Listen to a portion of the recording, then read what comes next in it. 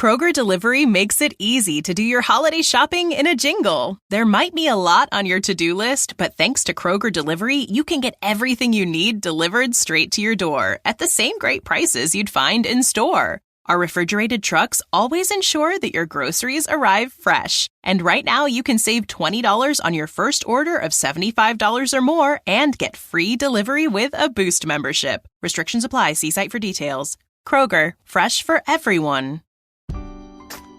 The most wonderful time of the year. Although, let's be honest, around the holidays, things really add up. But here's the good news. Only at Verizon, you can get a single line for $50 per month when you switch and bring your phone. So, while ice skating for two is definitely costing more, here at Verizon, you can save. Gifts for your third cousins? Steep. A single line with Verizon? Not so steep. A real tree? Pricey. A single line with Verizon? Less pricey. Flights to see Mima and Pops? Those are up. A $50 per month single line? That's down. Even a trip to the Atlanta Holiday Market will cost you more. But with Verizon, you can switch and bring your phone for just $50 per month for a single line on unlimited welcome, with autopay plus taxes and fees. All this to say, during the holiday season, when everything is costing more, you can get more for less right now at a local Verizon store. $15 monthly promo credits applied over 36 months with a new line on unlimited welcome. In times of congestion, unlimited 5G, 4G LTE may be temporarily slower than other traffic. Domestic data roaming at 2G speeds. Additional terms apply.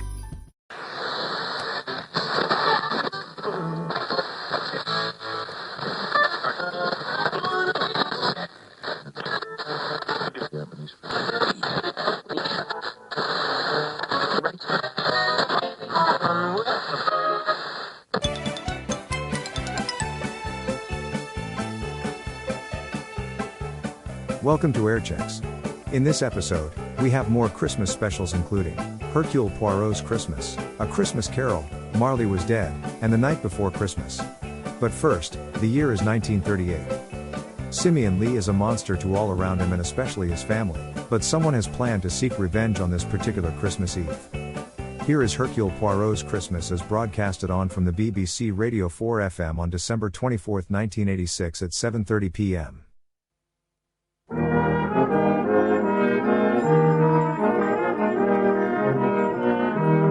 We present Peter Sallis as Hercule Poirot in Hercule Poirot's Christmas by Agatha Christie.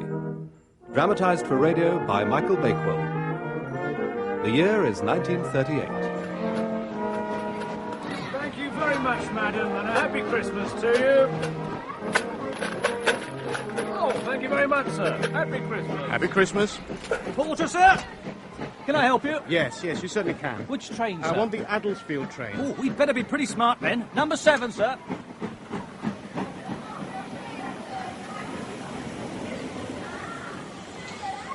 Train's pretty crowded. Not a seat anywhere, sir. I'll have to put you in the corridor, I'm afraid. Well, that's all right. At least there's a pretty girl for you to look at in that compartment. Oh, thank you, sir. Merry Christmas.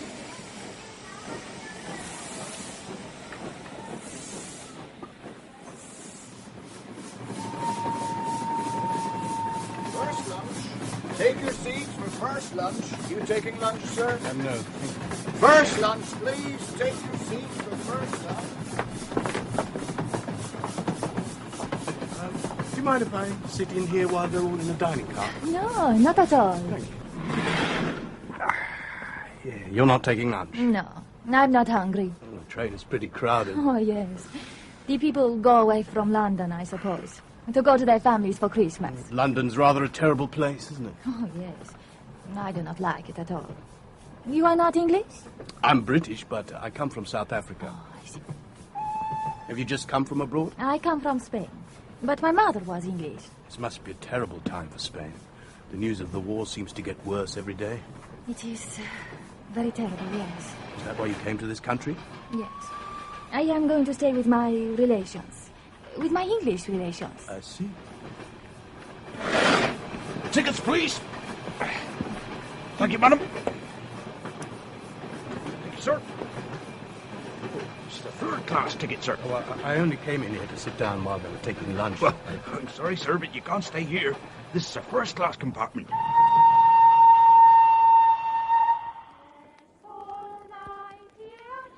Are the children from the village? Yes, the second time today, sir. The footman would see to them. Good. Mustn't let the seasonal spirit get out of hand. But I do want this to be a real family Christmas, Tresillian. Indeed. I can't look forward to many more at my age. I want to see all my children around me, and I fancy that may mean a few unpleasant surprises for some of them. Has Mr. David said when they are arriving? I believe not, sir. No. Must be years since he last set foot in this place. Always got on my nerves with his art and his music and his dreamy, moonstruck ways. But he was his mother's darling. I couldn't stand him any more than I could stand her. I just can't bear the thought of going back there. That great, gloomy, unforgiving house. I hated every moment I spent there. When I think of all that Mother suffered... Yes, dear. She was so patient, Hilda, lying in pain but enduring everything. And when I think of my father bringing all that misery into her life, humiliating her, boasting of his love affairs, unfaithful to her time and time again and never even troubling to conceal it, he broke her heart, he killed her. I decided then I couldn't go on living under his roof. I'm sure you did right, David. I can't think how Alfred stands it, how he has stood it all these years. But Father could always twist him round his little finger. But you escaped. I escaped. And now he wants us to go back there for a family Christmas. What's he up to? But does he have to be up to anything? Your father's growing old, David. He's a lonely old man who's beginning to feel sentimental about his family. At any rate, David didn't go and marry a girl 20 years younger than himself like that fool George. When's Mr. George coming, Tresillian? We have not yet heard, sir. Old before his time. Nothing but a pompous windbag. I'd have thought there were enough like him in Parliament. The honourable member for Westeringham, God save us. The most wonderful time of the year. Although, let's be honest, around the holidays, things really add up. But here's the good news. Only at Verizon, you can get a single line for $50 per month when you switch and bring your phone. So, while ice skating for two is definitely costing more, here at Verizon, you can save. Gifts for your third cousins? Steep. A single line with Verizon? Not so steep. A real tree? Pricey. A single line with Verizon? Less pricey. Flights to see Mima and Pops? Those are up. A $50 per month single line? That's down. Even a trip to the Atlanta Holiday Market will cost you more. But with Verizon, you can switch and bring your phone for just $50 per month for a single line on unlimited welcome, with autopay plus taxes and fees. All this to say, during the holiday season, when everything is costing more, you can get more for less right now at a local Verizon store. $15 monthly promo credits applied over 36 months with a new line on unlimited welcome. In times of congestion, unlimited 5G, 4G LTE may be temporarily slower than other traffic. Domestic data roaming at 2G speeds. Additional terms apply. Kroger Delivery has one mission: to deliver the freshest food right to your door. That's why our drivers are pros. Our trucks are refrigerated. And when it comes to low prices, we always deliver. With $20 off your first order of $75 or more, there's no better time to get in on the action. Mission accomplished. Restrictions apply. See site for details. Well, I think it is my duty to go, Magdalen. Oh, darling, don't be a hypocrite. It'll be perfectly ghastly. Moreover, it will enable us to put the servants on board wages. Christmas is always expensive and we need the money. Oh, George, don't fuss. So you're always worrying about money. Someone has to worry. Oh, turn that darn thing off, won't you? Oh, it's absurd to pinch and scrape in all these little ways. Why don't you get more money out of your father? But he does give me a very handsome allowance. George, you're not a child. You're middle-aged. He ought to settle some money on you outright. No, but that's not his way of doing things. But he's a millionaire twice over. What's going to happen when he dies? Well, I should imagine that the bulk of it will go to Alfred and myself. And your brother David? No, well, Father always said he would cut him out of his will. And, of course, there's Harry. Harry? Who on earth's Harry? My brother. I never knew you had another brother. We never mentioned him. He was a thoroughly bad lot. Now, what is it, Macklin? What are you laughing at? Oh, I was only thinking how funny it was that you, of all people, should have a disreputable brother. You're so respectable. I should hope so. Your father isn't respectable, is he, George? Oh, really, Macklin? Well, sometimes the things he says make me feel quite uncomfortable. Mind you, if I were a few years younger, I'd certainly take a lively interest in that young woman. Where are Alfred and Lydia? They are on the terrace, sir. Oh, pretty cold day to be out on the terrace, I'd have thought. Mrs. Lee is attending to her gardens, sir. Her gardens? Yes, she has constructed miniature gardens in the old stone sink, sir. There's an Italian garden, I think, and a rather pretty little Japanese one, you know, with bridges made out of plasticine. Good God. I thought you were supposed to be a woman of breeding. Well, I've got a little surprise for that precious pair. Send Horbury to me. And this is a new one, isn't it? What's it supposed to be? It's the Dead Sea, Alfred. Do you like it? It's rather arid, isn't it? Well, it's dead, after all. It's my contribution to our sentimental family Christmas. God knows why your father is insisting on dragging all these people down here. It'll only cause trouble. Why do you have to give in to him all the time? He expects to have his own way. Naturally, since he always has had it. Father expects to come first. He's very good to us, remember? You mean financially? Well, he never grudges us money. You can spend what you like on clothes and on this house, and the bills are paid without a murmur. Yes, and in return he expects us to be his slaves. We have no lives of our own, no independence. I wish you wouldn't talk like that, Lydia. The old man is very fond of you. Well, I'm not at all fond of him, and he knows perfectly well I don't like him. Lydia. What is it, Horbury? It's Mr. Lee, madam. He asked me to tell you that there will be 2 more guests arriving for Christmas, and would you have rooms prepared for them? 2 more guests? Yes, madam. Another gentleman and a young lady. A young lady? That's what Mr. Lee said, sir. Oh, tell him we'll be up to see him directly. Very well, madam. How I dislike that man. He creeps about the house like a cat. One never hears him coming or going. To tell the truth, I don't like him much either. But it's not so easy to get a good male nurse. And Father likes him, that's the main thing. Do you know what I think, Alfred? What? I think your father's been bored lately, and I think he's planning a little diversion for himself. Now guess who's coming for Christmas? I'll bet you a fiver you won't get the answer. Horbury said you expected a young lady. And that intrigued you? Yes, I dare say it did. Pilar will be arriving any minute now. I gave orders for the car to meet her. Pilar? Pilar Estrevados, the child Jennifer had by that frightful Spanish artist. Now that Jennifer's dead, I want to see my only grandchild. She's my flesh and blood, and she's coming to live in my house. Oh, it's going to be a grand Christmas. All my children round me. Well, there's your clue to the other visitor, Alfred. All my children. Guess, boy. Harry, of course. Your brother, Harry. But I thought he was dead. What, he? Alive and kicking? You're having him back here? Ah, the prodigal son. Yes, you're right. We must kill the fatted calf, Alfred. We must give him a great welcome. But he treated us all disgracefully. If he hadn't got us all into such a mess, I'd have been able to go into the army. Christmas is the season of forgiveness, Alfred. I never dreamt that he'd come within these walls again. Well, I rather fancy he'll be in them for some time. He's coming home to stay. What? But we must let bygones be bygones, mustn't we, Lydia? I see you've thought a good deal about Christmas this year.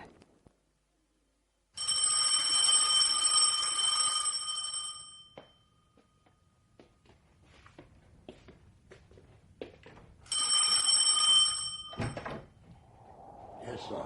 Can I help you? Blessed if it isn't Tresillian. How are you after all these years? Why, Mr. Harry. That's as though I've given you quite a shock. Oh, it's cold out here. I'm expected, aren't I? Oh, yes, indeed, sir. Yes, come in, Mr. Harry. Just the same ugly old mansion. Still standing there, that's the main thing. How's my father, Tresillian? Well, he's something of an invalid, you know, sir. He keeps to his room and can't get about much. But he's wonderfully well, considering. The old sinner. And how's my dear brother Alfred? Oh, he's very well, sir. Yes. Looking forward to seeing me, eh? I expect so, sir. I don't.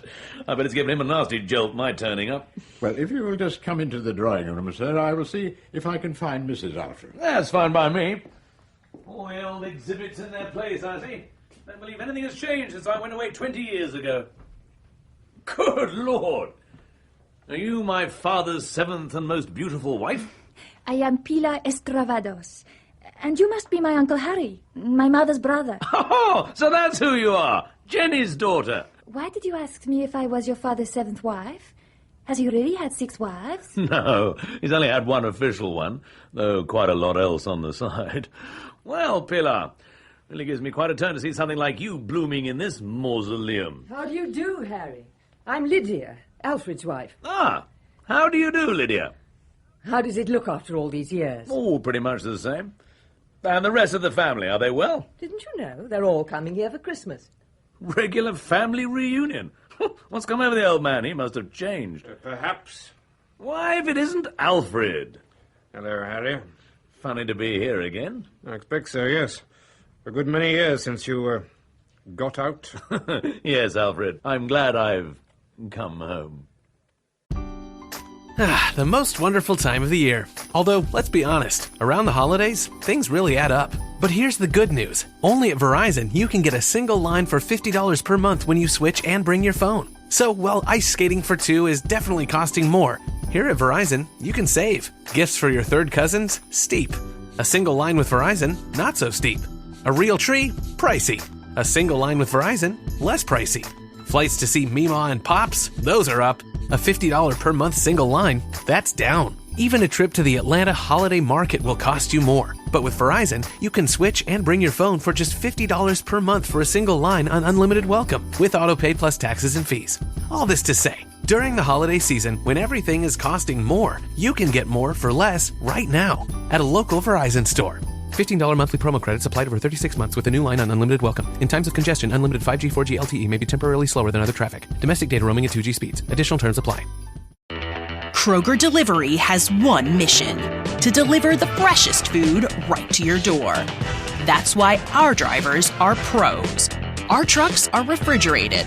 And when it comes to low prices, we always deliver. With $20 off your first order of $75 or more, there's no better time to get in on the action. Mission accomplished. Restrictions apply. See site for details.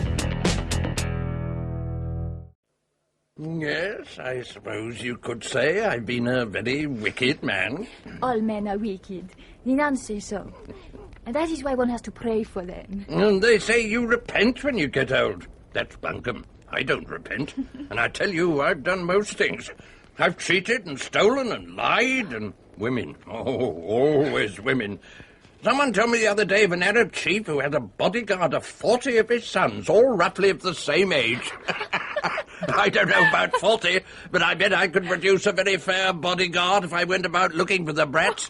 Now, what do you think of that, Pilar? Are you shocked? Why should I be shocked? Men always desire women. My father, too. That is why wives are so often unhappy, and why they go to church and pray. I've had a good life, a very good life. But it's a long time since I've seen anything so young and beautiful. I want to show you something. Help me up. Something I bet you've never seen in your life before. I'll just get them out of the safe. Now, do you know what they are? Diamonds, child, diamonds. But they are little pebbles, that is all. They're uncut diamonds. That's how they are when they're found. Why do you not have them cut and made beautiful? Because I prefer them like this. They take me back to the old days in South Africa. Old Eb Far. Well, who can that be? It's too early for George, surely.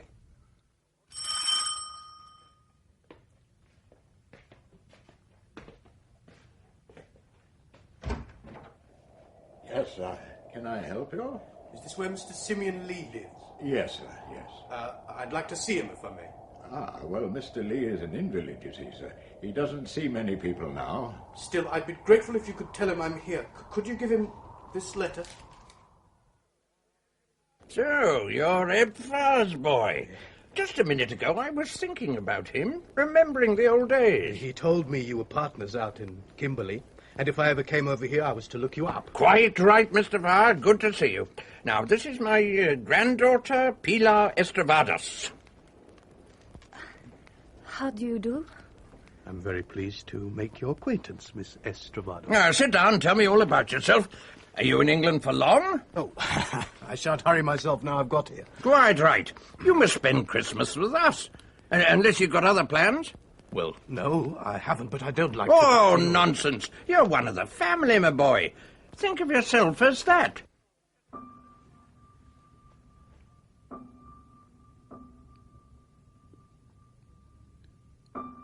I've been looking for you everywhere, David. What are you doing all by yourself in here? This was her piano. It's frightfully cold in this room. That's her chair. The chair she always sat in.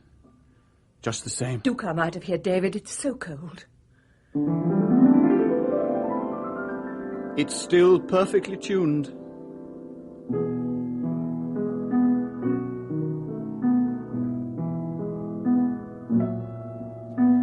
What is that? I seem to know it. I haven't played it for years. It's one of Mendelssohn's songs without words. She used to play it. Oh, play some Mozart, do. No. This was a particular favourite of hers.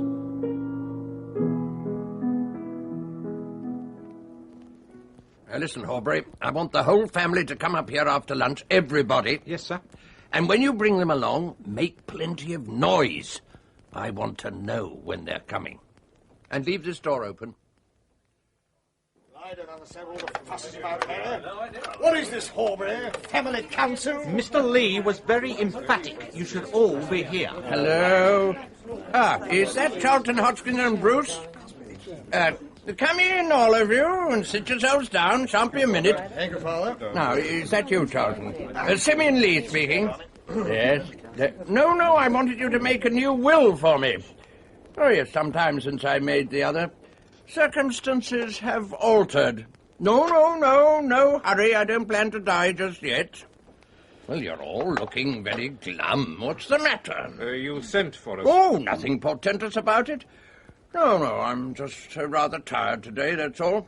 None of you need come up after dinner. I'll go to bed. I want to be fresh for Christmas Day. Good old institution, Christmas. Promotes solidarity, a family feeling.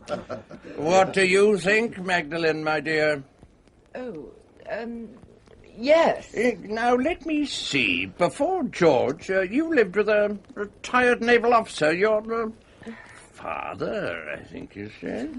Don't suppose you made much of Christmas then. It needs a big family for that. Well, yes, perhaps it does. Well, I don't want to talk about anything unpleasant at this time of year, but you know, George, I'm afraid I'll have to cut down your allowance a bit. My establishment's going to cost me a bit more in future. Oh, look here, Father, you can't do that. Oh, but I can, George. Well, my expenses are very heavy already. As it is, I don't know how I make both ends meet. Well, let your wife do a bit. I'm sure she can work out some way to supplement your income, and she could save by making her own clothes. My wife, I remember, was clever with her needle. About all she was clever with. A good woman, but deadly dull. Don't you dare say a word against my mother! Now you sit down, boy! You'll knock something over. My mother was a saint. Your mother had the brains of a louse, and it seems to me she's transmitted her brains to her children. You're not worth a penny piece, any of you. I'm sick of you all. Call yourselves sons of mine, you're not men. You're a set of namby-pamby weaklings. Pilar's worth any two of you put together. I'll swear to heaven, I've got a better son somewhere in the world than any of you, even if you were born the right side of the blanket. Hold on, Father, that's a bit thick. The same goes for you, Harry. What have you ever done? Whine to me for money from all over the world? I tell you, I'm sick of the sight of you all. Go on, get out, all of you! George, we are not coming here again. It's absolutely terrible the way you let Just very old. Can't you do something? Well, and what is keeping you, Hilda? Why haven't you gone and out with the rest of them? When your letter came, I believed what you said, that you wanted your family around you for Christmas. I persuaded David to come. Well, what of it? You wanted your family around you so that you could abuse them and set them all by the ears. God help you if that's your idea of fun. I always did have a specialized sense of humor. What's the matter? I'm afraid. Afraid of me? Not of you. I'm afraid for you. The most wonderful time of the year. Although, let's be honest, around the holidays, things really add up. But here's the good news. Only at Verizon, you can get a single line for $50 per month when you switch and bring your phone. So, while ice skating for two is definitely costing more, here at Verizon, you can save. Gifts for your third cousins? Steep. A single line with Verizon? Not so steep. A real tree? Pricey. A single line with Verizon? Less pricey. Flights to see Mima and Pops? Those are up. A $50 per month single line? That's down. Even a trip to the Atlanta Holiday Market will cost you more. But with Verizon, you can switch and bring your phone for just $50 per month for a single line on unlimited welcome, with autopay plus taxes and fees. All this to say, during the holiday season, when everything is costing more, you can get more for less right now at a local Verizon store. $15 monthly promo credits applied over 36 months with a new line on unlimited welcome. In times of congestion, unlimited 5G, 4G LTE may be temporarily slower than other traffic. Domestic data roaming at 2G speeds. Additional terms apply. The most wonderful time of the year. Although, let's be honest, around the holidays, things really add up. But here's the good news. Only at Verizon, you can get a single line for $50 per month when you switch and bring your phone. So, while ice skating for two is definitely costing more, here at Verizon, you can save. Gifts for your third cousins? Steep. A single line with Verizon? Not so steep. A real tree? Pricey. A single line with Verizon? Less pricey. Flights to see Mima and Pops? Those are up. A $50 per month single line? That's down. Even a trip to the Atlanta Holiday Market will cost you more. But with Verizon, you can switch and bring your phone for just $50 per month for a single line on unlimited welcome, with autopay plus taxes and fees. All this to say, during the holiday season, when everything is costing more, you can get more for less right now at a local Verizon store. $15 monthly promo credits applied over 36 months with a new line on unlimited welcome. In times of congestion, unlimited 5G, 4G LTE may be temporarily slower than other traffic. Domestic data roaming at 2G speeds. Additional terms apply.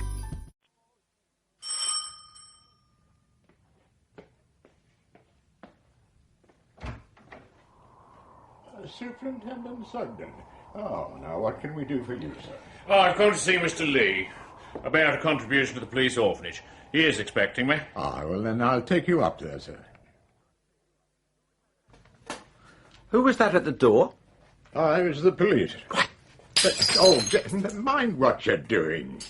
All these years I've had the washing of those cups and never one broken, and now what do? You come along touching things you've no business to touch, and look what happened. I'm sorry, Mr. Tressilian, I don't know how it happened. What did the police want? Collecting for the police orphanage. Oh, nothing but begging this time of the year. Well, bye now, Mr. Tressilian. I'm off to the pictures. Oh, I see. Yeah, well, enjoy yourself. Oh, anything be better than looking after that gloomy lot.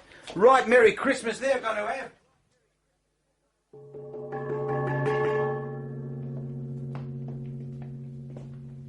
All well, Superintendent? Mr. Lee was generous and cautious as ever. Good night, Mr. Tressilian. Good night, sir. Is everything in order, Willie? They've all gone in, Mr. Tressilian. Ah, right. Well, we'll serve dinner. Well, I don't know, Mr. Tressilian. It's more like a funeral than Christmas Eve. None of them speaking a word all through dinner. Everyone on edge. What's up with them all? I'll thank you not to criticize your betters, Willie. And I don't want to see you dropping fruit out of the bowl again. No, Mr. Tressilian. Yes, well, now I'd better collect the coffee cups. Oh, that'll be Mr. David. It's not a very jolly tune for Christmas, is it? That's the Dead March, Willie. That's what that is. Good God. What's the master doing? I've never heard anything like it. Oh, My God. What's happening up there? Here, come on, let me try it. No, is it locked? It's locked. Let me try it. Come on, here. Father! Father, open the door. Let us in. You've got to break the door down. It's the only way. That's all right. I'm doing my best. I'm doing my best. Again. Oh, my God. The mills of God grind slowly. We'd have thought the old man to have had so much blood in him.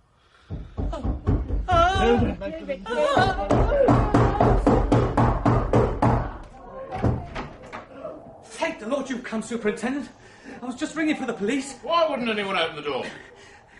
What's going on here? It's old Mr. Lee, Superintendent. He's been done in.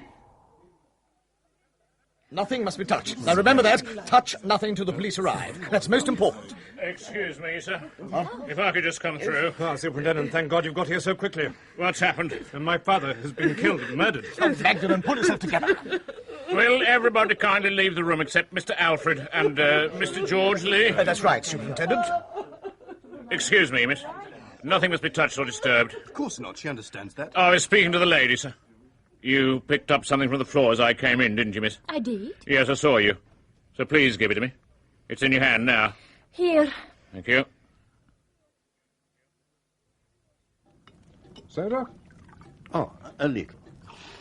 Thank you. Oh, it's good to see you here, Poirot. Particularly when we've nothing to do with ourselves in front of a blazing log fire. Nothing like a wood fire, I always say. Yes. At any rate, we shall be safe from crime during your stay. Oh, come, Colonel, even my reputation. No, Poirot. Christmas time, the season of peace, good cheer, and goodwill. Oh, the British, they are so sentimental. Well, what if we are? What if we do like the old days, the old traditional festivities? What's the harm? Oh, there is no harm. But let us for a moment examine the facts. At Christmas, families who have been separated through the year assemble once more together. People who do not feel amiable are putting great pressure on themselves to appear amiable. If you dam the stream of natural behavior, mon ami, sooner or later the dam bursts and a cataclysm occurs.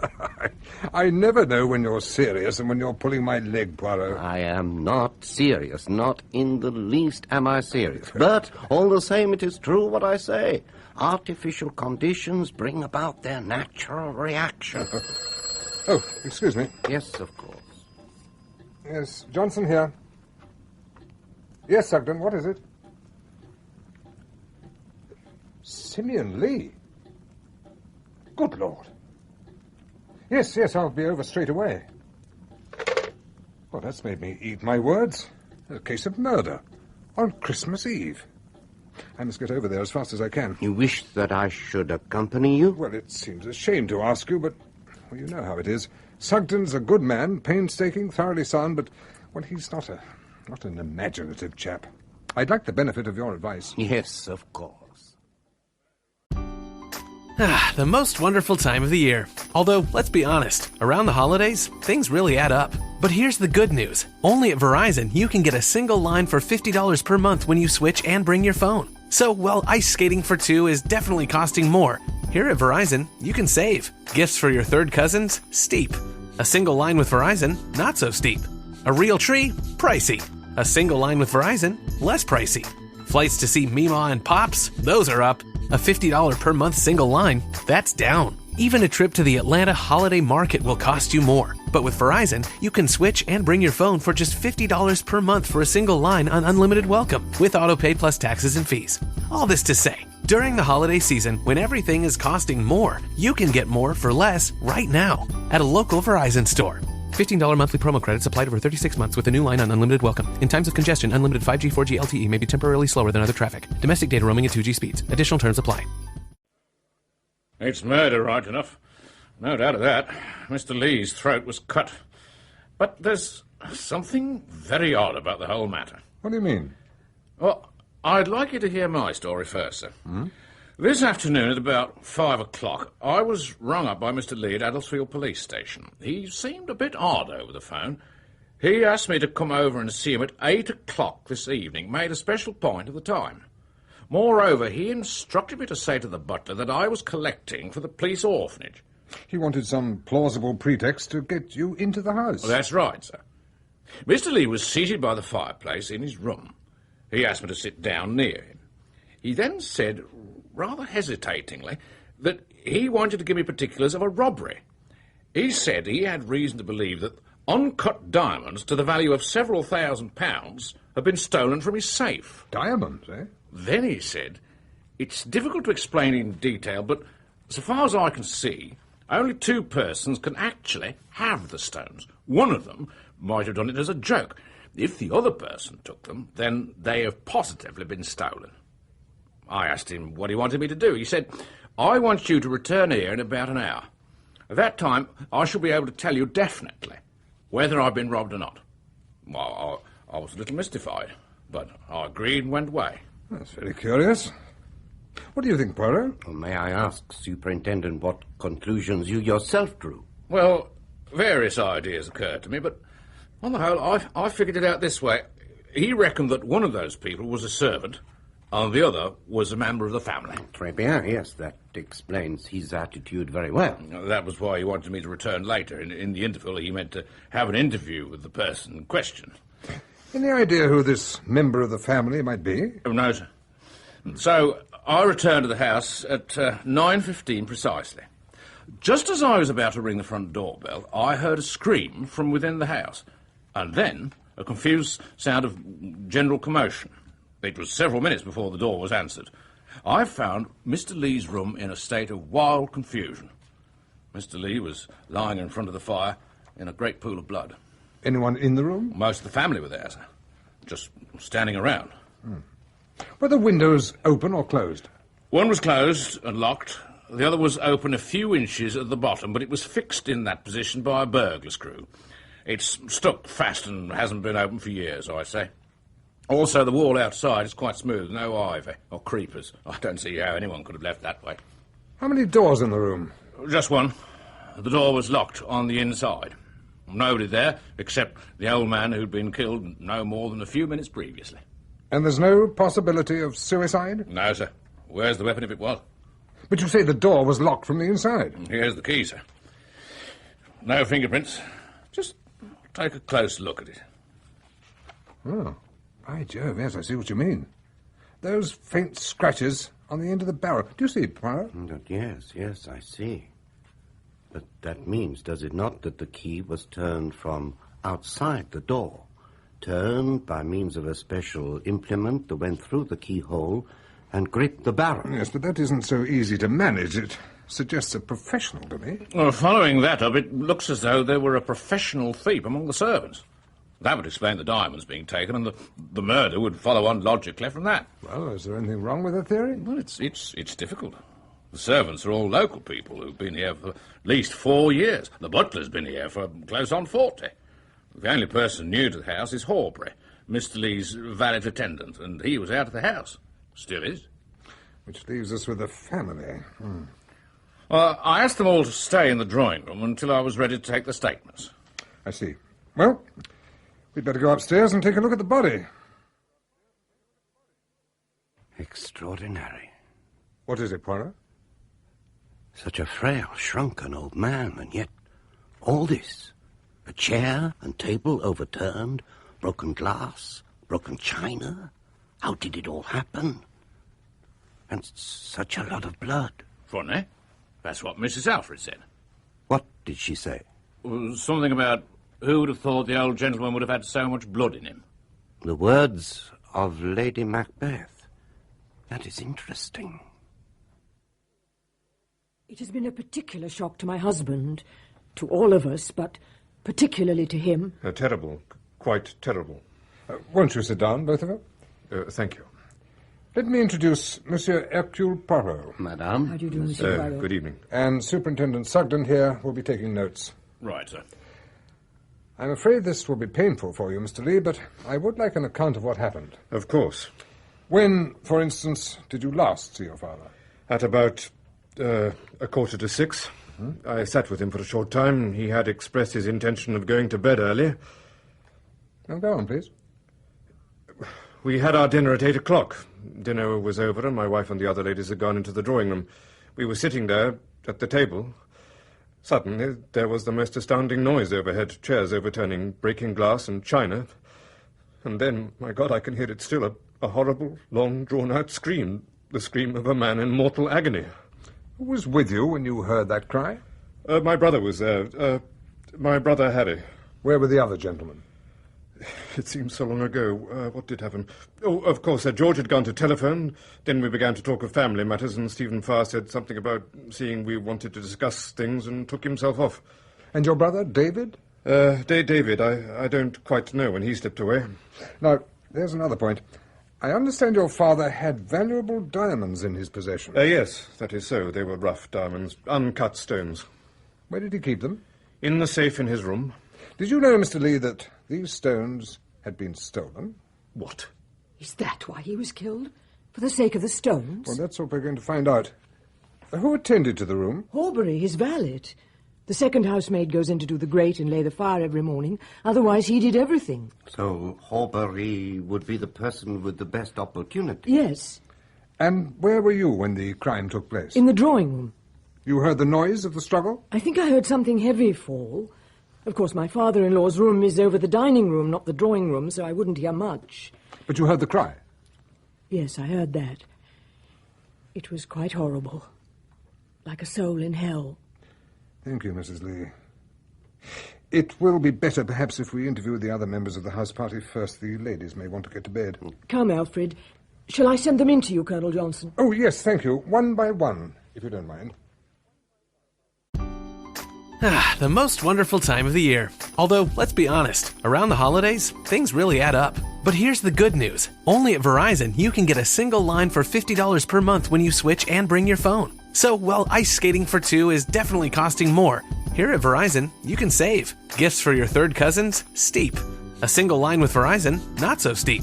A real tree? Pricey. A single line with Verizon? Less pricey. Flights to see Meemaw and Pops? Those are up. A $50 per month single line? That's down. Even a trip to the Atlanta Holiday Market will cost you more. But with Verizon, you can switch and bring your phone for just $50 per month for a single line on unlimited welcome, with autopay plus taxes and fees. All this to say, during the holiday season, when everything is costing more, you can get more for less right now at a local Verizon store. $15 monthly promo credits applied over 36 months with a new line on unlimited welcome. In times of congestion, unlimited 5G, 4G LTE may be temporarily slower than other traffic. Domestic data roaming at 2G speeds. Additional terms apply. Well, it was just after dinner. I was, I think, in this room. Yes, I just finished telephoning. I put through a call to my agent in Westringham, my constituency, some urgent party business. And it was just after that you heard the scream? Yes, very unpleasant. It died away in a kind of choke or gurgle. Terrible business. It must have been the work of a lunatic. Were you aware that your father kept a quantity of valuable, uncut diamonds in his bedroom? Yes, a most unwise procedure. I often told him so. He might have been murdered for them. I mean, that is to say... Are you aware that the stones have disappeared? Then he was murdered for them? He was aware of their loss and reported it to the police some hours before his death. But then I don't understand. We, too, do not understand. The old man was delighted I'd come home. Pretty boring for him cooped up here with Alfred.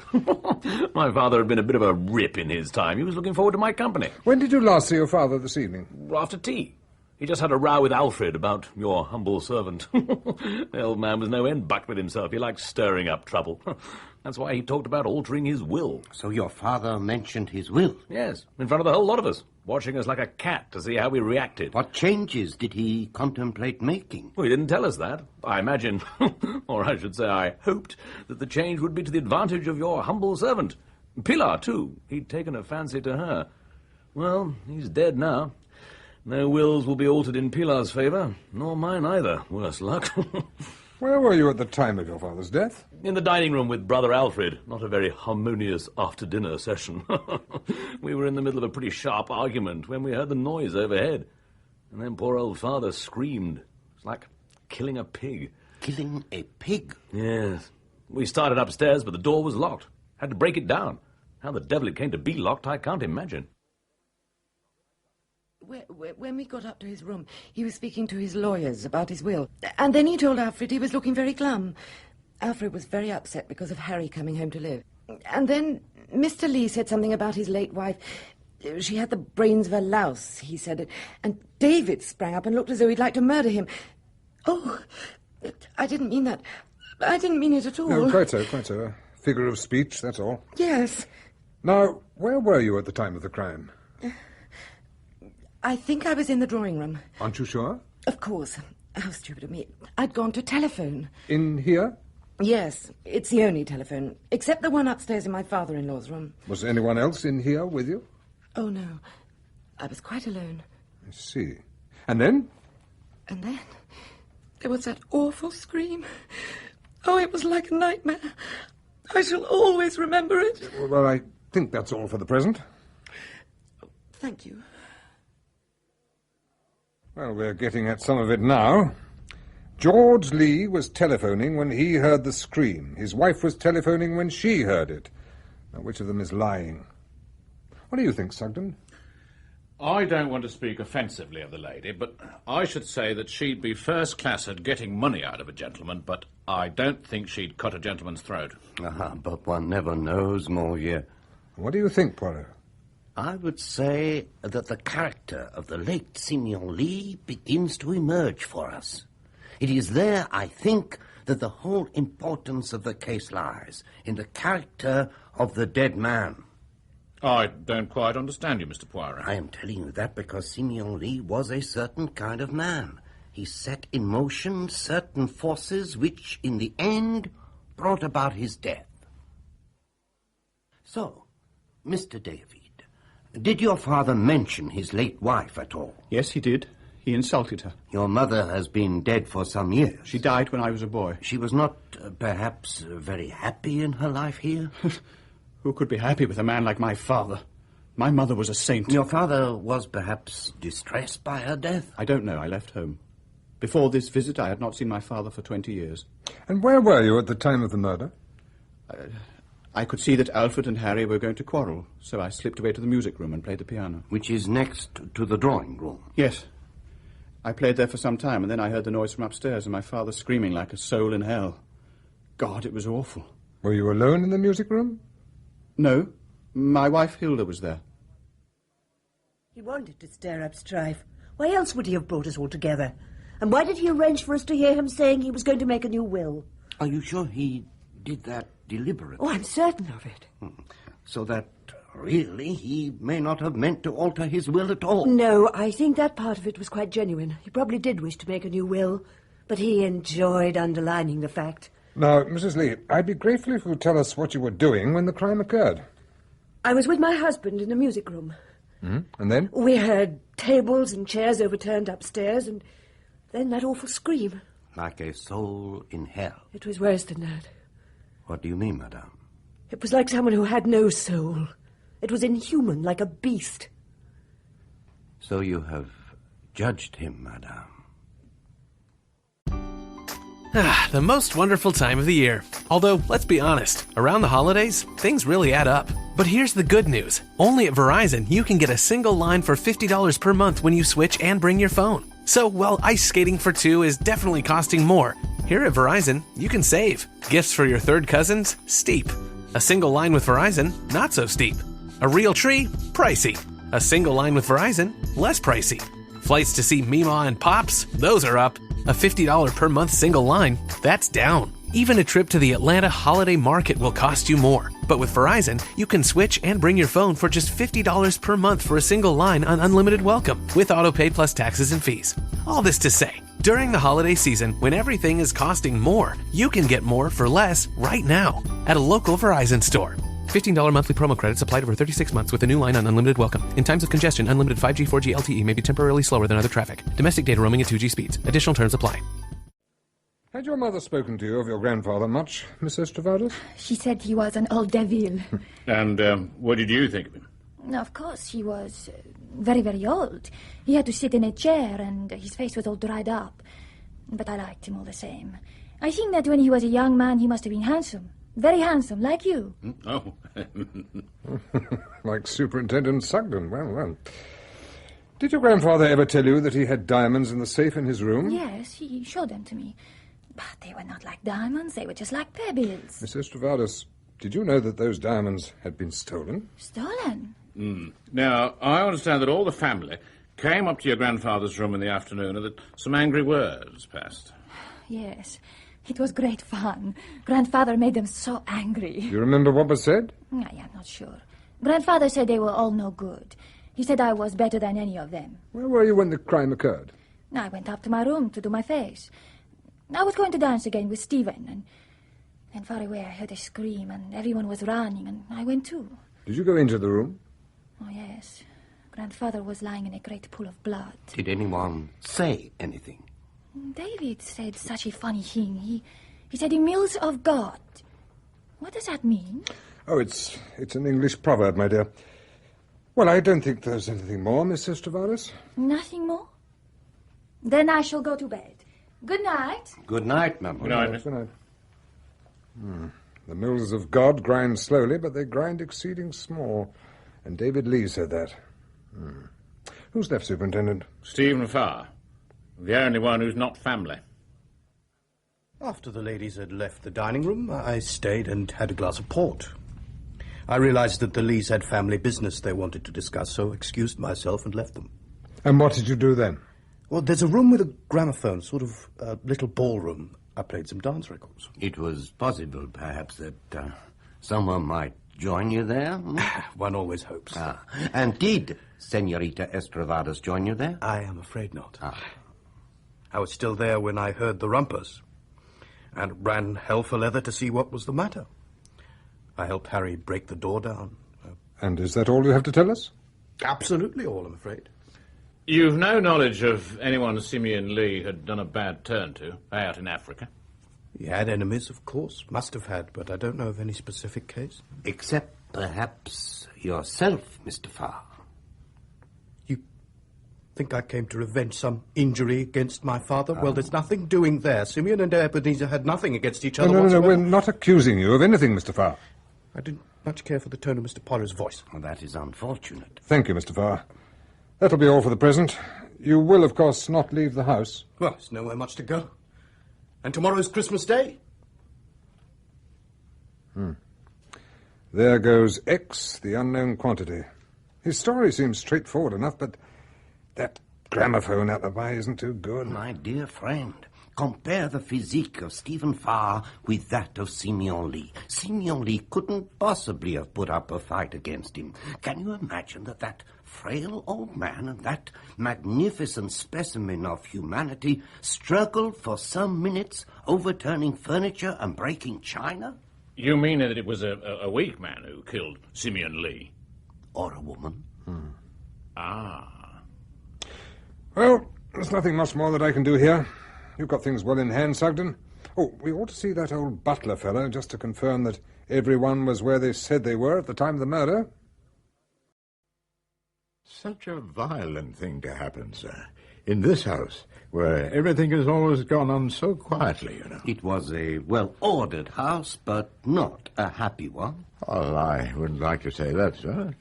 In the days when the family was at home, it was happy then. It wasn't perhaps what one would call very harmonious, sir. And Mr. Harry, what was he like? Oh, always rather a wild young gentleman, sir, but good-hearted, you know. Gave me quite a turn, it did, when the bell rang, and then again, so impatiently. And I opened the door, and there was a strange man. And then Mr. Harry's voice said, "Hello, Tressilian. Still here, eh? Just the same as ever?" It must have been a strange feeling. It seems sometimes, sir, as though the past isn't the past, you know. There's the feeling that comes over you, as though you'd done it all before. Yes. Yes, it just seems to me as though the bell rings and I go to answer it, and there's Mr. Harry. Even if it should be Mr. Farr or some other person. I'm just saying to myself, you see, that I've done this before. Oh, that is interesting, very interesting. We just want to get the various times checked correctly. Now, when the noise started, I understand that only Mr. Alfred Lee and Mr. Harry Lee were in the dining room. Is that so? I really couldn't tell you, sir. All the gentlemen were there when I served coffee to them, but that would be about a quarter of an hour earlier. Mr. George Lee was telephoning. Now, can you confirm that? I think somebody did telephone, sir. The bell rings in my pantry, and when anybody takes the receiver off to call a number, there's a faint noise on the bell. I do remember hearing that. You don't know where anyone else was? Mr. David, I think, was playing the pianoforte in the music room, sir. You heard him? Oh, yes, sir, yes. It was like a sign, sir, so I felt afterward. It was the Dead March he was playing. Even at the time, I remember it gave me the creeps. It is curious, yes. Now, about this fellow Horbury, the valet. Are you definitely prepared to swear that he was out of the house by 8 o'clock? Oh, yes, sir, yes. It was just after Mr. Sugden here arrived. I remember particularly because he broke a coffee cup. Horbury broke a coffee cup? Yes, sir, one of the old Worcester ones. He'd no business to have been handling it at all. He was holding it up, admiring it, and I happened to mention that Mr. Sugden had called, and he dropped it. Did you say Mr. Sugden, or did you mention the police? Well, I come to think of it, sir, I mentioned that the police superintendent had called. Did Horbury ask any questions about the superintendent's visit? Yes, sir, yes. He told me he'd come collecting for the police orphanage. And did Horbury seem relieved when you said that? Do you know, sir, now you mention it, he certainly did. And then he left? Yes, sir, yes. He passed through the kitchen where the cook and the kitchen maid saw him and through the back door. Is there any means by which Horbury could return to the house without anyone seeing him? Oh, I don't see how he could have done it, sir, no. All the doors are locked and bolted on the inside. How does he get in when he comes? Oh, he has a key to the back door, sir. Well, he could have returned that way, then? Not without passing through the kitchen, sir. And the kitchen, you see, would be occupied till well after 9:30. Well, that seems conclusive. Thank you, Tressilian. Thank you, sir. Oh, has Horbury returned yet, do you know? He came in just as you called me, sir. Good. And we'll have him in. The most wonderful time of the year. Although, let's be honest, around the holidays, things really add up. But here's the good news. Only at Verizon, you can get a single line for $50 per month when you switch and bring your phone. So, while ice skating for two is definitely costing more, here at Verizon, you can save. Gifts for your third cousins? Steep. A single line with Verizon? Not so steep. A real tree? Pricey. A single line with Verizon? Less pricey. Flights to see Mima and Pops? Those are up. A $50 per month single line? That's down. Even a trip to the Atlanta holiday market will cost you more. But with Verizon, you can switch and bring your phone for just $50 per month for a single line on unlimited welcome, with autopay plus taxes and fees. All this to say, during the holiday season, when everything is costing more, you can get more for less right now at a local Verizon store. $15 monthly promo credits applied over 36 months with a new line on unlimited welcome. In times of congestion, unlimited 5G, 4G LTE may be temporarily slower than other traffic. Domestic data roaming at 2G speeds. Additional terms apply. The most wonderful time of the year. Although, let's be honest, around the holidays, things really add up. But here's the good news. Only at Verizon, you can get a single line for $50 per month when you switch and bring your phone. So, while ice skating for two is definitely costing more, here at Verizon, you can save. Gifts for your third cousins? Steep. A single line with Verizon? Not so steep. A real tree? Pricey. A single line with Verizon? Less pricey. Flights to see Mima and Pops? Those are up.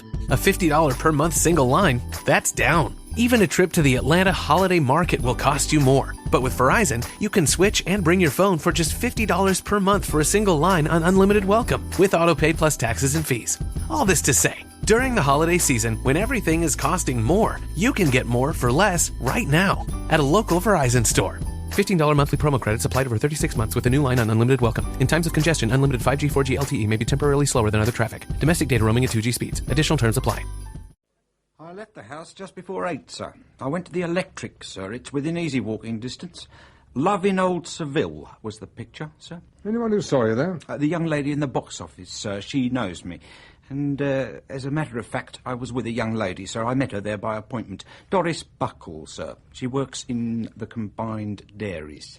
Well, you can give all those particulars to Mr. Sugden later. What I want to know is this. At what time did you last see Mr. Lee this evening? It was about 7:30, sir. I went in to take away his supper tray and to put out the sherry and 2 glasses on the bureau. Why did you do that? Mr. Lee's orders. Was that usual? Sometimes. It was the rule that none of the family came in to see Mr. Lee in the evening unless he invited them. And had he invited anyone this evening? Don't know, sir. He hadn't sent any message by me, but he might have asked one of them personally. Now, there's something more we want to know, Horbury. Sir.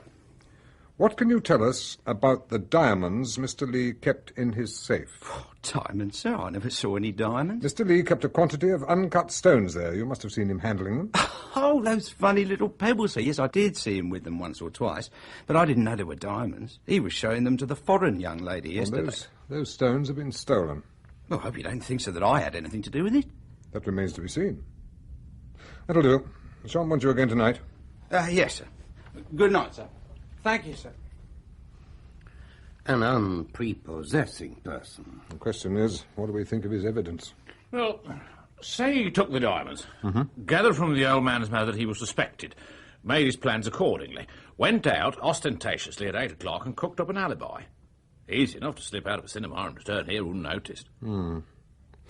Well, I think we'll call it a night.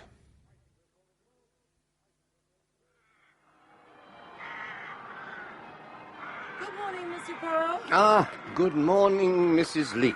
It scarcely seems appropriate to say Merry Christmas, does it? Not here, at any rate. Well, they at least don't seem very concerned. Who, madame? Pilar and Mr. Farr walking down by the lake. She seems extraordinarily self-possessed. It's all very odd, isn't it? What is odd, madame? The way she turned up here, out of the blue. I believe that Mr. Lee had been searching for her for some time. He had been in correspondence with the vice-consul at Aricara, where her mother died. You know, Monsieur Poirot, there's some story connected with Jennifer's husband, Estravados. Something about him stabbing a man in a cafe in a brawl over a woman. He died quite soon afterwards. George feels the family ought to have been told more about the girl's antecedents. After all, if her father was a criminal... And the Spanish are cruel, aren't they? All those bullfights. You are saying that, in your opinion, Senorita Estravados cut her grandfather's throat? Oh, no, Monsieur Poirot. I never said anything of the kind. Well, perhaps you did not. But I do think that she is, well, a suspicious person. The furtive way she picked up something from the floor of the room last night, for instance. She picked up something from the floor? Yes. As soon as we got into the room, she gave a quick glance round to see if anyone was looking and then pounced on it. But the superintendent saw her, I'm glad to say, and made her give it up. What was it she picked up? Do you know, madame? No, I wasn't near enough to see. It was quite small. Ah, but here's Mr. Sugden. He'll be able to tell you. I'd better see if I can help Lydia in any way. I suppose we must make some attempt at Christmas lunch. Good morning, Mr. Poirot. I won't say Merry Christmas. No, please. Are you making any progress? Aubrey's alibi is holding water. The commissioner at the cinema saw him go in with the girl and saw him come out with her at the end of the performance and seemed positive he couldn't have left and returned during the performance. The girl swears he was with her in the cinema all the time. I hardly see, then, what there is to say. Well, that's just it. It brings us right back to the people in the house. Clearly one of them did it, but which? You have no new data? Yes, I've checked up on the telephone calls. Mr. George Lee put through a call to Westringham at 2 minutes to 9. That call lasted under 6 minutes. Ah. Just so. Moreover, no other call was put through to Westringham or anywhere else. Ah, very interesting, yes. Mr. George Lee says that he has just finished telephoning when he hears the noise overhead. But actually, he had finished telephoning nearly 10 minutes before that. Mrs. George Lee says that she was telephoning, but actually she never put through a call at all now. What were they doing? Oh, I noticed you were talking to her just now. You are in error. Hmm? I was not talking to her. She was talking to me. And what does she have to say? She wanted to draw my attention to the un-Englishness of the crime and possibly criminal nature of the father of Senorita Estravadas, and the fact that she had furtively picked something up from the floor last night. She told you that, did she? Yes. What was it she picked up? Well, if you can make anything out of it, I'll retire from the police force. Well, show it to me. There you are. A piece of rubber and a small wooden peg. What do you make of it? This little piece of stuff might have been cut from a sponge bag. It was. It comes from a sponge bag in Mr. Lee's room. Somebody cut a small triangular piece out of it. Mr. Lee might have done it himself, for all I know. As for the peg, it's just, well, rough wood, whittled out of a bit of deal, I'd say. Most remarkable. They don't mean anything at all to you? I must confess, nothing whatever. Well, let's get down to the facts. To begin with, there are the people who couldn't have done it. And they are? Well, Alfred and Harry Lee. They've got a definite alibi. And the others? Well, I've made out a list. At the time of the crime, David Lee was playing the piano in the music room, confirmed by his wife. Mrs. David Lee was in the music room, confirmed by her husband. Miss Estravadas was in her bedroom, no confirmation. Stephen Farr was playing records in the ballroom, confirmed by 3 of the staff who could hear the music in the servants' hall. And Mr. and Mrs. George Lee are simply 2 question marks. So much for opportunity. Now, let's consider motive. There again, we can wash out certain people. Miss Estravadas, for one. As the will stands, she doesn't gain anything at all.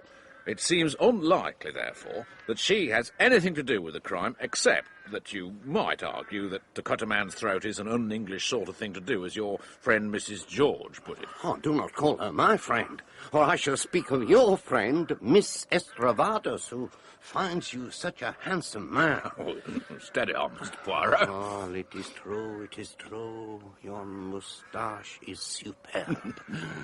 Tell me, do you use for it a special pomade? Good Lord, no. Just gross. Oh, you are favored by nature. Every night I have to use the pomade.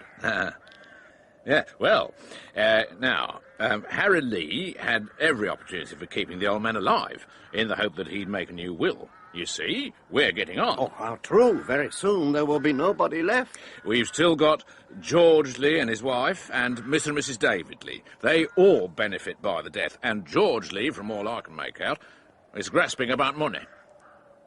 Moreover, his father was threatening to cut down supplies. So, we've got George Lee with motive and opportunity. And David Lee? Well, he doesn't strike me as the mercenary type. As I see it, there are three possible motives for this murder. The diamond complication, the will, and there's, well, just plain hate. Ah, you see that, do you? If David Lee killed his father, it might explain the bloodletting. So much blood. It takes me back to ancient rituals, to blood sacrifice, to the anointing with the blood of the sacrifice. Well, I'm going back to the house. You coming, Mr. Poirot? No, not for the moment, Superintendent. I shall walk for a while on the terrace. The most wonderful time of the year. Although, let's be honest, around the holidays, things really add up. But here's the good news. Only at Verizon, you can get a single line for $50 per month when you switch and bring your phone. So, while ice skating for two is definitely costing more, here at Verizon, you can save. Gifts for your third cousins? Steep. A single line with Verizon? Not so steep. A real tree? Pricey. A single line with Verizon? Less pricey. Flights to see Meemaw and Pops? Those are up. A $50 per month single line? That's down. Even a trip to the Atlanta Holiday Market will cost you more. But with Verizon, you can switch and bring your phone for just $50 per month for a single line on unlimited welcome, with autopay plus taxes and fees. All this to say, during the holiday season, when everything is costing more, you can get more for less right now at a local Verizon store. $15 monthly promo credits applied over 36 months with a new line on unlimited welcome. In times of congestion, unlimited 5G, 4G LTE may be temporarily slower than other traffic. Domestic data roaming at 2G speeds. Additional terms apply. The most wonderful time of the year. Although, let's be honest, around the holidays, things really add up. But here's the good news. Only at Verizon, you can get a single line for $50 per month when you switch and bring your phone. So, while ice skating for two is definitely costing more, here at Verizon, you can save. Gifts for your third cousins? Steep. A single line with Verizon? Not so steep. A real tree? Pricey. A single line with Verizon? Less pricey. Flights to see Meemaw and Pops? Those are up. A $50 per month single line? That's down. Even a trip to the Atlanta Holiday Market will cost you more. But with Verizon, you can switch and bring your phone for just $50 per month for a single line on unlimited welcome, with autopay plus taxes and fees. All this to say, during the holiday season, when everything is costing more, you can get more for less right now at a local Verizon store. $15 monthly promo credits applied over 36 months with a new line on unlimited welcome. In times of congestion, unlimited 5G, 4G LTE may be temporarily slower than other traffic. Domestic data roaming at 2G speeds. Additional terms apply. Well, there's no doubt about it. They're the diamonds, all right. See for yourself, sir. And where did you say you found them, Poirot? In one of the small gardens on the terrace constructed by Mrs. Alfred Lee. Mrs. Alfred? Well, that doesn't seem likely. One will not easily believe her a thief, no. Anybody could have hidden them there. Well, that is true. It was convenient that in that particular garden, the Dead Sea, there happened to be pebbles very similar in shape and appearance. It was an ideal place for whoever took the diamonds. Well, we'd better get on. Anything fresh to report, Sugden? There's some new information about Horbury. A reason why he might be scared of the police. Oh, what's that? Extorting money under threats. Modified blackmail. The case couldn't be proved, so he got off, but I rather fancy he's got away with a thing or two in that line. That's why he got the wind up when Tresillian mentioned a police officer on the night of the murder. So much for Horbury. Anything else? Mrs. George Lee, so we've got a line on her before her marriage. Was living with a Commander Jones, passed as his daughter, but she wasn't his daughter. I think, from what we've been told, that old Mr. Lee summed her up pretty correctly and was just amusing himself by taking a shot in the dark, and he got her on the raw. That gives her another possible motive. She may have thought he knew something definite and was going to give her away to her husband. Why not have them in together, sir, and get that telephone business straight? Yeah, good idea. You put through a call to Westringham, I think you said, Mr. Lee. Yes, I did. To my agent in the constituency. I can refer you to him. We're not disputing the point. Your call went through at 8:59 exactly, and it was terminated at 9:04. Your father, Mr. Lee, was killed about 9:15. I must ask you once more for an account of your movements. I told you, I was telephoning. No, Mr. Lee, you weren't. Well, I just finished, and I was wondering whether to make another call. You could hardly debate whether or not to make a telephone call for 10 minutes. Are you doubting my word? The word of a man in my position? Colonel Johnson, do you countenance this attitude? In a murder case, Mr. Lee, these questions must be asked and answered. Well, I have answered. I was debating a further call. And you were in this room when the alarm was raised? I was. Yes, I was. I think, Mrs. Lee, that you stated that you were telephoning when the alarm broke out and that at the time you were alone in this room. I don't know. I don't remember what I said. I was so upset. We've got it all written down, you know. Of course I telephoned. I just can't be sure Well, where did you telephone from? Not in here. I suggest, Mrs. Lee, that you didn't telephone at all. Oh, George! Don't let them bully me. You know how upset I get when anyone goes on at me and frightens me. I can't remember anything at all. They're being so beastly to me. Oh, it's disgraceful. I went to my wife bullied and frightened out of her life. I shall have a question asked in the house about police methods. It's disgraceful. We've got them going properly. She'll be back in a minute when she's decided what to say. Well, it certainly looks very fishy. What's the matter, Poirot? Seen a ghost? You know, I'm not sure that I have not done just exactly that. Excuse me, gentlemen. What did I say? Oh, come in, my dear. Thank you. My husband thinks I've gone to my room. Colonel Johnson, if I tell you the truth, you will keep quiet about it, won't you? I mean, you don't have to make everything public, do you? You mean something that has no connection with the crime? Yes, no connection at all. Just something in my private life. You tell me what you have to say, and I'll be the judge. You see, it's like this. There's somebody... I wanted to telephone somebody last night. A man, a friend of mine.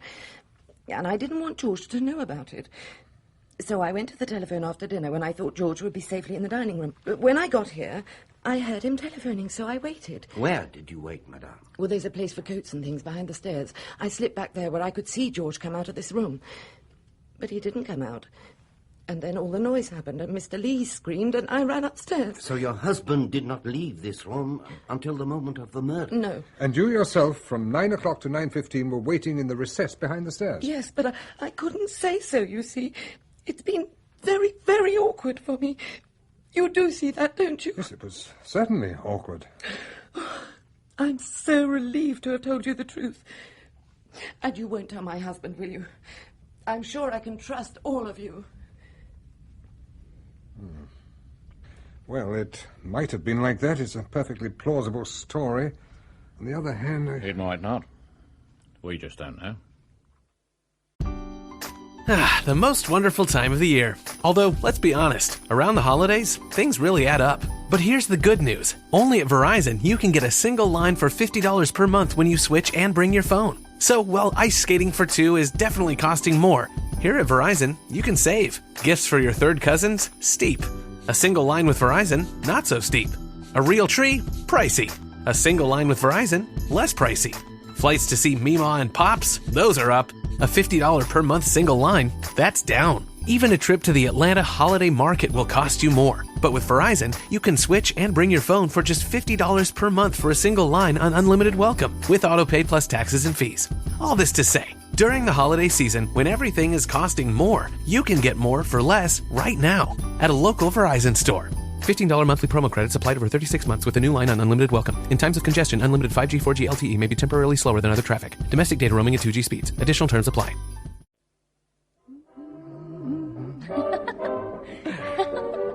There's something I've been meaning to ask you. What is it? When I first came here, when I saw you in Simeon's room, why didn't you mention we'd met before? Because I did not know why you had come here. I thought perhaps you had come to see me. Mes enfants, oh, you are disturbing my concentration. I wanted to dance to the gramophone, but Stephen said it was wrong for a house of mourning. It sounded so strange. But we tried to muffle it as best we could with a scarf and a pair of stockings. It is silly to pretend to be sad. Come out into the gallery. I want to show you something. Come. You see? A portrait of Simeon Lee when he was a young man. But how very different he looks. like Harry might have been 10 years ago. And now here is Madame, your grandmother. Very blonde hair, mild blue eyes. Like David. Yes. The heredity, it is very interesting. And you see here, this lady with golden hair and blue eyes. My mother. I have her portrait here in my locket. And is that your father? Yes. What beautiful blue eyes. Few Spaniards have the blue eyes, I think, senorita. Sometimes he knows. Besides, my father's mother was Irish. Ah, yes. And that reminds me, senorita, your passport. It is needed by my friend, the superintendent. These tiresome police regulations. It is in my room. I will go up and get it. Mr. Farr, there is something I wish to discuss with you. Will you come along with me to the scene of the crime? Yes, of course. Now, these two statues standing just by Simeon Lee's door, they seem to have a particular regard for their virtue. You see how they clasp their draperies to their breasts? I noticed them 2 nights ago when we all dashed up to the old man's room, but I thought there were 3 then. That must have been a trick of the light. Well, all cats are grey in the dark. Superintendent. Mr. Poirot? Yes, I would be grateful if you would do me a small favor. Senorita Estravades has gone to her room to get her passport for you. Could you go there to receive it? And make sure the rest of the family are somewhere nearby. You remember our little arrangement. Oh, I haven't forgotten. Come, Mr. Farr, let us go in. You have the memories, yes? I have the memories, Mr. Poirot. Only 2 days ago he was sitting in that chair, but I don't imagine you brought me here to talk about my memories. Well, in a way. You were in the little ballroom, I think, when Mr. Lee was killed. That's right. You did not hear the scream, I think you said. I don't think I did. Somebody did cry out, but that may have been somebody downstairs. You did not hear a noise like this? What do you think you're doing? Do you want to scare the whole house? They'll think somebody else has been killed. No, it's just a little experiment, Mr. Farr, but let us continue. You were, I think, the first person to arrive on the scene that night. Was I? I don't remember. No, I think one of the ladies was here before me. Which lady? One of the wives, George's wife, or David's. What's going on? It is nothing. Do not be alarmed. A little experiment that I made. Why is everybody rushing about? What's going on? You were with the senorita? Yes. And you did not hear me scream? Not a sound. That is all I wanted to know. You may all go now. That's the trouble with these chaps from across the channel. Quite unstable. Yes, steady, George. You're quite right. Oh, Madam Lee, could I have a little word? Yes, what is it? Tell me, is there a shop in Adelsfield where one can buy, how you say it, fancy dress, wigs, beards? Yes, Monsieur Poirot, there is. What is it you're looking for? Something to surprise you all with, madame, that is all. Pilar, what's the matter? They have had the reading of the will. I've got nothing. Nothing at all. It was a will made many years ago. My grandfather left money to my mother, but because she is dead, it does not go to me, but goes back to them. That seems rather hard lines. That fat George, he was very pleased. Oh, I'm sure that Alfred and Lydia will look after you. That would not be amusing. Oh, it is all so dreary. And I came here because I had been told that at Christmas all the English enjoy themselves. Not if they've got a little matter like a murder to cope with. But here, you see? These are all the things that Lydia was bringing out for Christmas. Gold and silver balls with a tree, boxes of crackers, balloons. Balloons? Oh, I love balloons. Can we blow one up? Lydia would not mind. Here we go.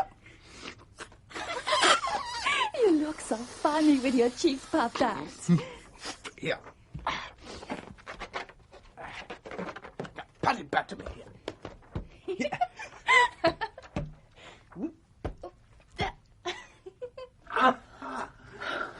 So, you play les jeux d'enfants. It is pretty, that. It is gone. Poor balloon. So that is what I picked up on my grandfather's floor. He too had a balloon, only his was a pink one. What is the matter, Monsieur Poirot? Nothing, Senorita, nothing at all. Lunch is just ready, Mr. Farr. Oh, Pilar, my dear. Everything has been settled quite satisfactorily. Alfred will explain the exact details to you after lunch. Shall we go in? Ah, Mr. Poirot, I'd like a quiet word with you. Of course, Superintendent. I've received a cable from the South African police. Here. Ebenezer Farr's only son died 2 years ago. So now we know. Oh, indeed we do. But one thing I beg you, do not question Mr. Farr until I give you the word. There is one more thing I need to do. The most wonderful time of the year. Although, let's be honest, around the holidays, things really add up. But here's the good news. Only at Verizon, you can get a single line for $50 per month when you switch and bring your phone. So, while ice skating for two is definitely costing more, here at Verizon, you can save. Gifts for your third cousins? Steep. A single line with Verizon? Not so steep. A real tree? Pricey. A single line with Verizon? Less pricey.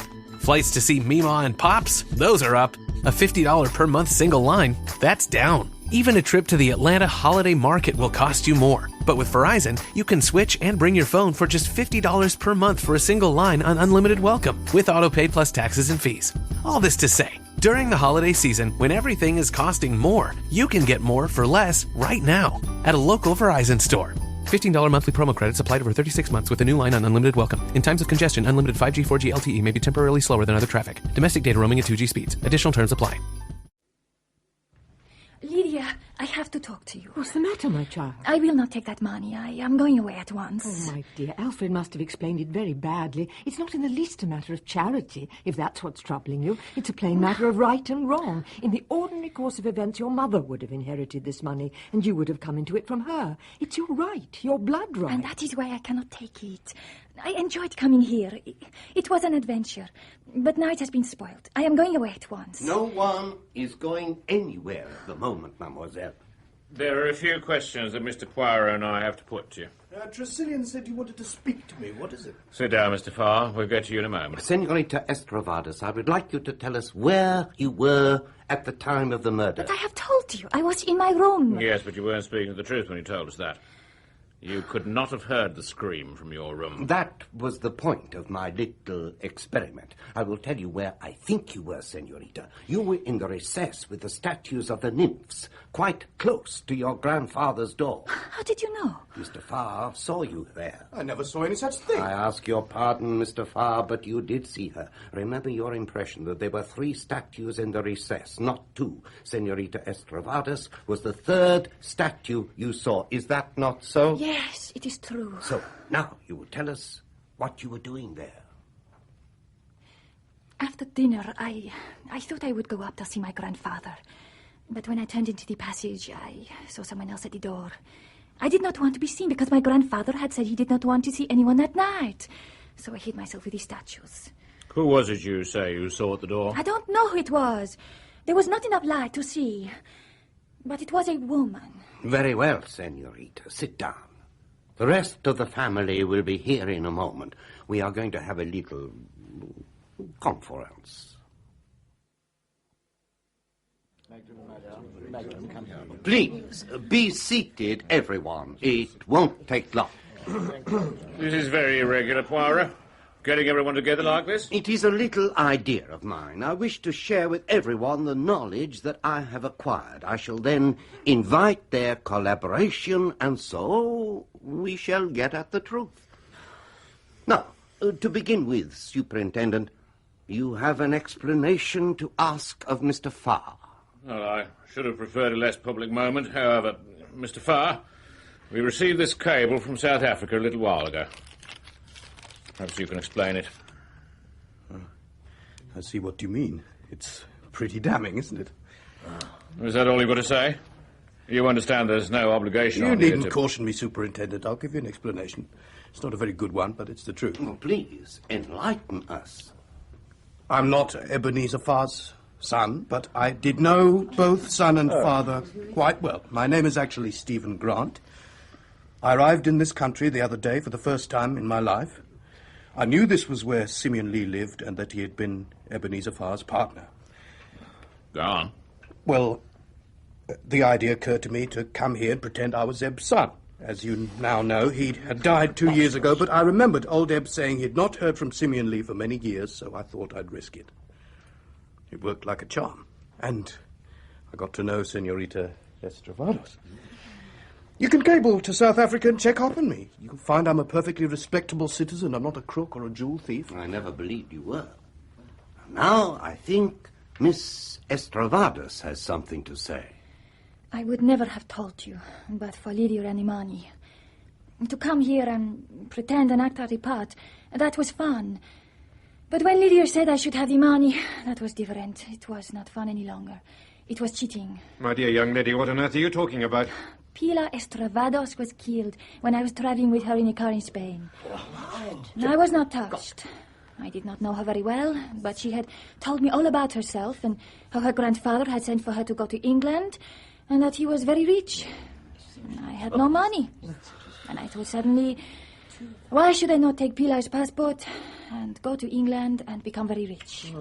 But how did you find out, Monsieur Poirot? Mademoiselle, if you have studied the laws of Mendel, you would know that two blue-eyed people are not likely to have a brown-eyed child. I think there's a good deal more you haven't told us. I suggest that it was you who had stolen the diamonds and that your grandfather had sent for you.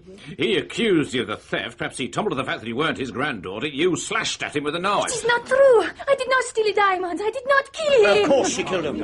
I always said an outsider killed my father. It is preposterous to pretend that one of the family would do a thing like that. And yet, that is what did happen. What? Signor Lee was killed by his own flesh and blood for what seemed to the murderer to be a very good and sufficient reason. One of us? Who are you to suggest such a There thing, is a case against every person here. You, Mr. George Lee, you had no love for your father. But he had threatened to cut your allowance that very day. I absolutely refute. Your wife, too, had a motive. She is, I think, dead. And the tone of certain of your father's remarks may have caused her uneasiness. It's outrageous. She said she went to telephone, but we know that she did not do so. And then there is Mr. David here. He did not forget or forgive the way his father had treated his mother. He is supposed to have been playing the piano at the time of the murder, the Dead March. But suppose somebody else was playing the Dead March, somebody who knew what he was going to do and approved his action. That is an infamous suggestion. All right, Monsieur Poirot. What about Alfred and me? We were together in the dining room at the time of the murder. Suppose it is all part of a clever plot. One of you remains in the dining room, talking and quarrelling aloud, as though there were two of you, while the other goes upstairs and kills the old man. This is preposterous. Do you really mean to tell I us? have to show you the possibilities. These are the things that might have happened.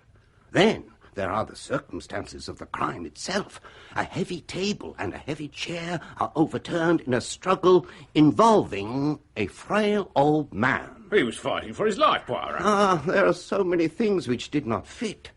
Why was the door locked from the outside? What was the meaning of the piece of rubber and the peg found on the floor? Why did Simeon Lee first report the theft and then ask the superintendent to return later? Why not simply ask him to wait downstairs? And I say to myself, this is all wrong. We are looking at it from the angle the murderer wants us to. Look, Poirot, how much longer do we have to sit here while you air your theories? Not much longer, my friend. For at this stage I got my first glimmer of light. Mrs. Alfred Lee quoted a line of Macbeth. Who would have thought the old man to have so much blood in him? And there was too much blood, a crime of blood. It is Simeon Lee's own blood that rises up against him. The second valuable clue came from Tresillian. You remember what you said about answering the door? That it had all happened before, sir. Now, yes, why did you have that feeling? Look at Mr. Harry Lee and Stephen Farr, and you will see why. They are astoundingly alike. That was why opening the door to Stephen Farr was just like opening the door to Harry Lee. Now, you remember that outburst of Simeon Lee, that he would swear he had better sons born the wrong side of the blanket. Simeon Lee had not only his legitimate family in his house, but an unacknowledged and unrecognized son of his own blood. Look, Mr. Poirot. And that was your real reason for coming here, wasn't it, eh? You were coming to see what kind of a man your father was. Yes. I've always wondered... Mother spoke about him sometimes. It grew into a kind of obsession with me. I wasn't going to let him know who I was. I just wanted to see the man who was my father. Lord, I've been blind. I can see it now. So, Miss Estravades, or whatever her real name is, was lying. It wasn't a woman she saw standing outside the door. It was you. And she didn't want to give you away. No, you're wrong. It was me she saw. You, madam? Yes, I thought so. I was frightened. David playing the Dead March. I knew I shouldn't have insisted on her coming here. I meant to go and tell Mr. Lee that we were going to leave at once. I went up to his room and knocked on the door. And I heard a sound inside the room. Tables and chairs overturned, and that one last horrible cry. I couldn't move. And then the others came along, and they broke the door down and found Mr. Lee. But there was no one else there. And no one had come out of the room. And all this time you have said nothing? I thought you'd think it was I who killed him. No, you did not kill him. His son killed him. I swear before God I never touched him. Not you. He had other sons. What are you driving at, for goodness sake? No wonder poor Tresillian felt confused when he answered the door not to 2, but to 3 men who resembled each other closely, who at a little distance could pass for each other.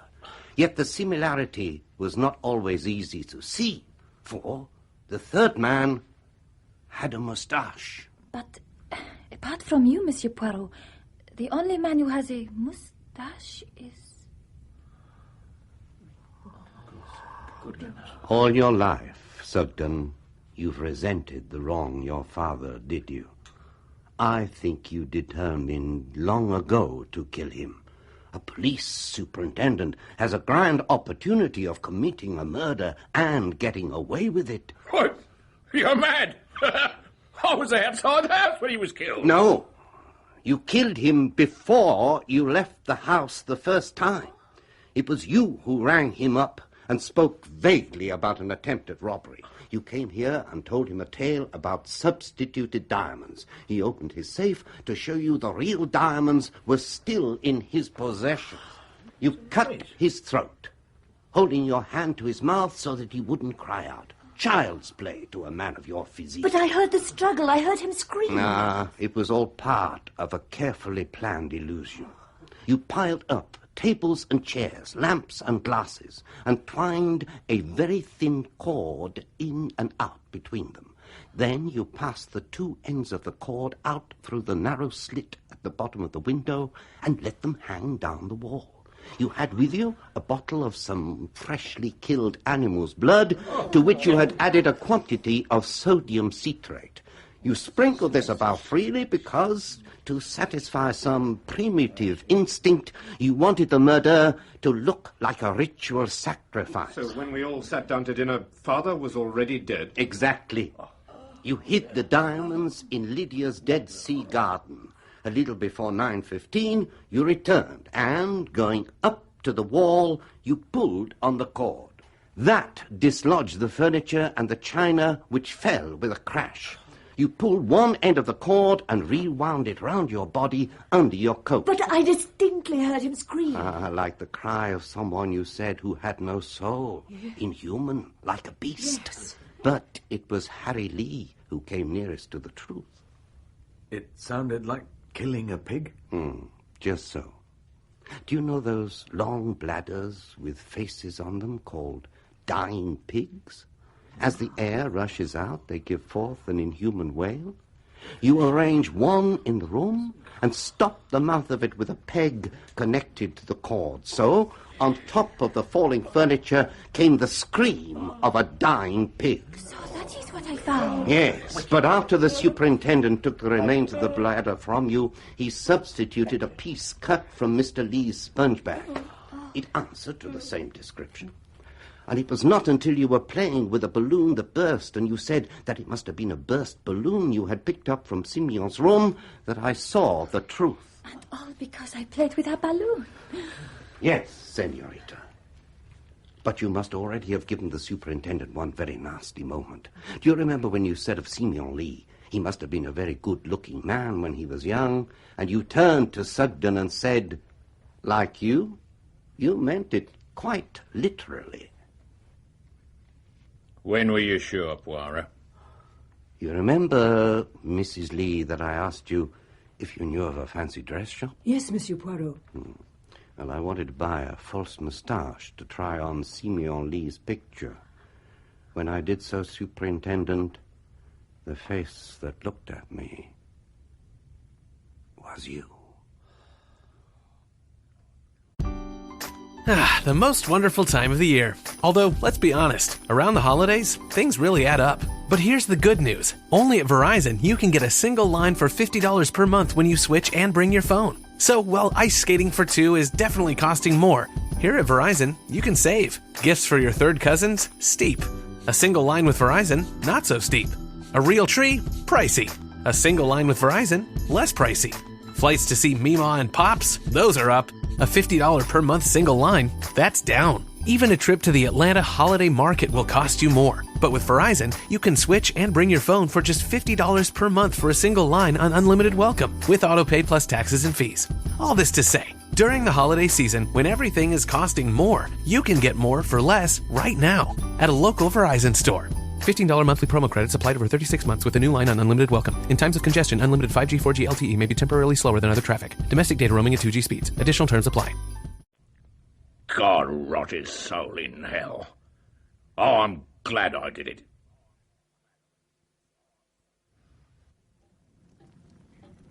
God bless my soul. My best man. What's the police coming to? Even policemen have private lives. Sugden was a very proud man, and a very patient one. He must have nursed his vengeance for a long time. Well, at least one good thing came out of it. Pilar is going to marry Stephen. That rounds things off nicely. The triumph of love. Yes, but there is one thing that still puzzles me. What was George Lee doing after he telephoned? Why wouldn't he tell us? He was having a look through his brother Alfred's papers. He was trying to find out how he stood financially. God bless my soul. Well, the fire's going well. I always say nothing like a wood fire. Pour moi, every time the central heating.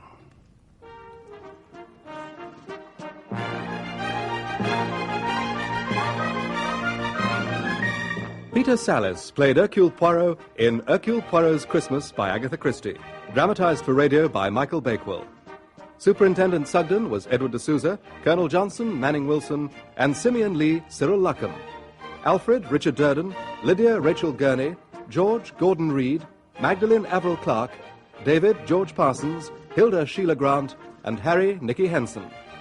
Stephen Farr, James Good, Pilar Estravados, Deborah Makepeace, Horbury the manservant, Stuart Organ, Willie the footman, David Goodland, and Tressilian the butler was Derek Guyler. The play was directed by Enid Williams.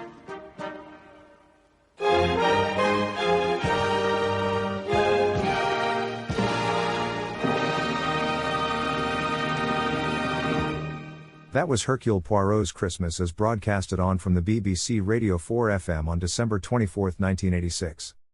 The classic Campbell Playhouse dramatization of A Christmas Carol by Charles Dickens, narrated by Orson Welles and starring Lionel Barrymore, was the second A Christmas Carol. This was broadcast on CBS on December 24, 1939.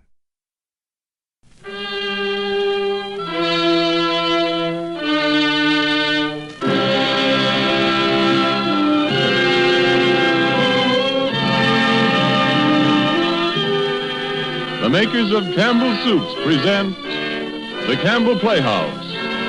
Orson Welles, producer.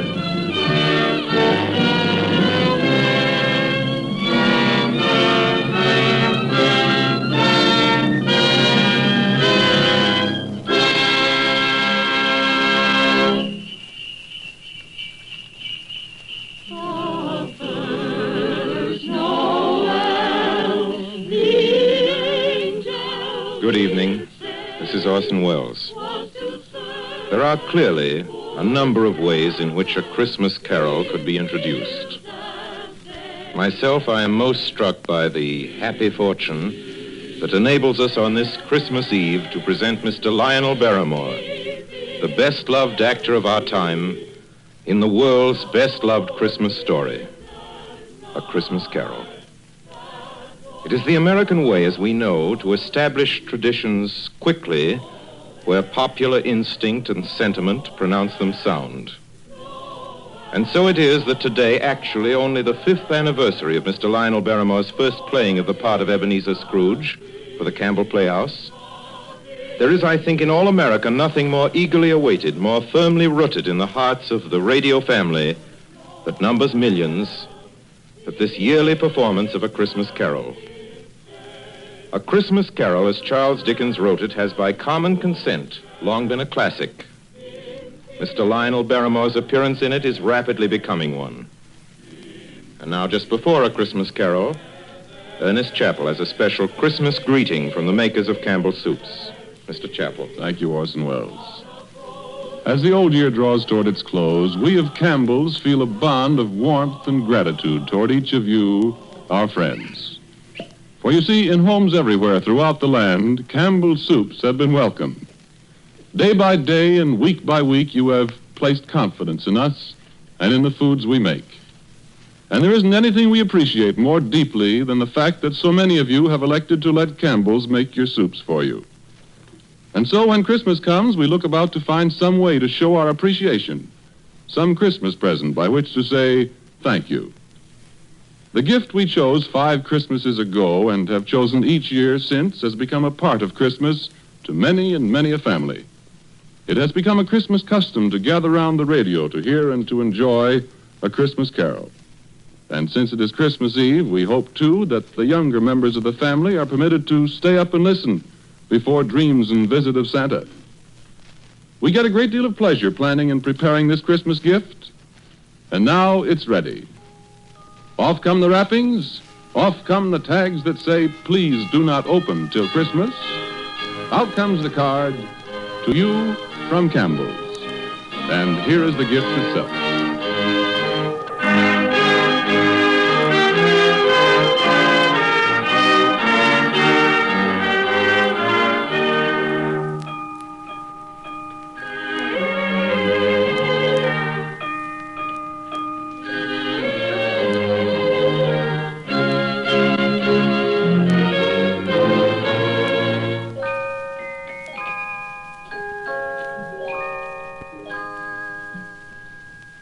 Marley was dead to begin with.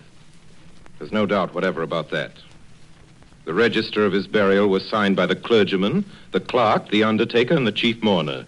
Scrooge signed it. And Scrooge's name was good upon change for anything he chose to put his hand to. Old Marley was as dead as a doornail. Scrooge knew he was dead? Of course he did. Scrooge and Marley were partners for I don't know how many years. Oh, but he was a tight-fisted hand at the grindstone, was Scrooge. A squeezing, wrenching, grasping, scraping, clutching, covetous old sinner. And once upon a time, of all the good days in the year, on Christmas Eve, old Scrooge sat busy in his counting house, a grim, cheerless place if ever there was one. The door of Scrooge's counting house was open, that he might keep his eye upon his clerk, Bob Cratchit, who in a cold and dismal little cell beyond worked at his ledgers. 19, 20, 21, 22. Merry gentlemen, let nothing you dismay. 23, 26, 29. Christmas Day. 11, 13, 17, 7, carry 1. Hour and 18. Bob Cratchit. Yes, Mr. Scrooge. Stop that infernal caterwauling. Yes, sir. 9, 15, 17, 29, carry 1. Impudence. Singing their idiotic Christmas carols at my very door. Go somewhere else and bellow your blasted carols, or I'll give you in charge. Sorry, Governor. It's an old custom at Christmas time, you know. Yes, and I don't want any of your old customs. Take your fellow fools and go away. Christmas. Blah. Right, sir. Merry Christmas anyway, sir. A Merry Christmas, Uncle. A Merry Christmas, Bob. Merry Christmas, Mr. Fred. God save you, Uncle. Humbug. Christmas a humbug, Uncle? Now, I'm sure you don't mean that. I mean just that. Exactly that. Merry Christmas. What right have you to be merry? What reason have you? You're poor enough. Well, what right have you to be dismal about Christmas, Uncle? You're rich enough. Now, Uncle, don't be cross. Well, what else can I be when I live in such a world of fools? What's Christmas to you but a time for paying bills without money? Merry Christmas. A time for finding yourself a year older and not an hour richer. If I could work my will, every idiot who goes about with Merry Christmas on his lips would be boiled with his own pudding and buried with a stake of holly through his heart. He should. Uncle? Nephew, keep your Christmas in your own way and let me keep it in mine. Keep it, but you don't keep it, Uncle. Well, let me leave it alone then. What do you want? A Christmas gift, I've no doubt. I came to wish you a Merry Christmas, Uncle. A Merry Christmas. Much good may Christmas do you. Much good it ever has done you. There are many things from which I derive good by which I have not profited materially, I dare say, Uncle. Christmas among the rest. But I have always thought of Christmas time as a good time. A kind, forgiving, charitable, pleasant time. And therefore, Uncle, though it has never put a scrap of gold or silver in my pocket, I believe it has done me good and will do me good. And I say, God bless it. God bless Christmas. Hurrah! Let me hear another sound out of you there, Bob Cratchit, and you'll keep your Christmas by losing your situation. Yes. As to you, nephew, I wonder you don't go into Parliament. You talk enough nonsense. Don't be angry, Uncle. I want nothing from you. I ask nothing of you. Why can't we be friends? Good afternoon. Well, I'm sorry you feel that way. I've tried. A Merry Christmas to you, Uncle. Good afternoon. And a Happy New Year, too. Humbug. And a Merry Christmas to you, Bob, and the missus, and to Tiny Tim. Thank you, Mr. Fred. Same to you, sir. Good day, sir. Good day, Bob. Nonsense. Twaddle. Blummery. Talking of Christmas and not 2 sixpences to jingle together in his trousers pocket. You there, Bob Cratchit. Come here. What are you doing there? I was only putting a bit more coal on the fire, Mr. Scrooge, seeing it's so cold in there, sir. Well, you put that coal back into the scuttle. A fire! A fire, indeed. I can tell you, if you use coal at that rate, you and I will soon be parting company, Bob Cratchit. You understand that? There's many a young fella like your situation, you know. Oh, I'm sorry, sir. My fingers were getting a little stiff with the cold. Then put on your mittens. There's someone at the door. See who it is. Yes, sir. Good afternoon, sir. Good afternoon. This is the firm of Scrooge and Marley. Yes, sir. I should like to see the head of the firm, if I may. Oh, very good, sir. What is it? A gentleman to see you, Mr. Scrooge. Huh? Have I the pleasure of addressing Mr. Scrooge or Mr. Marley? Marley's been dead these 7 years tonight. I'm Scrooge. Well, now, Mr. Scrooge, at this season of the year, it's only fitting that we who are more fortunate should raise a fund to buy the poor some meat and drink and means of warmth. You may not believe it, sir, but many thousands are now in want of common necessities, and hundreds of thousands are in want of the simplest comforts, sir. Are there no prisoners? There are plenty of prisons, sir. And the workhouses? They're still in operation, I trust. I wish I could say they are not, but they are, sir. The treadmill and the poor law are in full vigor, then? Both very busy, sir. Oh, well, I'm very glad to hear that. I was afraid from what you said at first that something had occurred to stop them in their useful cause. No, sir, all these institutions that you mention are flourishing. But it's nevertheless true that some additional provision for the poor and the destitute must be made. A few of us upon change are endeavoring to raise such a fund, you see. And what shall I put you down for? Nothing. Oh, I see. You wish to be anonymous, sir. I wish to be let alone. I don't make merry myself at Christmas time, and I can't afford to keep a lot of idle people and make them merry. I help support the establishments that take care of the poor. They cost enough. Let those who are badly off go there. Many can't go there, sir. And many would rather die. Well, then, my advice to them is to do so and decrease the surplus population. Besides, I've only your word for it that all this is so. The truth, Mr. Scrooge. So be it, then. It's not my business. It's enough for a man to understand his own business and not to interfere with other people's. Mine occupies me constantly. Good afternoon, sir. I quite understand, Mr. Scrooge. Cratchit, show this gentleman out. Yes, sir. This way, please. Sir, I couldn't help overhearing. I should like to contribute threepence. Cratchit! Yes, sir. It isn't much, but it's all I can afford. But there are others in worse situation than I am. You're a generous fellow. I wish I might say so of your employer. Cratchit! Yes, sir. Good afternoon, sir. Good afternoon. Merry Christmas. Merry Christmas. Yes, sir. Merry Christmas. Close the door. Yes, sir. I have closed it, sir. 24, 31, 1 and carry 3. A new scarlet tippet for Tiny Tim. And a comb for Martha. 33, 3 and carry 3. Hair ribbon for Belinda. 4, 7, 12, 15. I suppose you want the entire day tomorrow. If it's quite convenient, sir. It's not convenient, and it's not fair. But I suppose I can't do anything about it. If I was to stop half a crown of your wages, you'd think yourself very ill-used, I'll be bound. Well, sir, And yet you don't think me ill-used when I pay a day's wages for no work? It's only once a year, sir. Once a year. Once a year, indeed. A fine excuse for picking a man's pocket every 25th of December. But I suppose it's no good talking. You must have the whole day. Well, see that you're here all the earlier the next morning. You understand? Oh, I will, sir. I will, sir, indeed. Good night, sir, and Merry Christmas. Merry Christmas!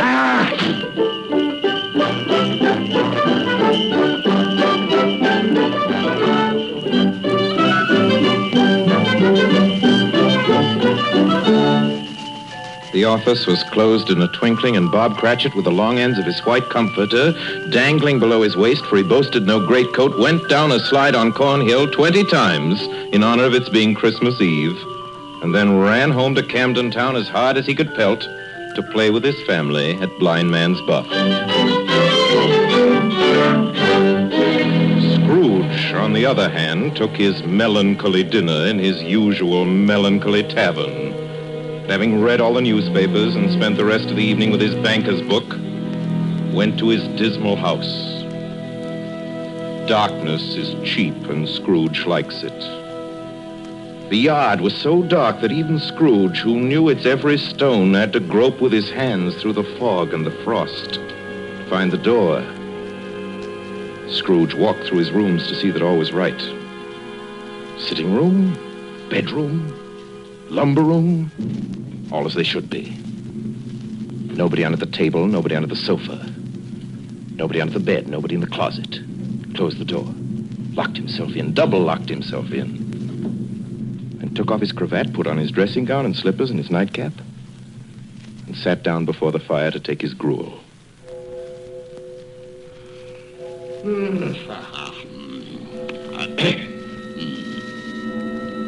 Marley. Marley? Marley! I could have sworn I saw... humbug. Marley's been dead these 7 years. Humbug.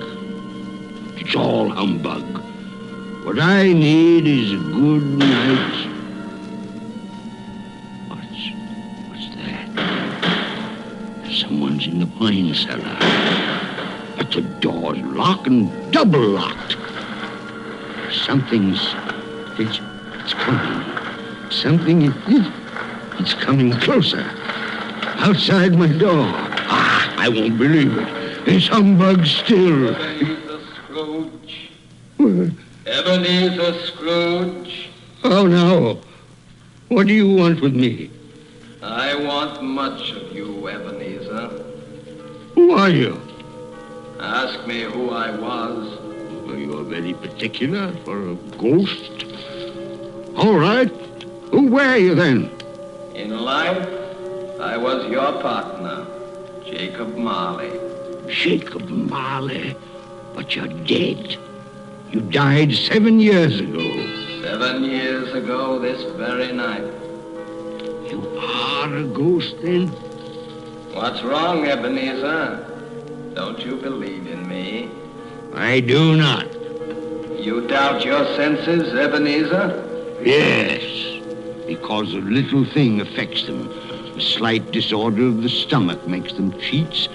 You can't be a ghost. You may be an undigested bit of beef, a blot of mustard, a crumb of cheese, a fragment of an underdone potato. There may be more gravy than grave about you, whatever you are. Humbug, I tell you. Humbug. Excuse me, Jacob. Excuse me. I do believe in you. You are a ghost, Jacob. Thank you. But what? Why do you walk the earth, Jacob? Why do you come to me? It is required of every man that the spirit within him should walk abroad among his fellow men and travel far and wide to witness what it cannot share but might have shared on earth and turn to happiness. Oh, tell me, Jacob, what is that chain you wear around you? I wear the chain I forged in life. I made it link by link and yard by yard by my own free will. Is its pattern strange to you, Ebenezer? Cash boxes, keys, padlocks, ledgers, purses. Yours was as heavy and as long as this 7 years ago. And you have labored on it since, Ebenezer. Oh, Jacob, speak comfort to me. Comfort I have none to give. I cannot rest, I cannot stay, I cannot linger. Weary journeys lie before me. You travel fast? Yes, Ebenezer, on the wings of the wind. 7 years dead and traveling all the time? 7 years, Ebenezer. 7 years of remorse. Ebenezer, do you know that no space of regret can make amends for one life's opportunities misused? But you were always a good man of business, Jacob. Business? Mankind was my business.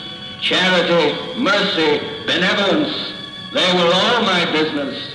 The dealings of my trade were but a drop of water in the comprehensive ocean of my business. Oh, Jacob, don't take on so.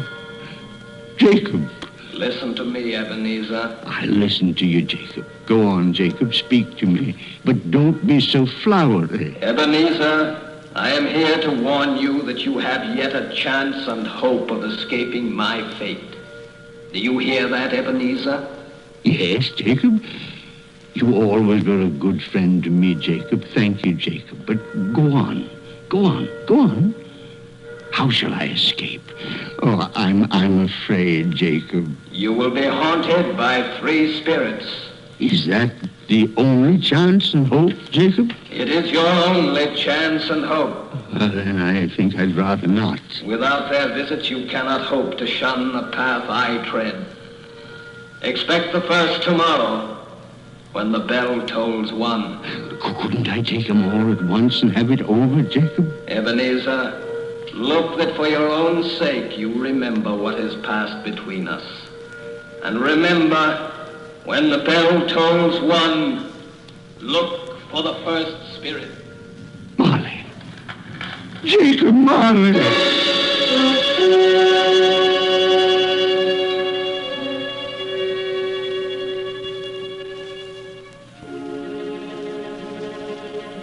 Scrooge awoke. He was lying on his bed fully dressed.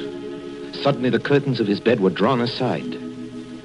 Scrooge found himself face to face with the unearthly visitor who drew them. As close to it as I am now to you. And I am standing in the spirit at your elbow. It was a strange figure, like a child. Yet not so like a child as like an old man. Ebenezer Scrooge. Who is that? Ebenezer Scrooge, I have come for you. You are the spirit, sir, whose coming was foretold me? I am that spirit. What are you? I am the ghost of Christmas past. Long past? No, your past. But what do you want of me? What brings you here to haunt me? Your welfare, Ebenezer Scrooge. Rise and walk with me. Oh, no, you're not out of the window. I can't do that. I'll fall down. I'm not a spirit. I'm mortal. I'll fall. Bear but a touch of my hand upon your heart, and you shall be upheld in more than this. Come, follow me. Where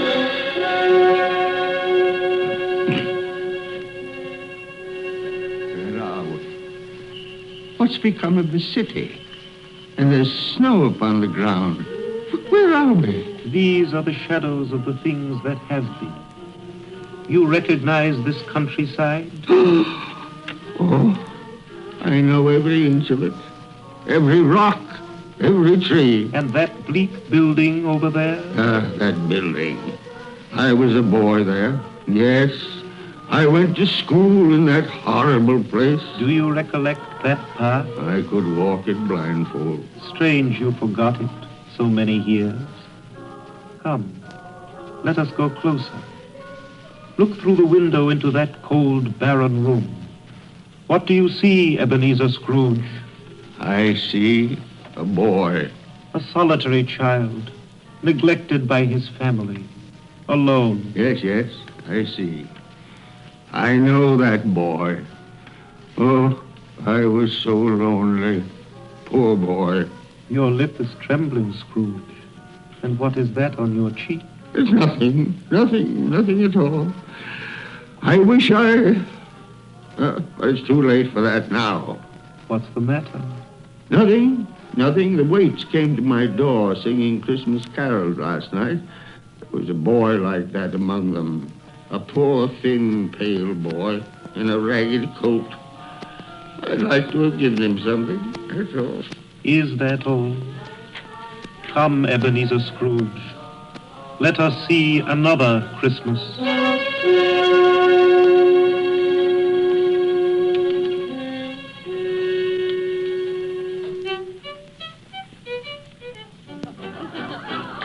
Do you know this place, Ebenezer Scrooge? Know it? Know it? Why, this is the counting house where I was apprentice. Listen.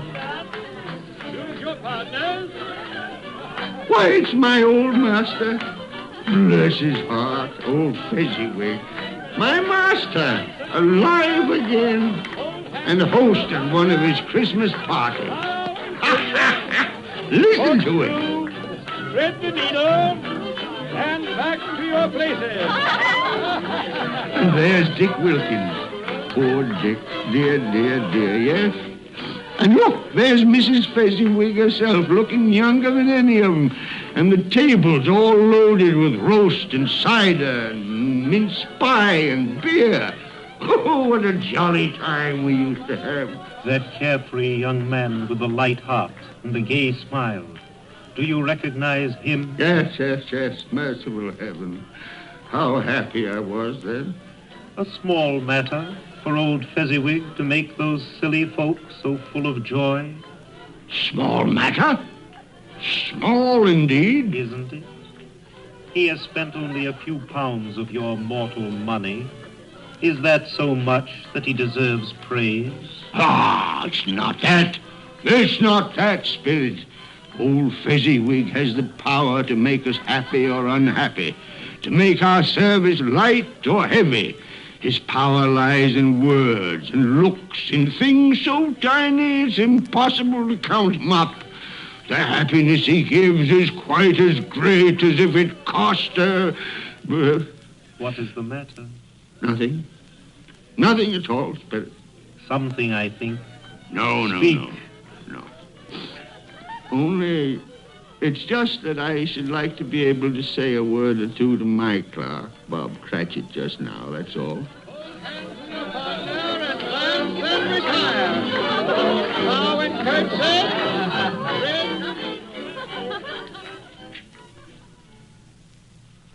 My time grows short, and we have yet another journey to make. Where now? Come. This is our last visit to the past, Ebenezer. Here, in this little room, with a fair young girl by your side. Do you recognize yourself, Ebenezer? Oh, no. Spare me this. You're older now, a man in the prime of life. Your face has begun to wear the signs of care and avarice. Your eyes are greedy, the eager, restless eyes of a miser. No, please. She knows it, too, that girl by your side. There are tears in her eyes. It matters little, Ebenezer, to you. Very little. I know that. Belle, have I changed towards you? When we were engaged, we were both poor. Was it better then? Better to be poor? Better at least to be happy. You're changed. You were another man then. I was a boy. Do you blame me because I've grown wiser? Have I ever tried to break our engagement? In words, no. Never. In what, then? In a changed nature. In an altered spirit. In everything that... The most wonderful time of the year. Although, let's be honest, around the holidays, things really add up. But here's the good news. Only at Verizon, you can get a single line for $50 per month when you switch and bring your phone. So, while ice skating for two is definitely costing more, here at Verizon, you can save. Gifts for your third cousins? Steep. A single line with Verizon? Not so steep. A real tree? Pricey. A single line with Verizon? Less pricey. Flights to see Meemaw and Pops? Those are up. A $50 per month single line? That's down. Even a trip to the Atlanta Holiday Market will cost you more. But with Verizon, you can switch and bring your phone for just $50 per month for a single line on unlimited welcome, with autopay plus taxes and fees. All this to say, during the holiday season, when everything is costing more, you can get more for less right now at a local Verizon store. $15 monthly promo credits applied over 36 months with a new line on unlimited welcome. In times of congestion, unlimited 5G, 4G LTE may be temporarily slower than other traffic. Domestic data roaming at 2G speeds. Additional terms apply. Made my love of any value in your sight. So I release you from your promise. Belle. Oh, at first it may cause you pain to lose me, a very brief pain. But soon it will be dim, like a half-remembered dream, an unprofitable dream, and you will be glad to be awake from such a dream. May you be happy in the life you have chosen, Ebenezer, for the love of him you once were. Spirit, it's enough. Show me no more. Take me home. These were shadows of the things that have been. That they are what they are. Do not blame me. No more. No more. One shadow more. Come. Do you see this man, Ebenezer Scrooge? This man might have been you, and the woman beside him your wife, and that girl might have been your daughter, Ebenezer Scrooge. She might have called you father. She might have been a springtime in the haggard winter of your life. Spirit, let me go. Show me no more. Listen now, while they speak, Ebenezer. Belle, I saw an old friend of yours today. Who was it? Yes. How can I? Oh, I know. Mr. Scrooge. Mr. Scrooge it was. I passed his office window. It wasn't shuttered, and there was a candle inside, so I couldn't help seeing him. His partner, Marley, lies at the point of death, I hear. And there Scrooge sat all alone. Quite alone in the world, I do believe. Spirit, I can bear no more. Leave me. Haunt me no more. Take me back. Take me back.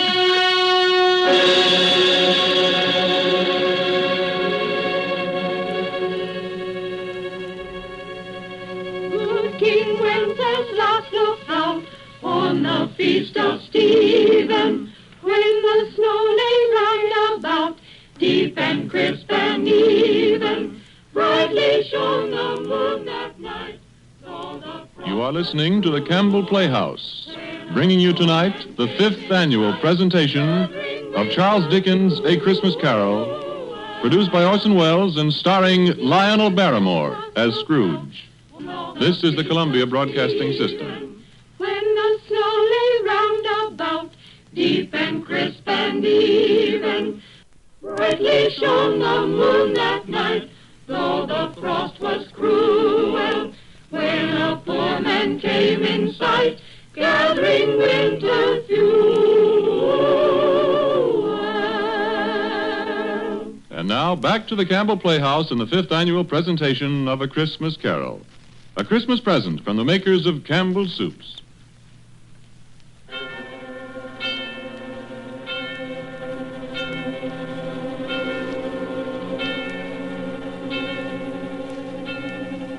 On the stroke of one, Scrooge awakened suddenly and sat him bolt upright in his own bed. He remembered the words of Marley's ghost and wondered from which direction the second specter would appear. At that moment, nothing between a baby and a rhinoceros would have astonished him very much.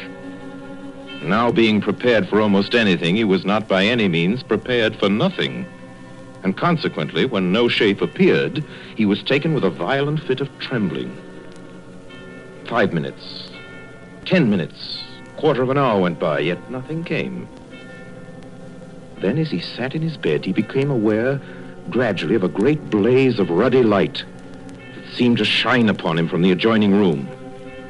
He got up softly and shuffled in his slippers to the door. It was his own sitting room, there was no doubt about that. But it had undergone a surprising transformation. The walls and ceiling were so hung with living green that it looked a perfect grove. And there sat a jolly giant, glorious to see, who bore a glowing torch in shape not unlike Plenty's horn, and held it up, high up, to shed its light on Scrooge as he came peeping round the corner. Come in, Ebenezer Scrooge, and know me better, man. I am the ghost of Christmas present. Spirit, take me where you will. Last time I went against my will and learned a lesson which is working now. If you have anything to teach me, let me profit by it. Touch my robe, Ebenezer Scrooge. Touch my robe.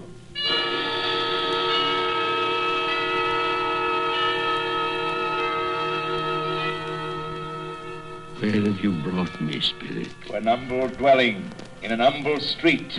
It's miserable enough. Yet there is happiness there. Who are these people? Who's that woman? And the children? These are the family of your clerk, Bob Cratchit. See his wife, dressed in a twice-turned gown, but brave in ribbons, laying the table for their Christmas dinner. And there, assisting her, is her daughter, Belinda. And the young man with the fork in the stuffing, that's Master Peter Cratchit. And the two little Cratchits. Listen, Scrooge, and watch. Here's Martha, Mother. Quiet, children, quiet. Now sit you down before the fire, Martha, and have a warm, Lord bless you. Where's Father? He's been to church with Tiny Tim. They'll be along directly. How is Tiny Tim, Mother? Any better at all? Sometimes I think he is. And sometimes I think, oh, dear God, if anything should happen to Tiny Tim. Oh, Mother, you mustn't even think of such a thing. Oh, here's Father. Merry Christmas, everybody. Martha, welcome, my dear. Oh, Merry Christmas, Father. And Tim. Merry Christmas, Martha. Oh, Tim, you darling. Oh, Father, I'm so glad to be home. And we're glad to have you, Martha. And how did little Tim behave in church, Bob? As good as gold and better. I like church, Mother. Oh, they sang the nicest songs. I hope people saw me there. Saw you there? And why, Tim? Well, don't you see? Because I'm lame. And if they saw my crutch, it might be pleasant for them to remember on Christmas who it was made lame beggars walk and blind men see. Bless you, my son. Are we ready to eat, Mother? Yes, children, we're all ready. Come, take your places and wait your turn. There's plenty of stuffing and dressing and plum pudding for all of you. Martha, take care of Tiny Tim and see that he eats plenty. Yes, he must Mother. get strong and well. Now sit down, everyone. Yes, come on, Tiny Tim. And now, my dears. I see a vacant seat in the poor chimney corner, and a crutch without an owner, carefully preserved. No, kind spirit. Say he'll be spared.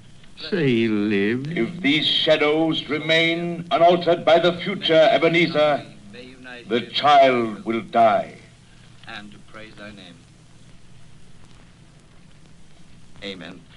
Amen. And now, my dears, with such a dinner, a toast. A Merry Christmas to us all, and God bless us. God bless us, everyone. And now to Mr. Scrooge. I'll give you a toast to Mr. Scrooge, the founder of the feast. The founder of the feast, indeed, who pays you all of 15 shillings a week. I wish I had him here. I'd give him a piece of my mind to feast on, and I hope he'd have good appetite for My it. dear, the children, Christmas Day. It should be Christmas Day, I'm sure, on which one drinks the health of such an odious, stingy, unfeeling man as Mr. Scrooge. You know he is, Bob. Nobody knows it better than you, poor fellow. My dear Christmas Day. I'll drink his health for your sake and the day's, not for his. Long life to him. A Merry Christmas and a Happy New Year. He'll be very merry and very happy, I have no doubt. And I say God bless him too, Mother, and everyone. Yes, to Mr. Scrooge. Very well.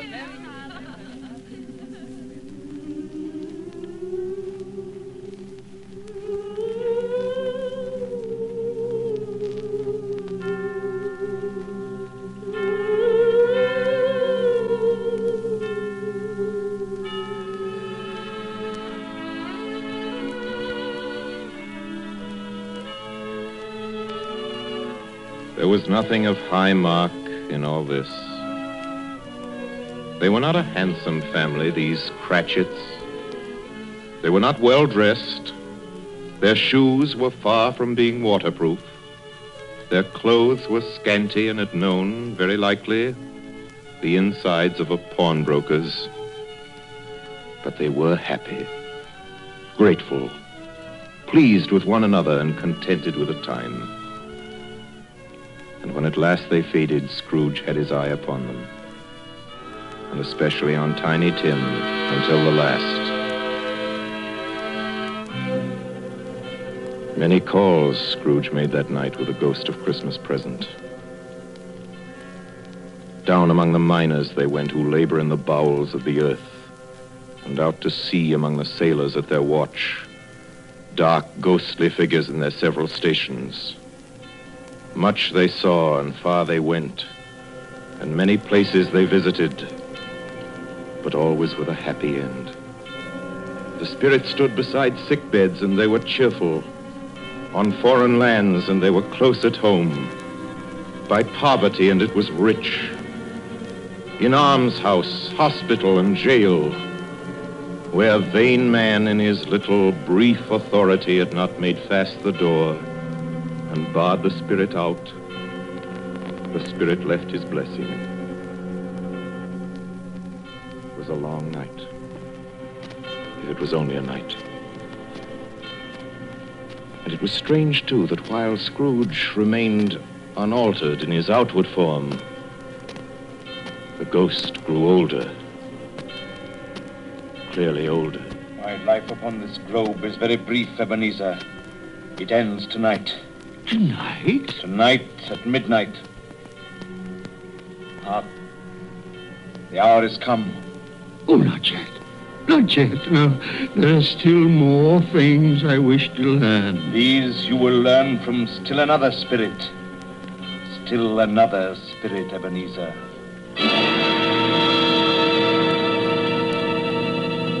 Scrooge looked about him for the ghost. It had vanished. He found himself once more in his bed, in his dressing gown, and his nightcap.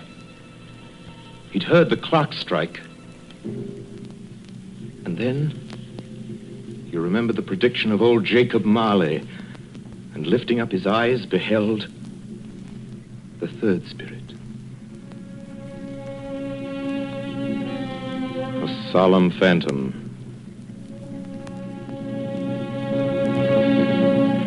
shrouded in black, draped and hooded, coming towards him slowly and silently, like a mist along the ground. I know you. You are the ghost of Christmas yet to come. You'll show me the shadows of things that have not happened, but will happen in the time before us. Answer me, spirit, ghost of the future. Oh, I fear you more than any specter I've seen. Yet, as I know your purpose is to do me good, and as I hope to live to be another man from what I was, lead on. Lead on. The night is waning fast. Time is precious. Spirit, why have you brought me here again? Into Bob Cratchit's home? It's not the same. Why is it so quiet? So very quiet here.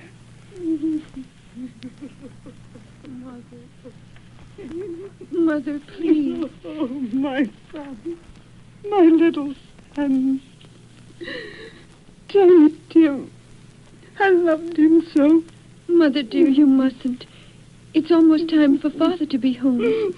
Don't let him see you crying. Yes. Yes, Martha. He's late tonight. He walks slower than he used to. Yet I've known him to walk very fast indeed with Tiny Tim on his shoulder. So have I, Mother.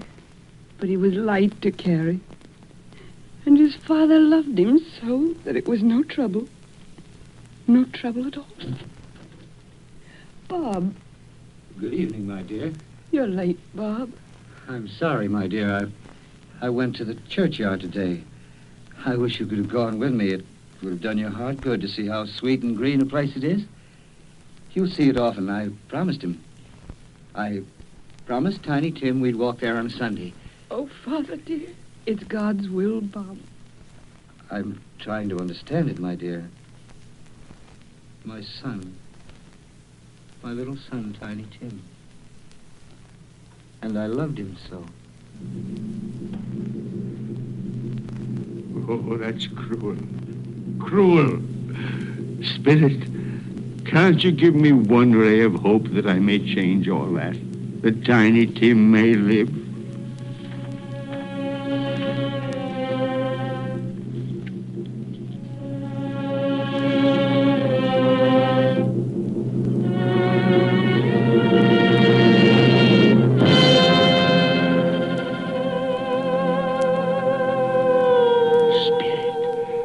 Where are we now? Oh, merciful heaven. Churchyard. Overrun by grass and weeds. Choked with too much burying. Desolate, a lonely, crumbling gravestone.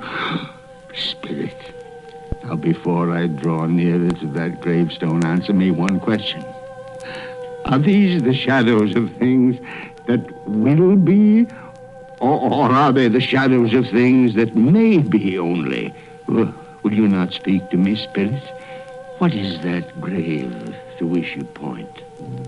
Now I see. There's writing on that stone. Name on the gravestone is Ebenezer Scrooge. Ebenezer Scrooge. Oh, Spirit. No, no, no. Spirit, hear me. I'm not the man I was. Why show me this if I'm past all hope? Tell me that I may change these dreadful shadows that have come, that you've shown me by an altered life. I'll honor Christmas in my heart, and I'll try and keep it all the year. I'll live in the past, the present, and the future. I will not shut out the lessons that they teach. Tell me, do, Spirit. Please tell me that I can sponge away the writing on that stone, Spirit. I beg of you, Spirit. Spirit!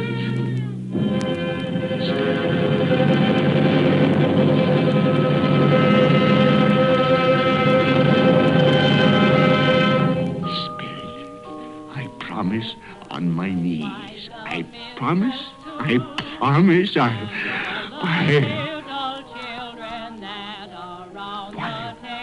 What's this? It's my bedpost. I'm home. In my own bed. In my own room. And the sun. The sunshine. It's clear. It's bright. No fog. Oh, what a beautiful day. Glorious. Glorious. Boy. Oh, boy. Yes, sir?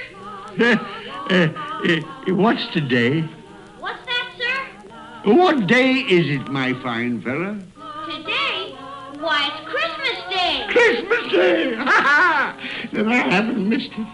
The spirits have done it all in one night. All in one night.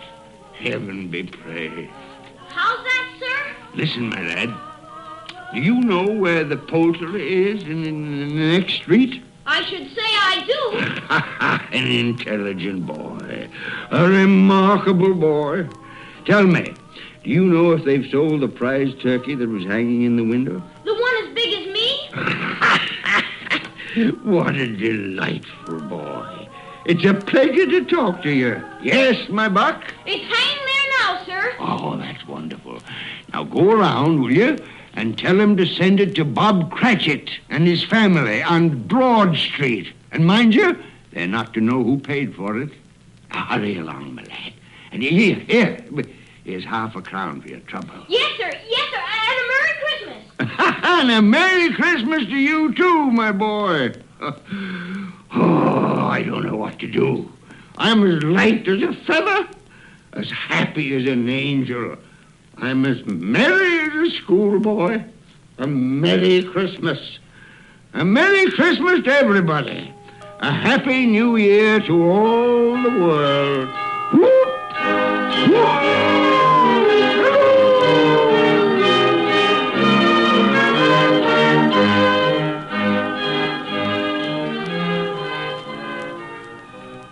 Next morning, Scrooge was early at his office. He went early for a reason. If he could only be there first and catch Bob Cratchit coming late. That was the thing he'd set his heart upon. And he did it. Yes, he did. The clock had struck 9. No Bob. 1:15. No Bob. Scrooge sat with his door wide open that he might see him come in. And at last he came. His hat was off before he opened the door, his comforter, too. He was on his stool in a jiffy, driving away with his pen, as if he were trying to overtake 9 o'clock. 8 and 17 are 15, carry the 1, 24, carry the 2, 31, carry the 4, 8 and 6 are 14, carry the 8. Hello, you, Cratchit. Yes, sir. Step this way, Cratchit, if you please. Cratchit, what do you mean by coming in at this time of day? Oh, I'm very sorry, sir. I'm behind my time. You are? You are? Yes, I think you are. Oh, it's only once a year, Mr. Scrooge. It shall not be repeated. I was making rather merry yesterday, sir. I'll tell you what, my friend. I'll not stand this sort of thing any longer. And therefore, Bob Cratchit, I'm about to raise your salary. Mr. Scrooge, are you quite yourself, sir? No, thank heaven I'm not quite myself. Merry Christmas, Bob. Ha-ha! Merry Christmas, my good fella. A merrier Christmas than I've given you in many a year. I'll raise your salary, and we'll see what we can do for Tiny Tim and the rest of your family. We'll discuss it this very afternoon over a Christmas bowl of smoking bishop. Bob, make up the fire. Make it up and buy another coal scuttle before you dot another I, Bob Cratchit. Scrooge was better than his word. He did it all, and infinitely more. To Tiny Tim, who did not die, he was a second father. He became as good a friend, as good a master, and as good a man as the good old city knew, or any other good old city, town, or borough in the good old world. Some people laughed to see the alteration in him, but he let them laugh, and little heeded them. His own heart laughed, and that was quite enough for him. He had no further intercourse with spirits, but lived upon the total abstinence principle ever afterwards, and it was always said of him that he knew how to keep Christmas well, if any man alive possessed the knowledge. May that be truly said of us, all of us. And so, as Tiny Tim observed, God bless us, everyone. Joy to the world, the Lord is come. Let earth receive her King. Let every heart prepare his room, and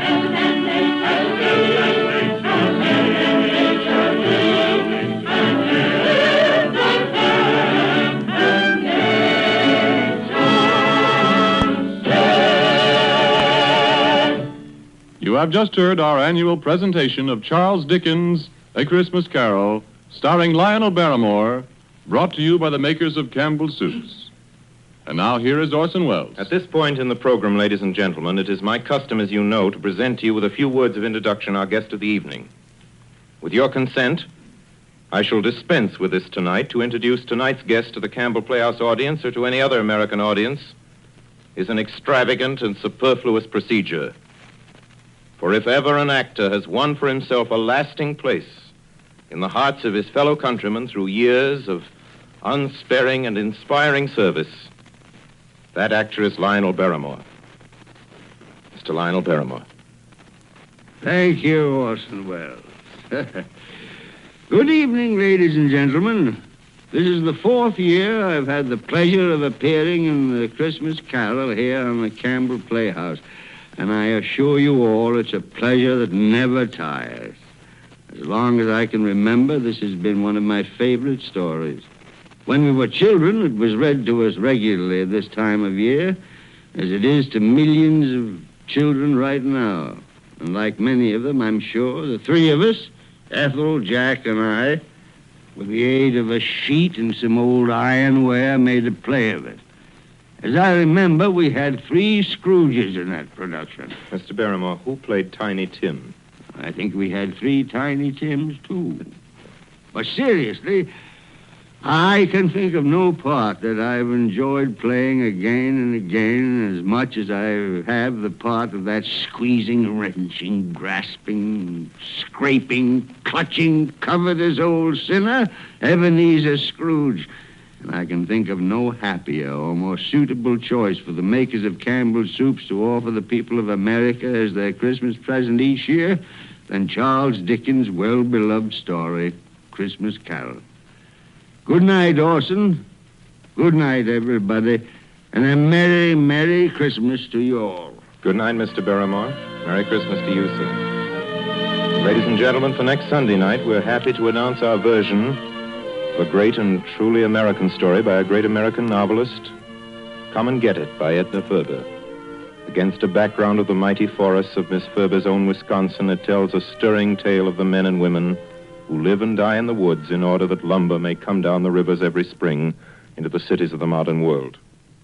Like so many of Miss Ferber's epic romances of American life, it was made from a best-selling novel into a highly successful motion picture. Now we bring it to you on the air. The story of a man and his son and the girl they both loved, Lotta, played for us by one of the loveliest and most accomplished of Hollywood's younger dramatic actresses, Miss Frances D. And so until next week, until Come and Get It with Frances D., my sponsors, the makers of Campbell Soups, and all of us on the Campbell Playhouse remain, as always, obediently yours.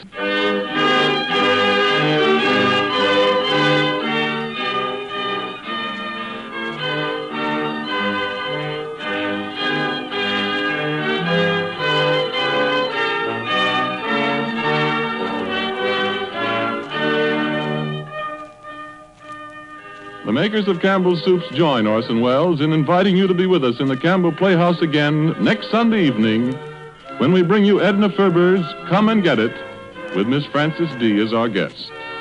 Meanwhile, if you have enjoyed our 5th annual presentation of A Christmas Carol, won't you tell your grocer so this week when you order Campbell Soups?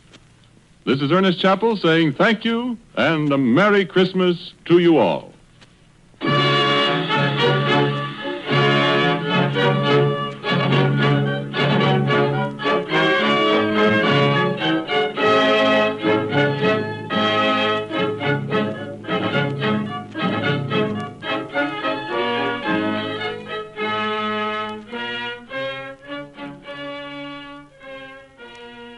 That was Campbell Playhouse dramatization of A Christmas Carol from CBS on December 24, 1939.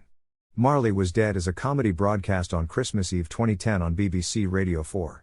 A Christmas Carol, but not as you've ever heard it before. A surprise all-star cast gathered to bring Dickens' timeless classic to life. Introduced by Jonathan Dimbleby. Good evening. I'm standing here in the balcony of this magnificent, packed-out church, right in the heart of London, for this much-anticipated adaptation of Dickens' magical allegory. There's a great deal of excitement here in the audience. Below me, the BBC Symphony Orchestra fills the transept. awaiting the arrival of Sir Simon Rattle on leave from the Berlin Philharmonic to conduct this special performance. And what a lineup of British acting talent are about to take to the stage this Christmas Eve.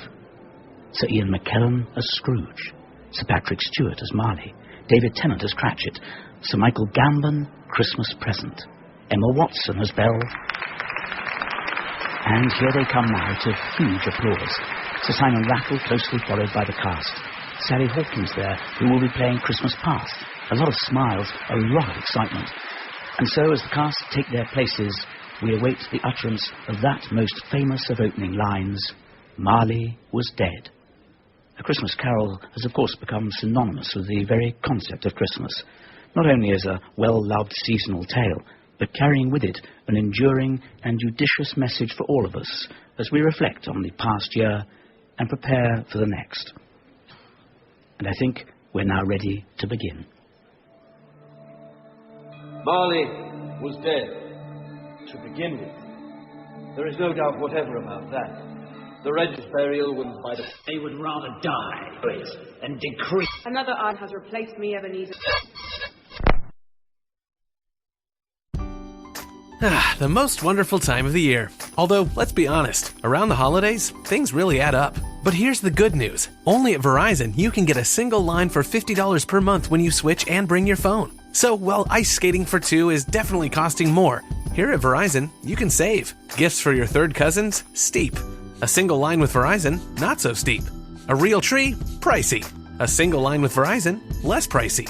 Flights to see Meemaw and Pops? Those are up. A $50 per month single line? That's down. Even a trip to the Atlanta Holiday Market will cost you more. But with Verizon, you can switch and bring your phone for just $50 per month for a single line on unlimited welcome, with autopay plus taxes and fees. All this to say, during the holiday season, when everything is costing more, you can get more for less right now at a local Verizon store. $15 monthly promo credits applied over 36 months with a new line on unlimited welcome. In times of congestion, unlimited 5G, 4G LTE may be temporarily slower than other traffic. Domestic data roaming at 2G speeds. Additional terms apply. I do apologise for the interruption to the current broadcast. We will be returning to A Christmas Carol in just one moment. It's all dripping down here now, John. Look, use this. I'm afraid we seem to have temporarily lost connection with our current broadcast. I assure you we're doing everything we can here to rectify the situation. In the meantime, however, we're going to play you a little bit of music. Why won't this play? I need something more absorbent than your polyester scarf for this, John. Where's Richard? He went for cocktail glasses. Oh, he's coming. Please stay tuned while we just overcome this little problem. Okay, gang. Let's get this party started. It's not every Christmas your wife announces she's leaving you. Look, Richard. Oh, my There God. was a small spillage. What the hell have you done? Richard, it wasn't my fault. I was just putting the jug on the shelf. The control panel? Look, I don't work here. I don't know the rules. Oh, gravity. They have shelves in Spain, don't they? And jugs? Not of eggnog. Of sangria, maybe. But... We will be returning to St. Martin in the Fields the difference? just as soon as we can. Viscosity for once. Richard, we're live. What? We've lost A Christmas Carol. We've got no audio playback options. Are we live now? It is what I'm saying now on the radio? Yes, why do you think I've been... You're listening to Radio 4. John, play something. I can't. What are you talking... Look, click on that. What, last night's shipping forecast? There will be pandemonium at sea. John, just play anything. Nothing will play, Richard. Please bear with us, everyone, while we just try to settle these minor technical problems. Minor? I don't work in radio, but it looks quite major Yes, to me. thank you, Harry. John, just do some filling. Coming up on Radio 4 later this evening. Where's the schedule gone? Oh, I think I used it to mop up. Right. Coming up later, Carols by Candlelight. Carol Bordeman, Carol Smiley, and Carol Thatcher discuss their favorite carols. Do they? Is that what it was? Probably, something like that, no? Look, John, there's nothing responding. I think we need a technical person. On Christmas Eve. Yeah, there's no one here. It's us and security. Have you seriously got no way of outputting any audio? Hang on, I've got an idea. Carlos Santana. Can we plug that into the desk? His mobile phone? No, into the Christmas Carol. No, of course we can't. Can't we? Can we?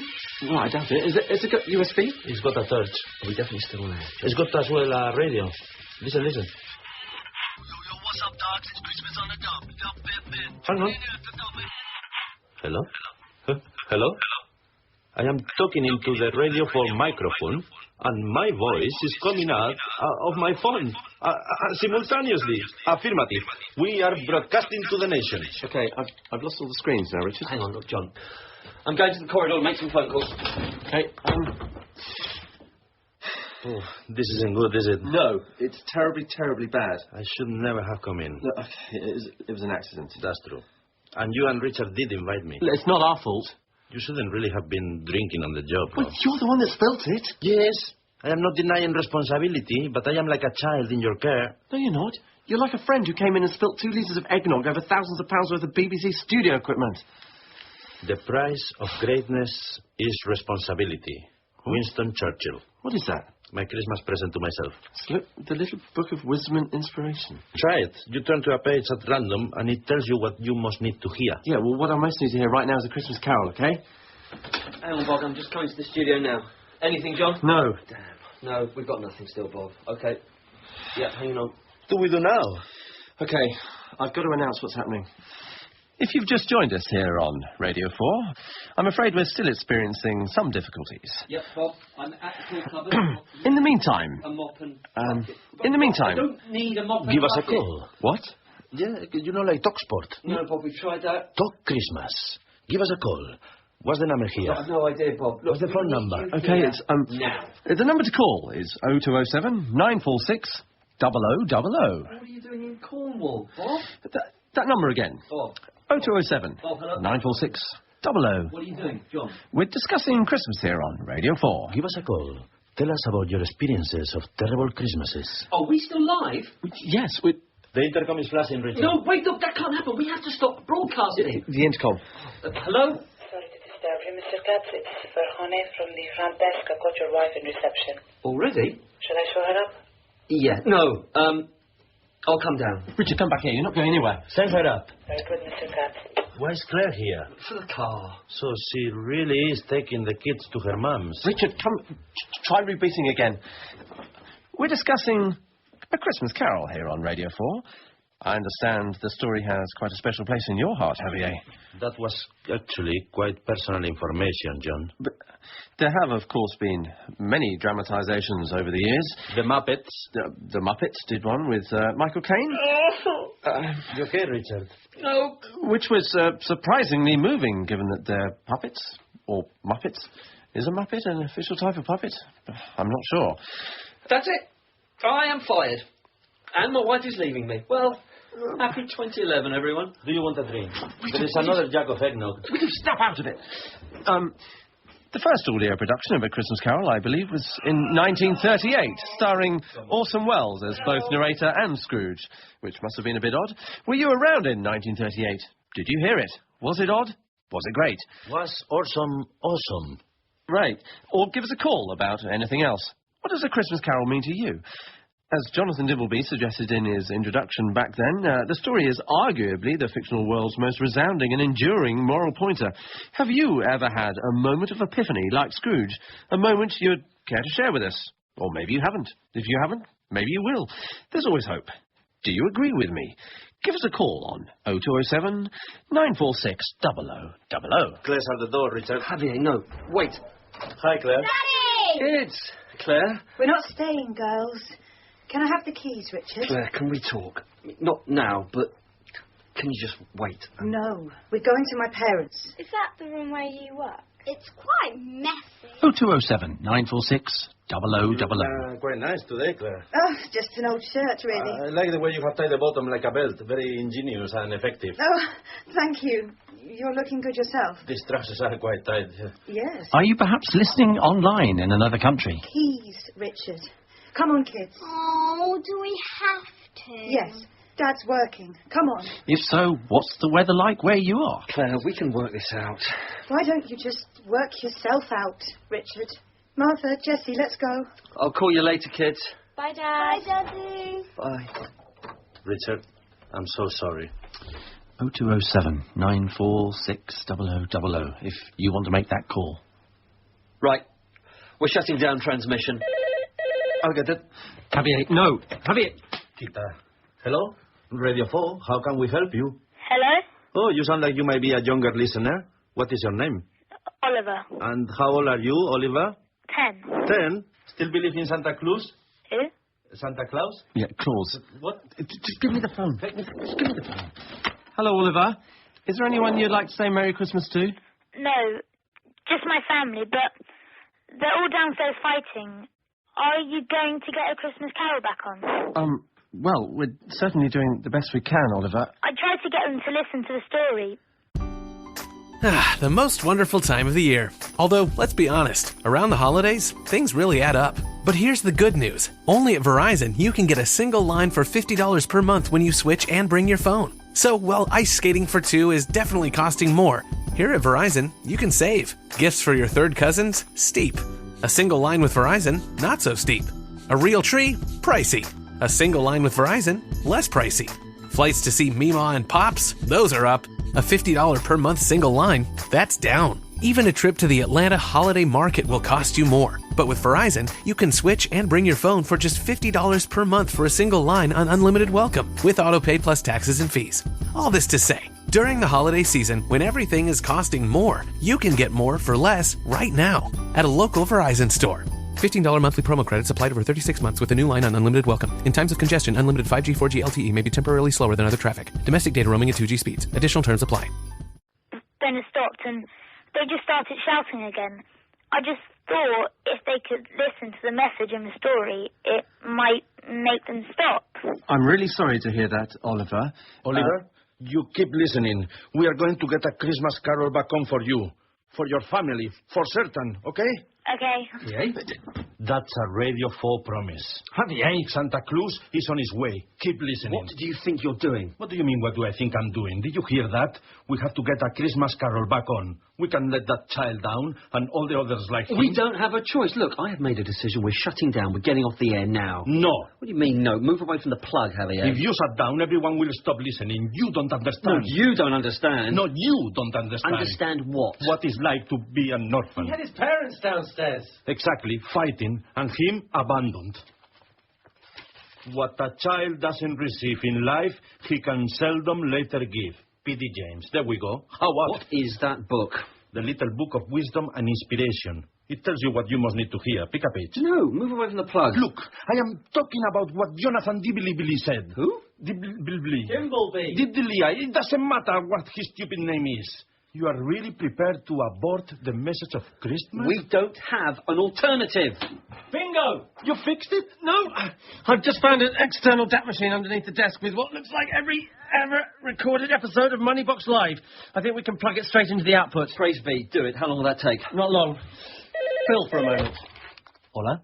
Not you. Hello, this is Radio 4. How can we help you? This is Chris Evans. Chris Evans? Yes. As in... Chris Evans? Chris Evans, yes. Now listen to me. Do you realise how many people's Christmases you're about to ruin? Exactly.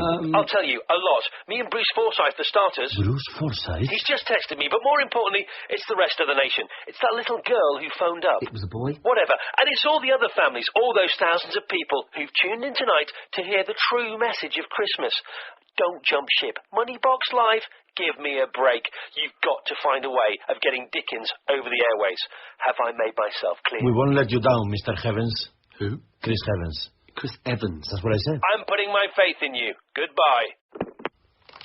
Did that just happen? Happened. Yeah, that's what I said. Oh, and how exactly are we not going to let Chris Evans down then, Javier? I don't know, but don't you see? This isn't just a simple matter of not putting on a Christmas Carol. Yes, it is.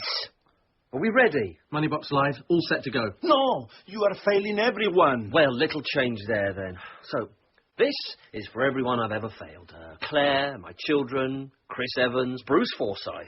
In fact, all the listening public. However many that is. A few million. Hopefully not that many. I guess this is goodbye. Hello? Oh, no, you don't, Richard Katz. Mainly?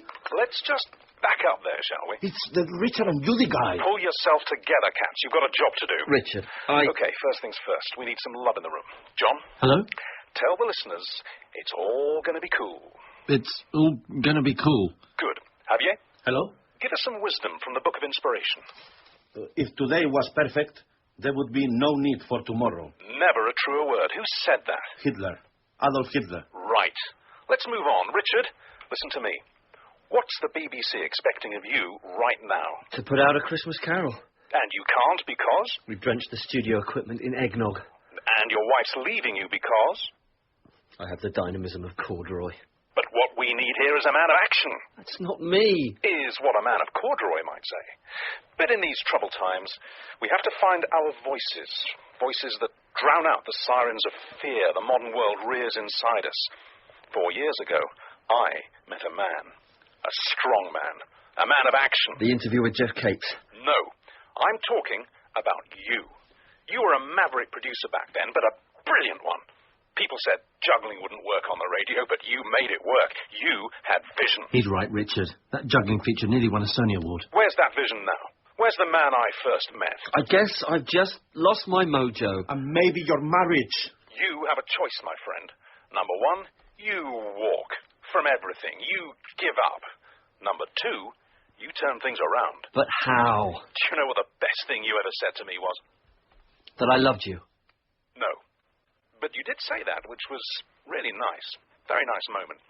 No, you said to me, Madeley, radio is an unrivaled force of creation. It's inside the heads of the listener that the real magic takes place. Did I? That could go in my book. Listen, Dickens doesn't need St. Martin in the Fields and big posh orchestras to make his words soar into people's hearts. He just needs voices, real voices of commitment and truth and honesty. No, look, listen. Think it through. Where are you right now? A BBC continuity studio. And what do you have at your disposal? Every single episode of Moneybox Live. No. Think. What else? Phone lines. Exactly. And what does the nation want? Christmas Carol? So what would the old Richard Katz, the Maverick, do? The most wonderful time of the year. Although, let's be honest, around the holidays, things really add up. But here's the good news. Only at Verizon, you can get a single line for $50 per month when you switch and bring your phone. So, while ice skating for two is definitely costing more, here at Verizon, you can save. Gifts for your third cousins? Steep. A single line with Verizon? Not so steep. A real tree? Pricey. A single line with Verizon? Less pricey. Flights to see Meemaw and Pops? Those are up. A $50 per month single line? That's down. Even a trip to the Atlanta Holiday Market will cost you more. But with Verizon, you can switch and bring your phone for just $50 per month for a single line on unlimited welcome, with autopay plus taxes and fees. All this to say, during the holiday season, when everything is costing more, you can get more for less right now at a local Verizon store.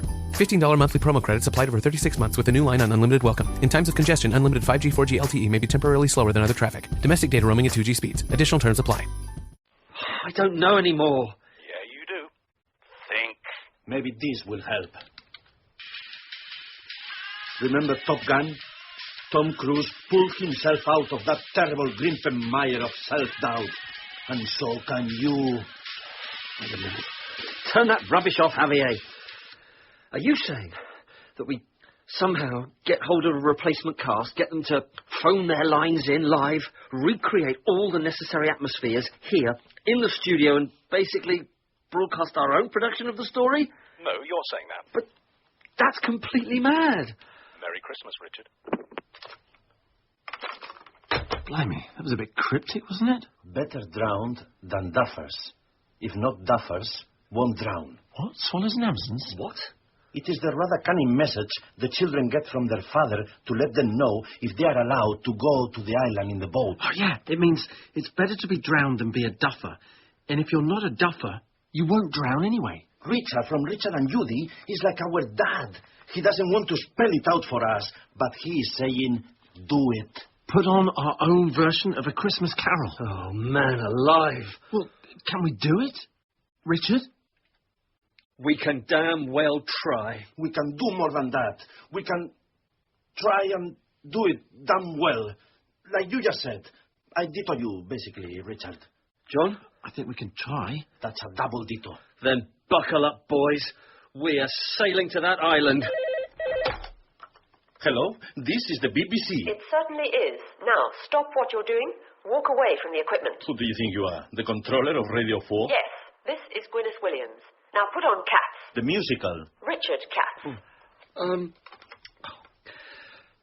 Oh, hi, Gwyneth. How's, Honolulu? Richard, I want you to listen to me very carefully. Now, I realise you're up against it, and you're a great producer, but do not, I repeat, do not even attempt what you are about to attempt. Do you hear me? Yes. Is Moneybox Live ready to go? Yes, if we decide to. There's no place for any other decisions. Press play. That's a direct order. Could you hold on there, please, Guinness? Okay, Richard. I want you to picture little Oliver sat in his bedroom with the radio gripped between his bare little orphan knees. And I want you to picture the face of your wife who's driving to her parents because she's lost faith in you. And the faces of your children who have a corduroy dad. How big are your cojones, Richard? Like a bull? Or like a little fashion accessory for a mouse? You'll never work at the BBC again, Richard. Exactly. You are going to fire him over this anyway. I didn't say that. A bull or a mouse? Goodbye, Gwyneth. Yes! Security are already on their way. Now, if you don't... Okay, lock the door. We'll probably need a barricade. If you are going to walk on thin ice, you may as well dance. Exactly. Who said that? Bambi. Javi, grab the end of this desk. It's Fahana. We are not coming out. Listen to me, Fahana. No, John, it's a soundproof studio. Press the intercom. There's nothing you can do, Fahana, so you might as well go back to your desk. I have strict instructions to escort you out of there. How are you going to do that? You haven't even got a gun. Oh, she's got a flipping gun. Is this bullet glass proof? I mean, is this... Oh, okay, Javi, I'll deal with this. Fahana, listen to me. Put the gun down. I mean, what are you even doing with a gun? It's actually just a cap gun. That is still illegal in this country, Fahana. Now, have you been listening to the radio? Yes. So, you want to ruin Christmas for everyone, do you? Look, I am just doing my job. I understand. But I know that you, more than most, knows what it means to stand up to authority. To fight the good fight. Am I right? Yes. So, what are you going to do? Escort you out of there. Come on, Fahana. You don't have to do this. Think of the nation. This is Christmas Eve. We need a new zeitgeist that's going to take action. A collective voice that will rise up against those who have told us they know best. Come on, comrade. Are you with us or against us? Look, I am not against you. Well, while you think about that, we've got Christmas to save. Richard. Okay, first, we need a script. Okay. Have you got access to the original? No. Can't we hack into some department? Do you know how to hack? I could have a go. Would you get far? No. Right, well, there must be an adaptation online somewhere. Javier, get to work on your phone. No problem. What's next? Actors, well, we start with the lead, build around that. Who do you know? Anyone we can call? Start at the top. Jason. Donovan. Sir David. Sir David Donovan. Oh, I've never heard of him. Sir David Jason, you idiots. Have you got his number? We'll wait for him to call. Are you mad? Maybe. But it's Christmas Eve. If miracles are ever going to happen, it's now. John, read out the number. Sir David, if you're listening, please give us a call now on 0207 946 0000. What's that? Tension music. I uploaded the soundtracks app onto my phone last week. Okay, that actually might come in useful. Actors. Who else can we think of? Antonio Banderas. Okay, look, this is really mad. We can't just name actors at random and hope they happen to call in. We've got to open out the casting list a bit. No, he's right. We just need people to call in. They say Britain's Got Talent. Let's see if it's true. Yeah, Javier, it's not X Factor. We're still looking for well-loved voices of stage and screen. But if the only talent you have is teaching your dog to do the plumbing or something, keep it to yourself. What's Fahana up to? She's still doing a lot of pacing out there. I found an adaptation. Brilliant. Give out the website address. Anyone calling in can go online and then we're all virtually linked up. The address is placerus.com/@ChristmasCarol. And the number for the phones again, John? 0207 946 0000. So we just wait. I quite often listen to this when I'm waiting. It helps ease the time by. I'm sorry about the eggnog, Richard. No, forget it. No, if you hadn't spilled that eggnog, Javier, we wouldn't be here in this moment. And if we weren't here in this moment... We'd be listening to a Christmas carol. Hang on. If we can only output live, what about the rest of everything that's supposed to be on Radio 4 later on? We'll just have to cross that bridge when we get to it. Here we go. Sir Anthony Hopkins, Dame Judi Dench, Martine McCutcheon. Let's think positive. Hello? It is me. Fahana? I have decided I want to help you. Really? Look, is this some ridiculous ruse to get us to open the door? No, I promise. I want to support you. And I have some acting experience. Well, God, that's more than the rest of us, Richard. Open the door. We need all the help we can get. Go on.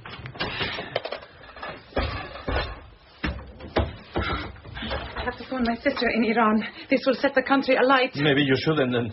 Oh, and I'm afraid the police are on their way. What? Instructions from the top. But don't worry, the front entrance is secure. I've disengaged the lift and shut off the emergency stairs. That will buy us some time. Right. Richard, what if, and I mean only if, nobody out there calls? We need an option too. Okay, you play Scrooge. Me? Worst case scenario. I mean, you or Javier. Or you. I'm happy to give my Scrooge. Okay, Javier Scrooge. Javier? Right. Marley? Hang on.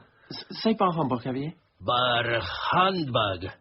Is that serious Radio 4 drama output?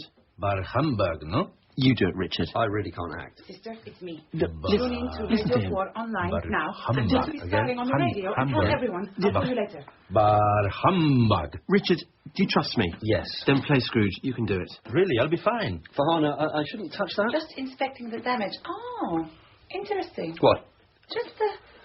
Just help me pull this unit out, please. Farhana, look, this is What is state-of-the-art. she doing? I have no idea. Listen, Javier. Don't you see? Richard's got to play Scrooge. For Claire. Claire? What has she got to do with it? She's on her way to her parents. Yeah, exactly. And Richard doesn't want to play Scrooge. No, he doesn't want her to go.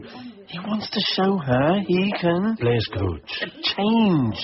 Oh. So maybe if... very good. Okay. Richard? Yeah? You are playing Scrooge. No debate. All right. Okay, and I'll narrate. Listen, Farhana's only just told me she used to build pirate sound studios in Iran. You're joking. I might be able to isolate the transmission files and detour the mainframe. What the hell does that mean? It means I can't repair the damage, but I think I can find a way of being able to broadcast the rest of this evening's Radio 4 scheduled output. What? Really? Farhana, if you can do that, I'm going to... I don't know what I'll do. Right. We're going to have to get started and hope the spirit of Christmas shines in us. John, make that announcement. Farhana will attempt to get Radio 4 back on schedule by... No, John. What? Christmas Carol. Well, wait a minute. We don't even know who's playing the other parts. We just have to pray those calls come in, no? Yeah, and if they don't? Well, we'll share the roles between ourselves. I'll do the cratchit and sound effects. I'll play the women. It's fine. I'll work around my lines. Okay, John, you're narrating. Beyond that, basically, if I point at you, you're on, okay? Okay. Everyone got the script up on their phone? Yes. Good luck, everyone. And now here on Radio 4, a little later than scheduled, we present Charles Dickens' A Christmas Carol. Whale song? On my phone is listed as haunting atmosphere. Marley was dead, to begin with, dead as a doornail. Scrooge and he had been partners, you see. Oh, but he was a tight-fisted old sinner, Scrooge. The cold within him froze his features. No warmth could warm him. But what did he care? As he must have a terrible childhood. I'm just saying, because Dickens kind of skirts over it. All right, but fine. What we teach our children becomes, you know... Can we just act, please? And get rid of the flipping whales. Okay. It was Christmas Eve. Old Scrooge sat busy in his cheerless, draughty counting house. Yeah, we're not on a boat. Look, this phone is not exactly spoiling me for choice here. How about that? We'll go with it. The cold and the fog of the late afternoon crept into every chink and keyhole. That's going to be a tough one. Yeah, okay, you don't need to do every sound effect, Javier. Oh, nobody specified. Bob Cratchit, his clerk, sat in a dismal little cell beyond, his only warmth offered by the glow of a single coal. God rest you, gentlemen, let nothing you dismay. God rest you... Silence that ruckus, Cratchit. Has Higgins paid the 17 shillings he owes me? His wife has been ill, Mr. Scrooge. Yeah. Send round the bailiffs. That's the closest to a door I could get. Enter Fred. A Merry Christmas, Uncle. Ah, handbag. What reason have you to be merry? You're poor enough. What right have you to be dismal, Uncle? You're rich enough. Why is Fred Welsh? It's not. It's actually a Scottish Highland accent. Well, less is more, John. Distinguishing him from the narrator. Look, just do your lines. Every idiot who goes about with Merry Christmas on his lips should be boiled in his own pudding. Much good it has ever done you. Materially, perhaps not, Uncle, but Christmas provides an opportunity for men and women to open up their shut-up hearts. And so, I believe it has done me good, and will continue to do me good. That's honestly how they speak up there. Enter Charity Man. Farmer? Can I do my Iraqi accent? It's hilarious. No. Oh, please. No, just get on with it. Good day, gentlemen. Can I oblige upon your generosity to make some provision for the poor and destitute at this seasonal time? How about you, Mr. Scrooge? Are there no prisons? Are the workhouses not in full vigour? They are, sir, but many can't go there, and many would rather die. Then they had better do so, and decrease the surplus population. Good afternoon. Here, says, a meager donation is all I can afford, I'm afraid. All right, that's enough. For the orphans. Yeah, well, Cratchit's supposed to be poor. Not as poor as them. Cratchit! Stop filling that money box and get back to work. Cratchit? I said Cratchit. It appears to be closing time, Mr. Scrooge. Indeed. There sound the bells of Westminster, Uncle. Hang on. There is a bell on John's bike. I'll see you at first light tomorrow morning, Cratchit. But tomorrow is Christmas Day, sir. All right, quit your snivelling. Take the day off if you must. But be here all the earlier the next morning. Oh, thank you, Mr. Scrooge. I will. Good night. Get out of my way, everyone! Can you just plug in that auxiliary cable, John? This one? Yeah. Whoa. Just a small electrical fire. Nothing to worry about. I've got it covered.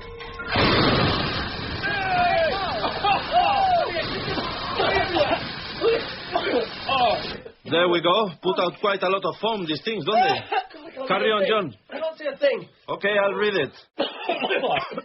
Meanwhile, the fog and darkness thickened, and Scrooge reached his front door. And now let any man explain to me how it happened that Scrooge saw in his door knocker, not a knocker, but Marley's face. Marley, his deceased business partner. Deceased? As Scrooge gasped at this unbelievable sight, the big knockers miraculously returned to its knocker form. Is this seriously the best adaptation we could find? Unless you would like one in Japanese. No, okay, leave it. I'm fine now. To say that Scrooge was not startled would be untrue. He hurried inside, bolted the door, lit a candle, and headed straight up to his bedchamber.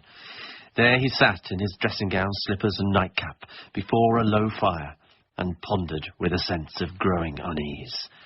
Then, out of the shadows, a disused bell on the wall suddenly started to ring. And then all the bells throughout the house started to ding and dong. Quick, pass me that bin. Ding, ding, dong, dong, ding, ding, ring.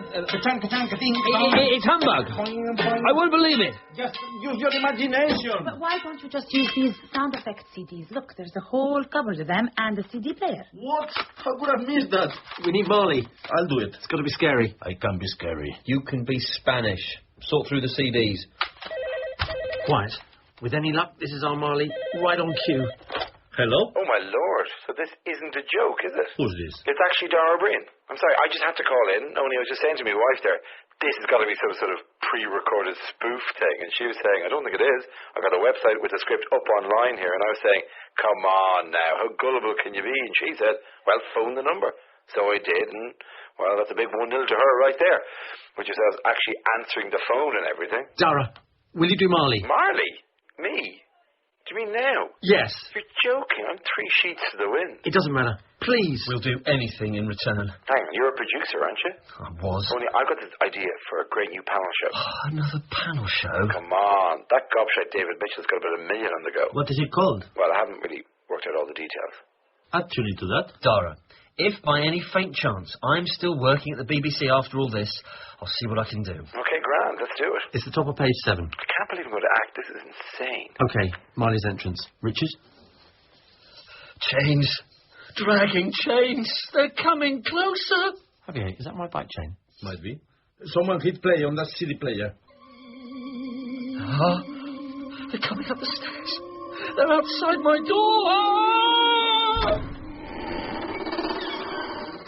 Now, what do you want with me? Go, Dara. Much. I want much from you, Ebenezer Scrooge. This is really weird. Who are you? Ask me who I was. John, who is that? Who were you, then? Dara O'Brien. Huh? In life, I was your partner, Jacob Marley. The comedian. Stone the crows. I can see straight through you. The worst guy. You don't believe in me? Irish, you idiot. I don't believe in ghosts. Don't call me an idiot. There's more of gravy than grave about you, whatever you are. You all right, Darren? Me? Absolutely fine. That was a death cry. It says death cry here in the page. Sorry, carry on. Man of the worldly mind, do you believe in me or not? I do. Oh, dreadful apparition. Why do you trouble me? Ignore me. Just getting the back off this hard drive. It is required of every spirit in life to walk with appreciation for fellow kind. If that spirit neglects to do so in life, it is condemned to do so after death, dragging behind the chains forged by such pitiless action. This is really Catholic stuff. Old Jacob Marley, speak some comfort to me. I am here tonight to warn you, Ebenezer, that you have a chance of escaping my same fate. You will be haunted by 3 spirits. Expect the first when the bell tolls 1. Hang on, Christmas pass. I've got an idea. Sorry, carry on, Dara. Expect the second on the next night at the same hour. The third upon the next. Look to see me no more, exit Marley. How was that? Fantastic. Really scary. I could get into this acting dark, you know. Well, good luck, lads. I'll keep listening, but, Sherry awaits. The police are outside the front. I've just had a text from my friend in the Iranian embassy. Who are you phoning, John? Jane Horrocks. I play squash with her husband. Huh? Trust me. Hello? Nick?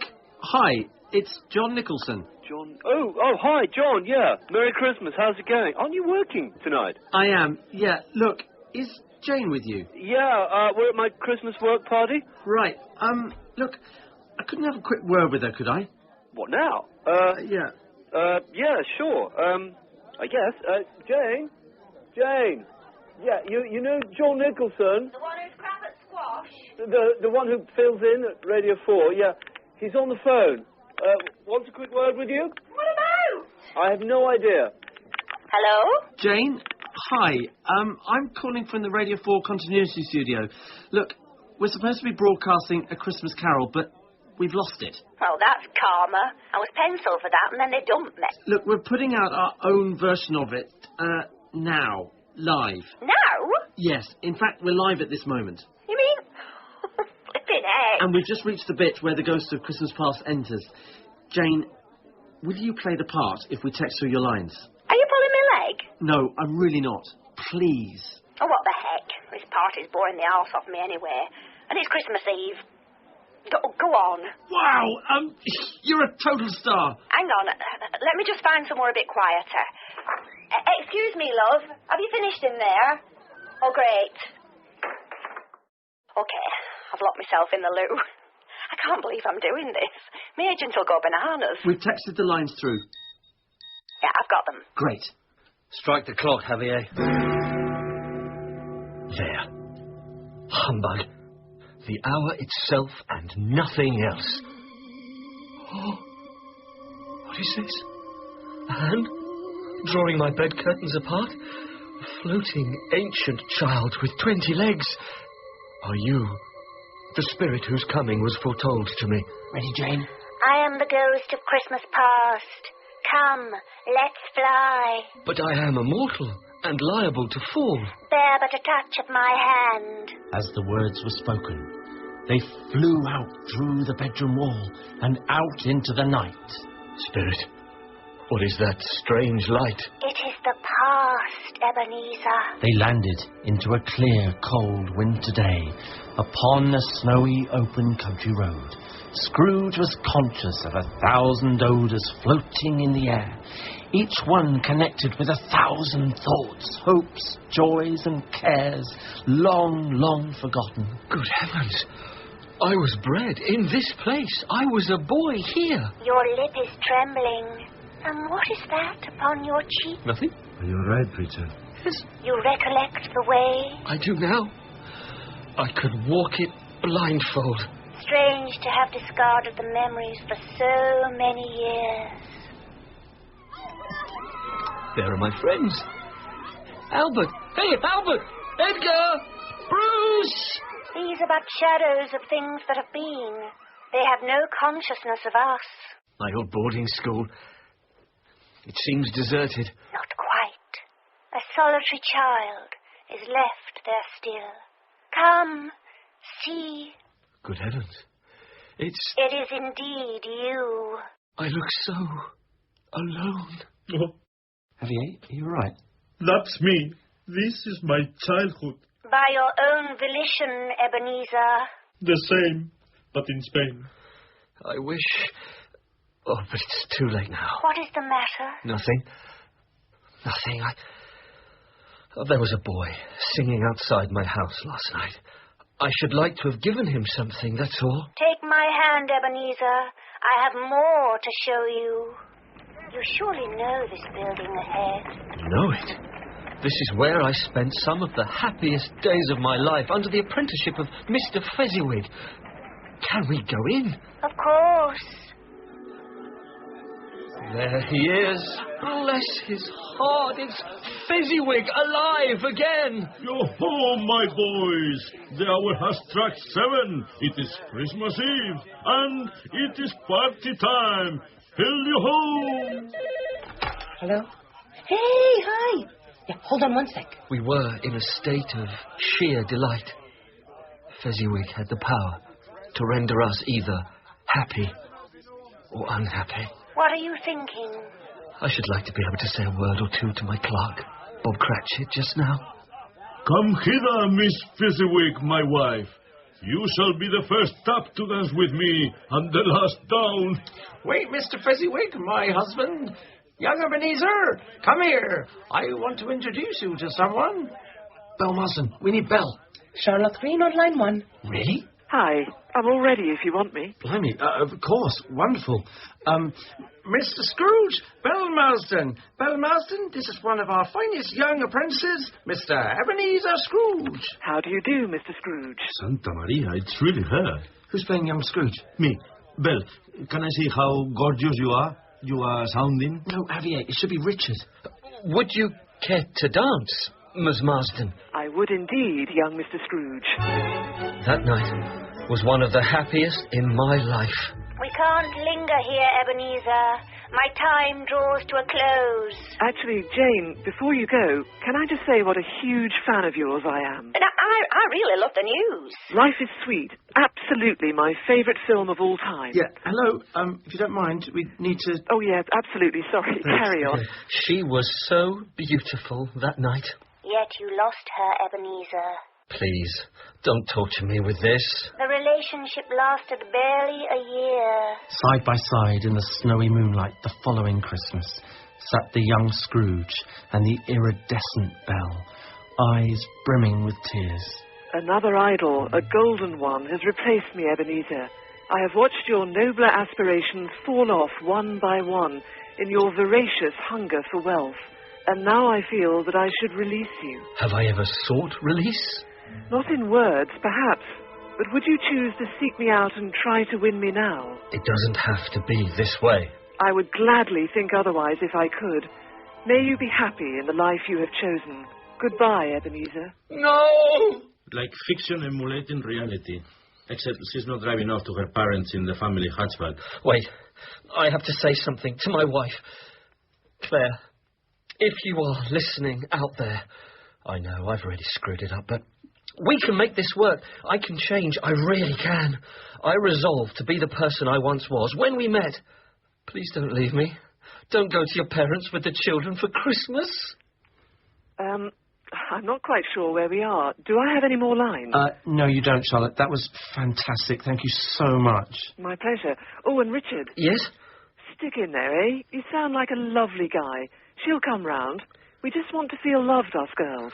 I do love her. I know, but you have to show her that. If it's not too late. It won't be. I hope not. I'll keep listening. Have to go. Bye. Spirit, remove me from this place. I cannot bear it. Haunt me no longer. My time with you has come to an end. Bear once more a touch of my hand. And before he knew it, Scrooge was back in his own bedroom, where he sank into a heavy sleep. Jane, that was brilliant. Thank you so much. No problem. There's someone really banging on the loo door now, so I better go. Sure. Look, I can't thank you enough. Anytime. Bye. Hello? Can I speak to my dad? Jessie, are you okay? Where are you? I'm in the shop at Heston Services. Where's Mum? She's just got out of the car to fill up with petrol. She was listening, Dad. Can you make it so we're all together for Christmas? I don't know. I am going to try and make things right, Jessie, my love. I have to go, Dad. Mum's coming. Bye. Jessie? Oh, maybe I should call her. I'll call Claire. I'll tell her... No, Richard, not now. Just play the story. I've just looked on the monitor down the hall.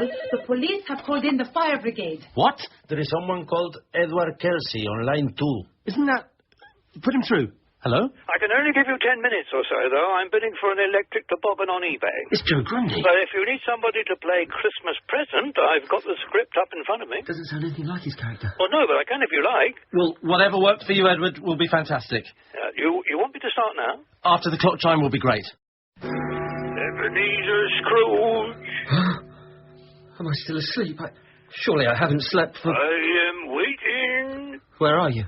Here, behind the door. I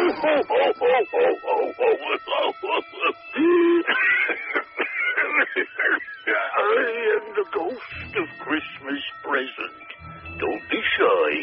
Come on in and know me better. The room Scrooge entered was filled with the most bountiful of Christmas offerings. Well, bet you never seen the like of me before. Touch my robe. Scrooge did so. The room disappeared, and in the same instant they were stood on a crowded street amongst Christmas well-wishers. Merry Christmas, everybody! You wonderful people, so full of cheer, eh? Anybody come into the ball for a quick one? The bull? What's he talking about? He's gone off-piste. He certainly sounds like he's had a few. He thinks he's in Ambridge. Get him back on track, Richard. Let us go to another place, Spirit. £80 for a toboggan? The guy's dreaming. Who is this idiot? Edward? Oh, sorry. Where are we? We're middle of page 22. To the home of... Right. Let's go to the home of your clerk, Bob Cratchit. Good old Bob. Yes, let's see him. Mother? What are you doing? Hang on. Just reformatting some sound files. Where on earth has your father and Tiny Tim got to?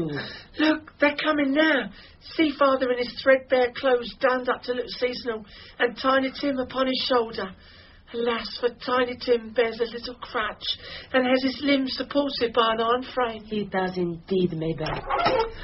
Father! Merry Christmas, my dears. Let me help you with your coat, Tim. And how did little Tim behave in church, Bob? He said he hoped that people who saw him might be reminded of who made lame beggars walk and blind men see. Oh, Tim, come on. Sit yourselves down. Let's eat this feast. It's hardly a feast. It's so meagre. A toast to our family. And to my employer, Mr. Scrooge. Me? The founder of the feast. It should be Christmas Day, I'm sure, on which one drinks the health of such an odious, unfeeling man as Mr. Scrooge. So I'll drink his health for your sake and the day's. Oh, I wonder who that can be. Hello? The Cratchits? Hello, this is Oliver's mum from earlier. The one who was fighting, huh? What have you got to say for yourself, madam? I just wanted to say, thank you. We're all sat here listening with Oliver now, and I just wondered whether he might be able to do the Tiny Tim line. You bet your life he can. A Merry Christmas to us all, my dears. God bless us. Oliver. God bless us, everyone! Hurrah! Spirit, tell me if Tiny Tim will live. I see a vacant seat and a crutch without an owner. If these shadows remain unaltered by the future, the child will die. No, kind Spirit, say he will be spared. If he be like to die, he had better do it and decrease the surplus population. Isn't that right, Ebenezer? No, Spirit, I have much I need to say. To everyone, I have been such an idiot. Claire, if you can find it in your heart to give me another chance, to show you I can change, I mean, please, turn off the M4 now. Maybe don't come back on the M4. It'll be very... Take the M25. Go... No, just... Please, come back to London. Very subtle, Richard. My life upon this globe is very brief. It ends upon the stroke of midnight.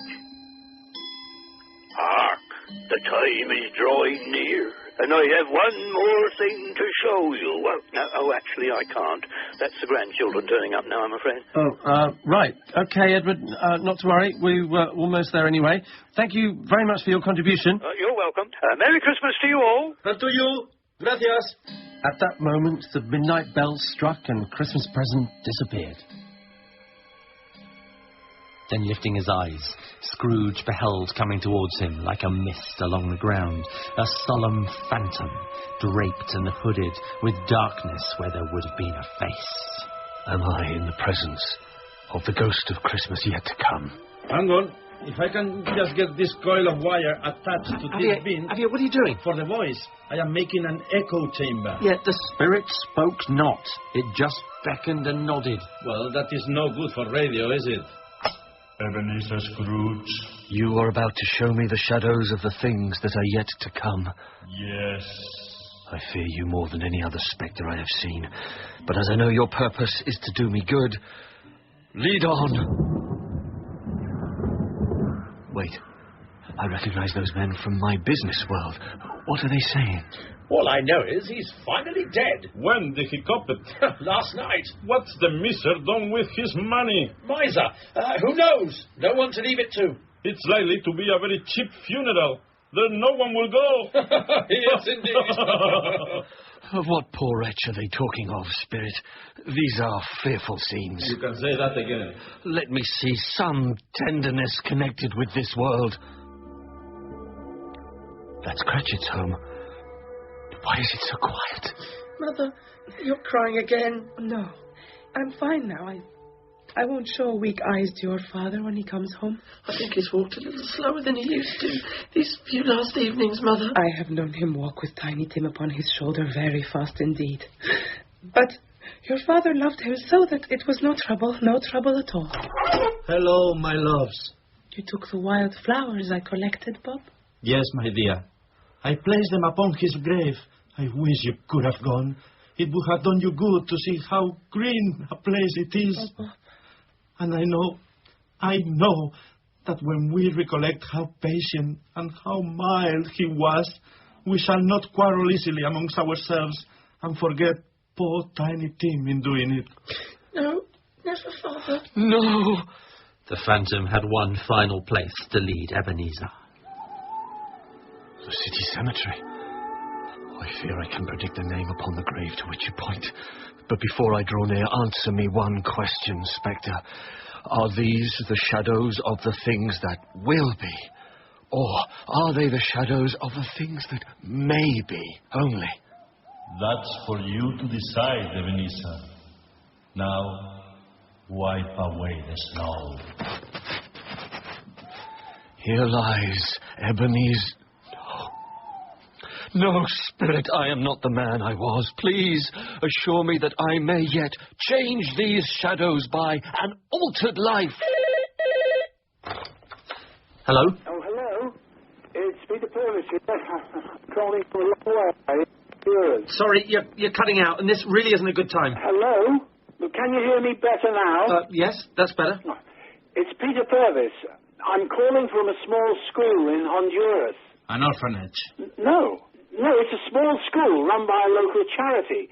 I'm here as a volunteer. But the children are forced to be there. No, look, it would really make their day to be on British radio. We were thinking this might help. Look, stand by, everyone. Are you ready? Okay, go now. Yes. Carry on, Richard. Oh, tell me I may sponge away the writing on this stone. I will honour Christmas in my heart and try to keep it all the year. I will live in the past, and the present, and the future. The spirits of all three shall strive within me. I will not shut out the lessons that they teach. Oh, I'm home. I'm back in my room, my bed, my bedposts, my windows. golden sunlight. Oh, glorious, glorious morning. Ha-ha, you! Down there, boy! Boy, what day is it? Boy, it's Christmas Day, of course. Christmas Day! Ho, ho!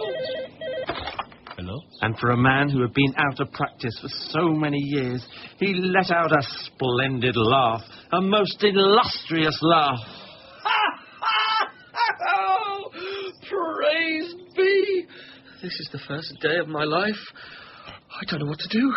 I'm as light as a feather, as happy as an angel, as merry as a schoolboy. Javier, the pealing bells. I've got it covered. That was Reverend Jones at St. Anne's down the street. He's got a full team of bell ringers rehearsing for midnight mass. But we're in a totally soundproof studio. With a fire door.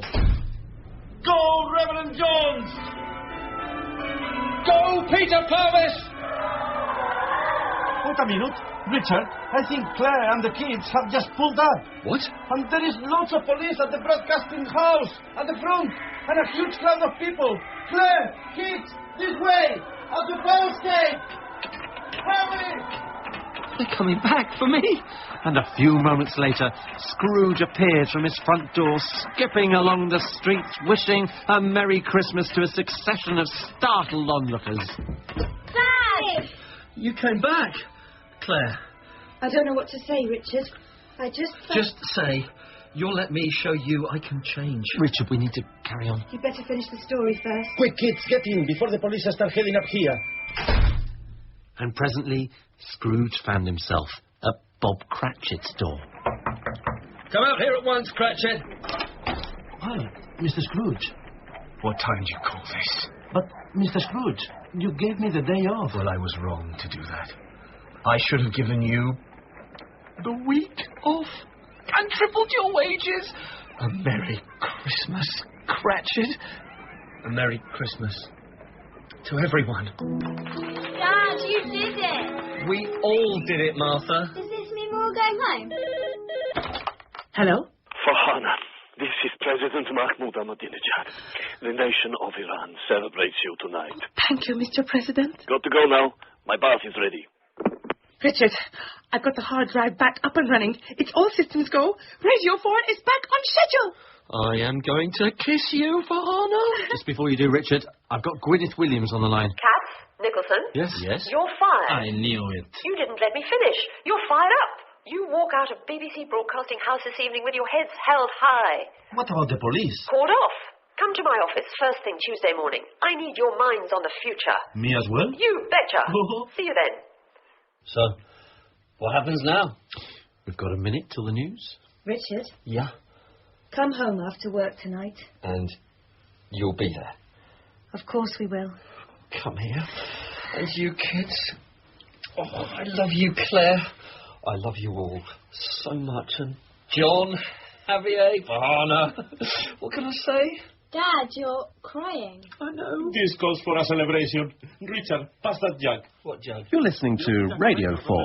Don't worry, I can just about reach it. And we're just about ready for the Fine, news. I just stretch a little further. Shall we take some calls? Well, we do apologise for that temporary fault. Do rest assured that BBC Radio 4 is restored and back on schedule, and that all jugs of eggnog have been safely stowed away. Don't like it anyway. You've been listening to Marley Was Dead by John Nicholson and Richard Katz. It starred John Nicholson, Richard Katz and Javier Marsan. Farhana was played by Serene Saber, Claire by Sophie Russell, Oliver Joshua Swinney, and Martha and Jessie Katz as themselves. Additional roles were played by Edward Kelsey, Jane Horrocks, Star O'Brien, Charlotte Green, Richard Madeley, Peter Purvis, Gwyneth Williams, Chris Evans and Jonathan Dimbleby. Marley Was Dead was directed by Sasha Yevtushenko. The producer was Stephen Canny. That was Marley Was Dead as a comedy broadcast on Christmas Eve 2010 on BBC Radio 4. Finally, no Christmas is complete without the night before Christmas. From the NBC Radio Playhouse from December 15, 1949. The National Broadcasting Company presents Radio City Playhouse, Attraction 66.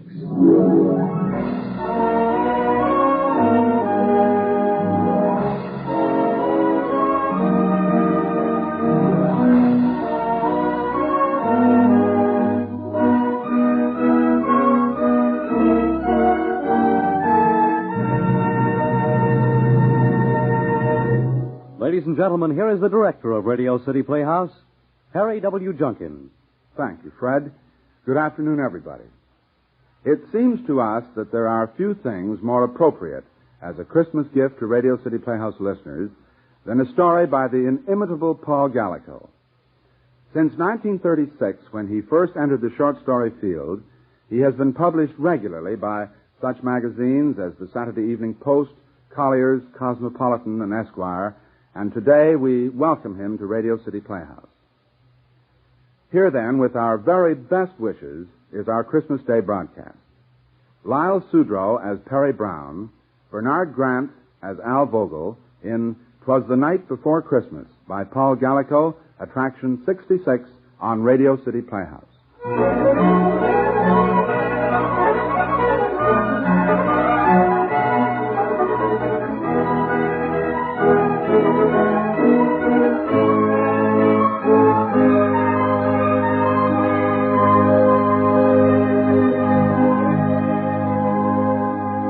It is 4 o'clock in the afternoon of Saturday, December the 24th, in the city room of the Daily Blade. Almost everybody has gone home. A couple of office boys are yawning on the call bench. 3 rewrite men are pecking away at their typewriters and watching the clock. At the head of the room, Tex Court, the city editor, is talking earnestly into the telephone with a hunted look on his face. Nearer the door, Perry Brown, the Daily Blade's best reporter, is chatting with Al Vogel, his photographer. They're both about to leave for Rusty's party when Perry's telephone rings.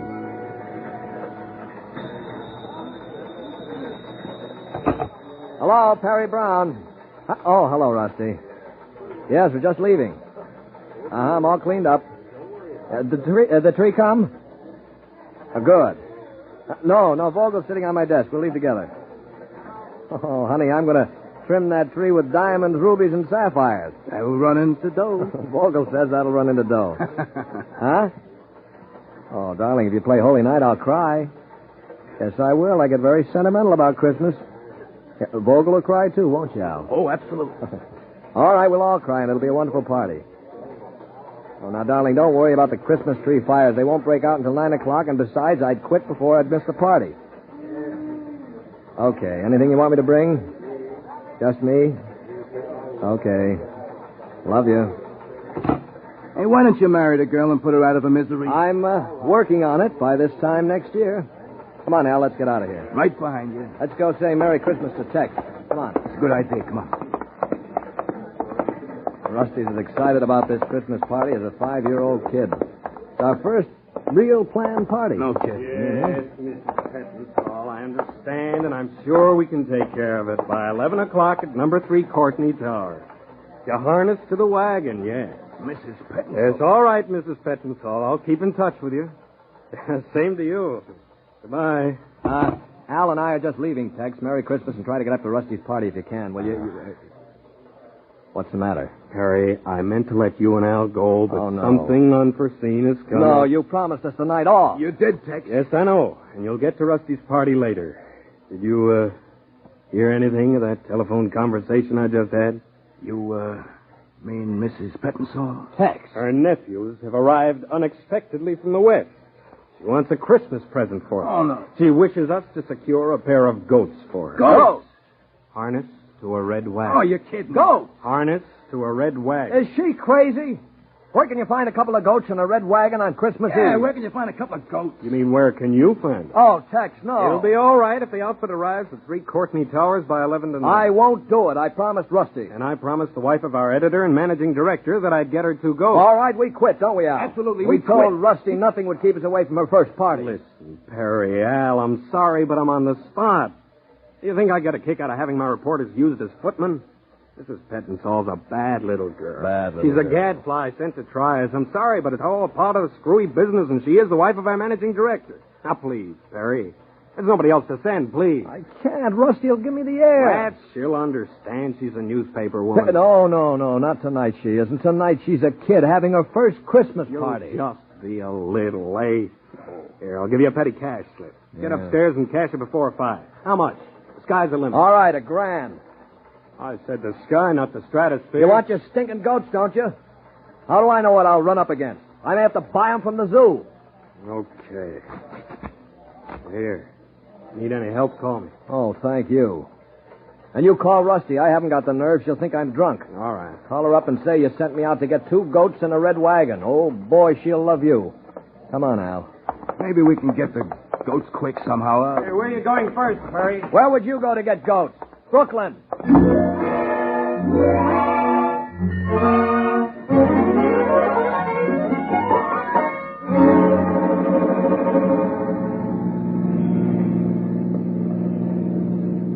Gee, Perry, it's nice driving over Brooklyn Bridge at night, ain't it? Yeah.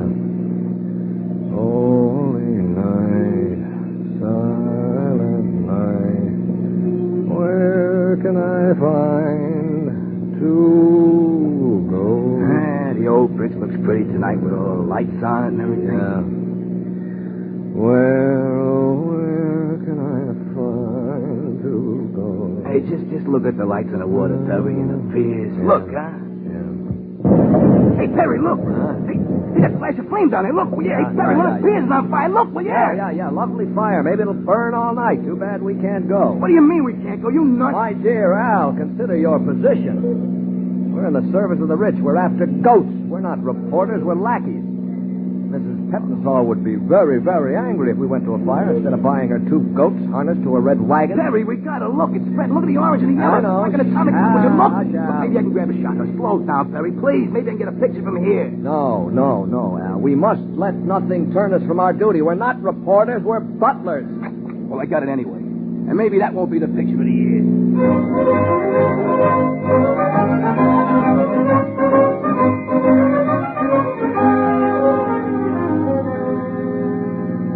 The first little goat will be silky and white, and I hope it gives Mrs. Pettinsall a bite. Hey, Perry, will you stop singing? No, we shouldn't have gone in a bar looking for goats. Oh, and where else would you look for a goat? Hey, Perry, look, that taxi. Look.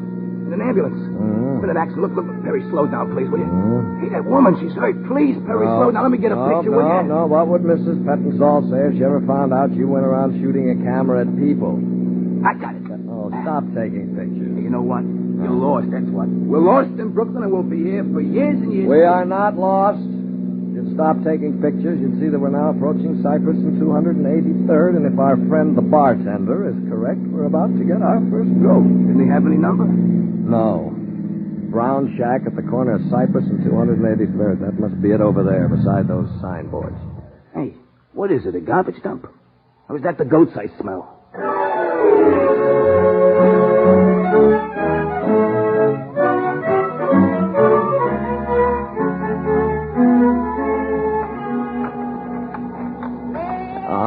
Rudolph, please, be a good goat, will you? Now, come on. What's he stopping for? I don't know. Please, Rudolph, we're almost at the car. Now, in a little while, you'll meet Mrs. Pettinsall. You like her. You can't pull them if they don't want to.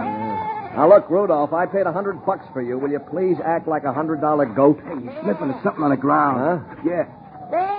Hey, Perry, look. Perry. It's a body. What? Yeah. In a sack. Suffering cat. There's a note on it. Give me your flashlight. Hey. Merry Christmas from the boys. Wow. I think I know him. Hey, flashlight in his face, huh? Yeah. Holy cow, Perry, it's ProGuard at the DA's office. Yeah. Oh. He had his nose in the poultry racket, didn't he? Yeah. Merry Christmas from the boys. What a story. How? Well, too bad we're busy. Perry, you're kidding. I'm not kidding. Business before pleasure. We're still 1 goat shy. ProGuard. Well, let me take a couple of pictures. Okay, but make it snappy. All right, Rudolph. I'll give you one more chance. Are you or are you not going to get into the car without being kicked?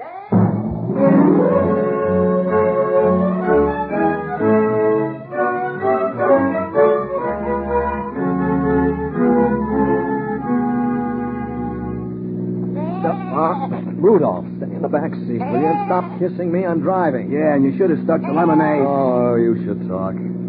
While I think of it, who did you phone in that last tavern? Hey, office, Tex. Oh, what'd you tell him? Nothing at all. He said Rusty had phoned and said you needn't bother coming to the party no matter how early you got through. Oh. And I just sort of casually mentioned the fire and the Progower murder. That'll teach him to send us out after goats. Where'd that bartender say we should go? Oh, guy by the name of Constantine Buonacasa. Huh? Just a couple of blocks more. Well, now what's the matter with Rudolph? I believe he is slightly loaded. He downed a whole can of beer the barkeep gave him. More likely it's the can. He downed that, too.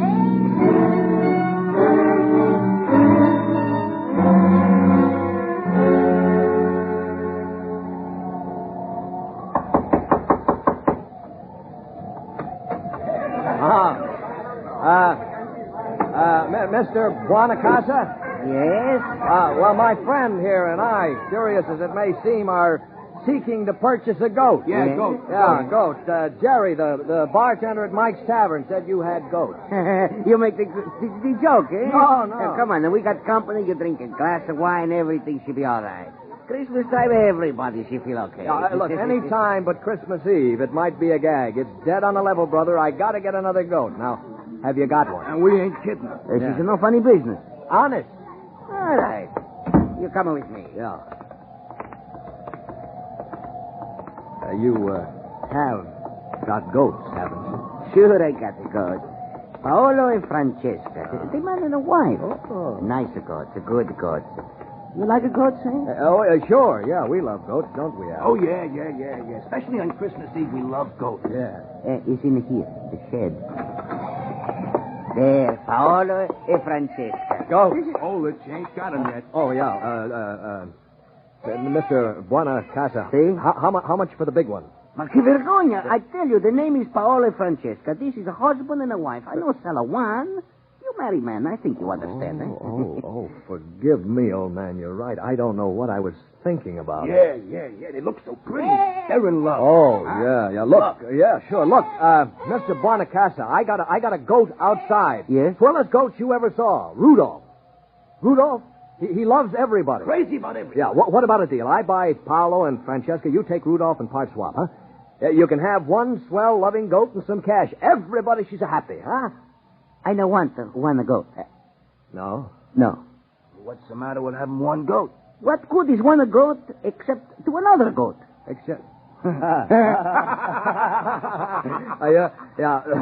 Mr. Buonacasa, it's a deal. How much? But I'm not sure I want much to sell now. $300? Amici, she's good. Paolo and Francesca, they're yours. Now, you come in the house and we have some wine. It's a party. We sing songs. We lift the ceiling.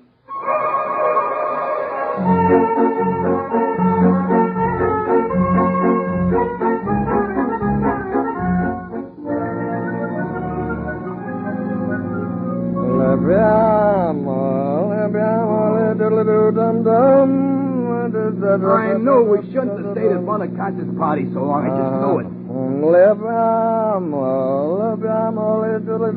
Harry, please stop, will you? If I don't eat soon, I'm going to die. Now, please.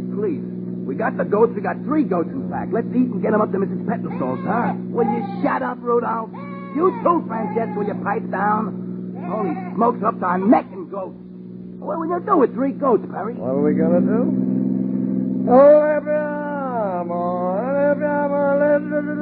If we don't eat soon, Perry, I'm going to be sick.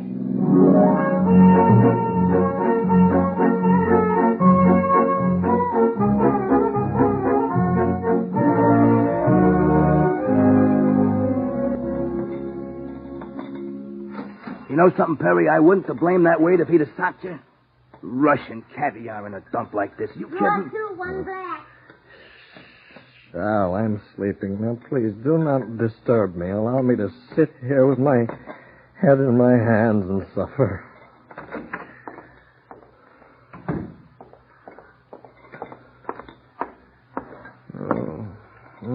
Oh, stop nudging me, Al. Will you stop nudging me? Good evening, all. Mind if I join the party? Rusty. Hello, Perry. Don't suppose you'd mind if I sat down? You're sore. Not at all. It's been a perfect Christmas Eve. How'd you find us? You left a trail a blind man could follow. When I saw your car parked outside with 3 goats in the back seat, I sort of figured you might be in here. Oh, don't be sore, Rusty. Sore? Why should I be sore? What are you doing away from the party? There is no party. Huh? Can I have some coffee, too? What do you mean? I'm working. Everybody's working. There's never been a Christmas like it before. Progower was murdered. Progower of the DA's office. Oh, for goodness sake. Well, fancy that. It also happens that Pier 547 Brooklyn blew up. Not really. Perry, why do you drink? Because they sent me out on Christmas Eve to buy 2 goats and a red wagon. Oh. Have you got the wagon? Huh? The wagon. The wagon. Oh, I haven't got the wagon. Well, I have. That's one reason I'm here, to extort you to forget. Where is it? Outside my car. Oh, Rusty, you're wonderful. Am I? We got 1 goat too many, Rusty. You noticed it, too, did you? Isn't Mrs. Pettinsall going to be surprised?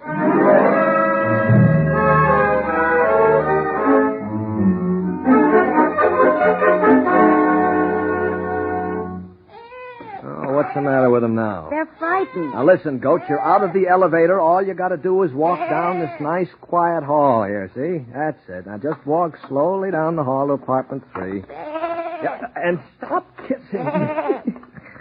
Oh, look, Rusty, Rudolph loves me. It's 11:15. The Pettinsalls will be home in 15 minutes. All right. Vogel, you take Paolo. Rusty, you grab Francesca. For you, Rudolph. Well, whoever answers this door is in for an awful shock. Rudolph, he loves me. He's kissing me. Merry Christmas, Rudolph. You're the sweetest little goat in the whole wide world. Good heavens. Are you the Pettinsall's butler? I am, sir. And might I ask what you are? Move over. We got goats. You got a bathroom with a sunken tub?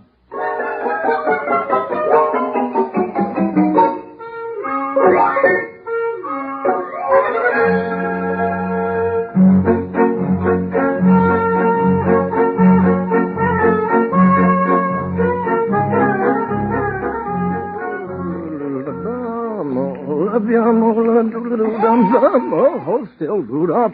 There. I guess you're clean. Oh, they both look like fluffy little lambs. Yeah, but Rudolph here doesn't deserve a bath after smashing the Pettinsall's mirror. Well, he couldn't help it. The first time he'd ever seen himself and that mean expression on his face. All right, hold still, Rudolph. You'll be dry in a minute. That's a boy. Give me another towel, Rusty. Hey, you've used 5 already. Bathroom looks like a nightmare. That's a boy. Yeah, well, you can't deliver dirty goats to Mrs. Pettinsall. Say, he's real cute when he's clean, isn't he? What's Vogel doing? Making a harness out of neckties. Son, let's get him harnessed to the wagon and get out of here before the Pettinsalls arrive. Yeah. Come on, Rudolph. You look swell. Well, come on, Rusty. Open the door. Oh, hey, this is sure some dump. Oh, how's the harness coming, Al? I used Mr. Pettinsall's necktie. Hey, look at it. Swell, ain't it? Oh, Al, it's the nicest harness I've ever seen. Yeah. Hey, you ever see a tree like that in your whole life? Never. And I never will. I'll never, ever have a Christmas like other people. Never. Now, let's get him harnessed.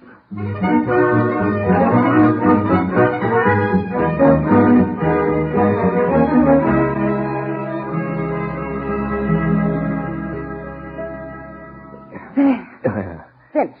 Red wagon and all. Yeah. Now, don't they look cute? Paolo and Francesca, man and wife. Makes me want to cry. Oh, what are they doing to the tree? Looks to me as if they're eating it. A little at a time. Rudolph! Good Lord. Darn you, anyway, Rudolph. Oh, Perry, look out. He'll break the other one. Suffering cats. Hold it. Here come the Pettinsalls, I bet you. Oh, what's going on in here? My vase. Oh, both of them. What is the meaning of this? Who are you people? Alan, are these people from the paper? I believe they are, my dear. Get out of here. All of you. You hooligans. You're drunk. I beg your pardon. We're not drunk. Of course you're drunk. Otherwise, what's the meaning of the third animal? It is a spare. A spare? That's supposed to be funny. Will you please leave? Alan, I expect you to deal with these people tomorrow. Oh, Rusty, I believe Mrs. Pettinsall is sore. Is she? Well, so am I. Mrs. Pettinsall, you're all through with Perry Brown now, aren't you? I don't believe I know Yes, who... you are. You're through with him. He's drunk and he's dirty, and besides, he served your purpose. He got you what you wanted, 2 goats and a red wagon on Christmas Eve. No other man in town could have done it tonight, or would have. Get out of here, you... You've been using our office and our staff to do your dirty work for the last 5 years. Run errands, fetch and carry, fix things for you, play nursemaid to you. Well, that's out as far as we're concerned. And when you replace us, I suggest you go to an employment agency that furnishes trained servants. It'll be nice to know you can call up the office when you need an extra butler. Come on, boys. Come on, Rudolph. Let's get out of here. I can smell something that has nothing to do with goat. Well, Now, my dear. Good night, Miss McGowan, Mr. Brown, Mr. Vogel. Good night. Come on, let's get out of here.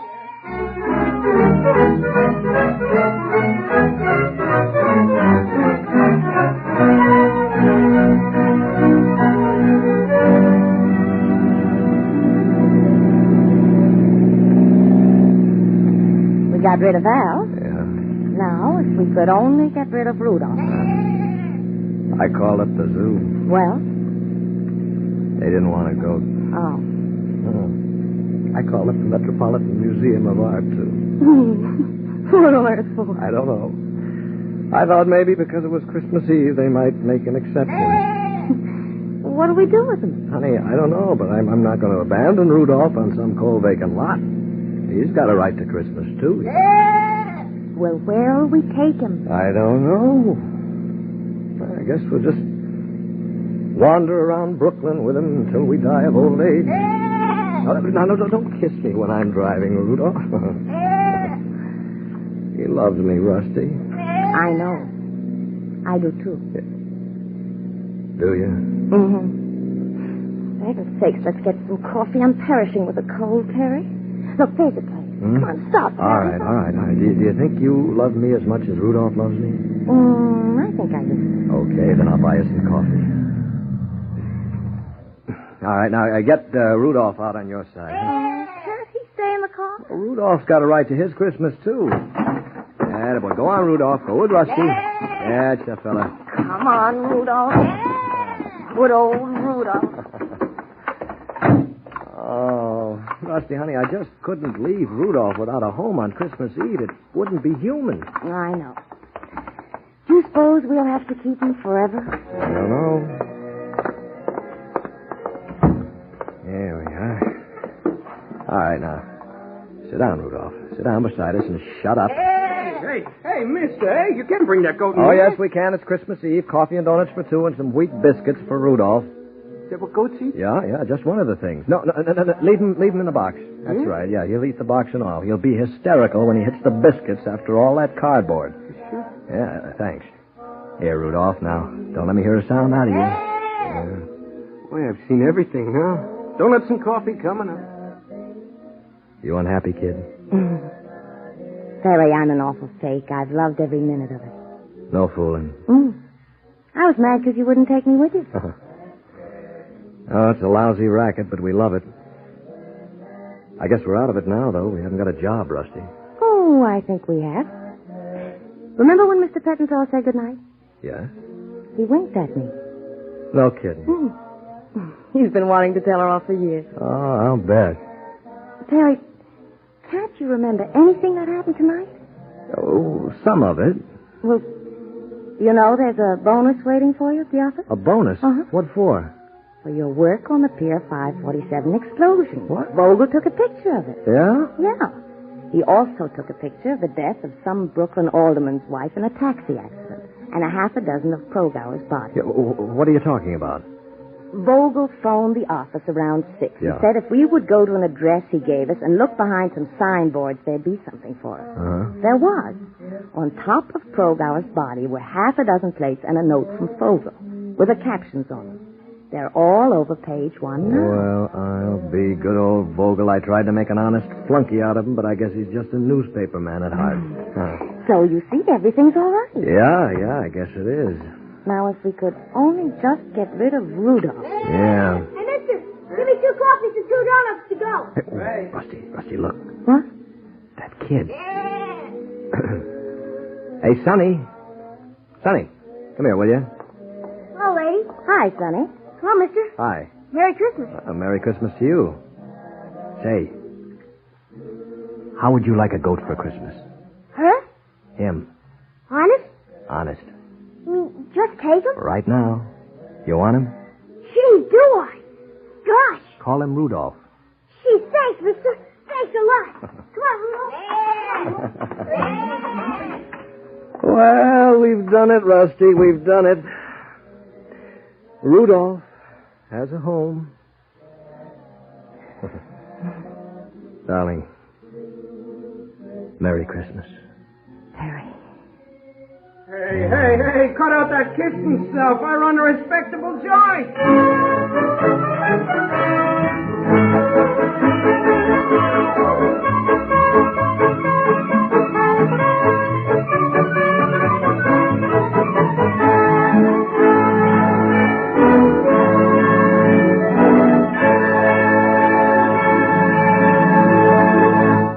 You have just heard 'Twas the Night Before Christmas by Paul Gallico, starring Lyle Sudrow as Perry Brown. Bernard Grant was Al Vogel, and other members of the cast included Ross Martin, Frank Milano, Louis Van Ruten, Connie Lemke, Butch Cavell, and Grace Keddy. The special music was composed and conducted by Dr. Roy Shield. 'Twas the Night Before Christmas was adapted for radio by Harry W. Junkin, who also directed the entire production.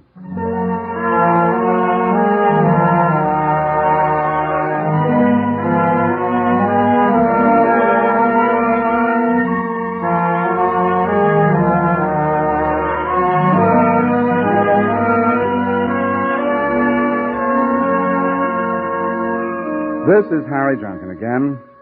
Next week on Radio City Playhouse, Jan Miner gives vitality and charm to the role of Anne Stratton in a tender and beautiful love story called Reflection. That's next week, Reflection, Attraction 67 on Radio City Playhouse. Merry Christmas, everybody, and good afternoon.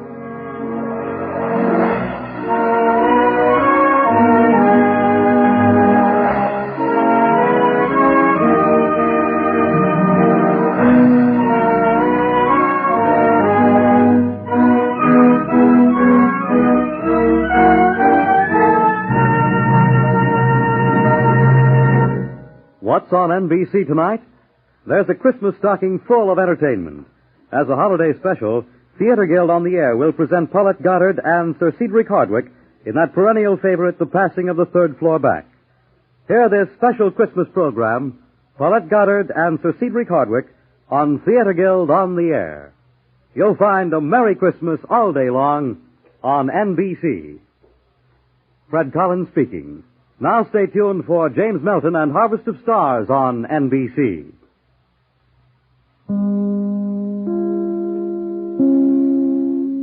That was The Night Before Christmas from the NBC Radio Playhouse from December 15, 1949. Merry Christmas. Well, that's it for Airchecks for this week. Next week will be on the New Year celebrations.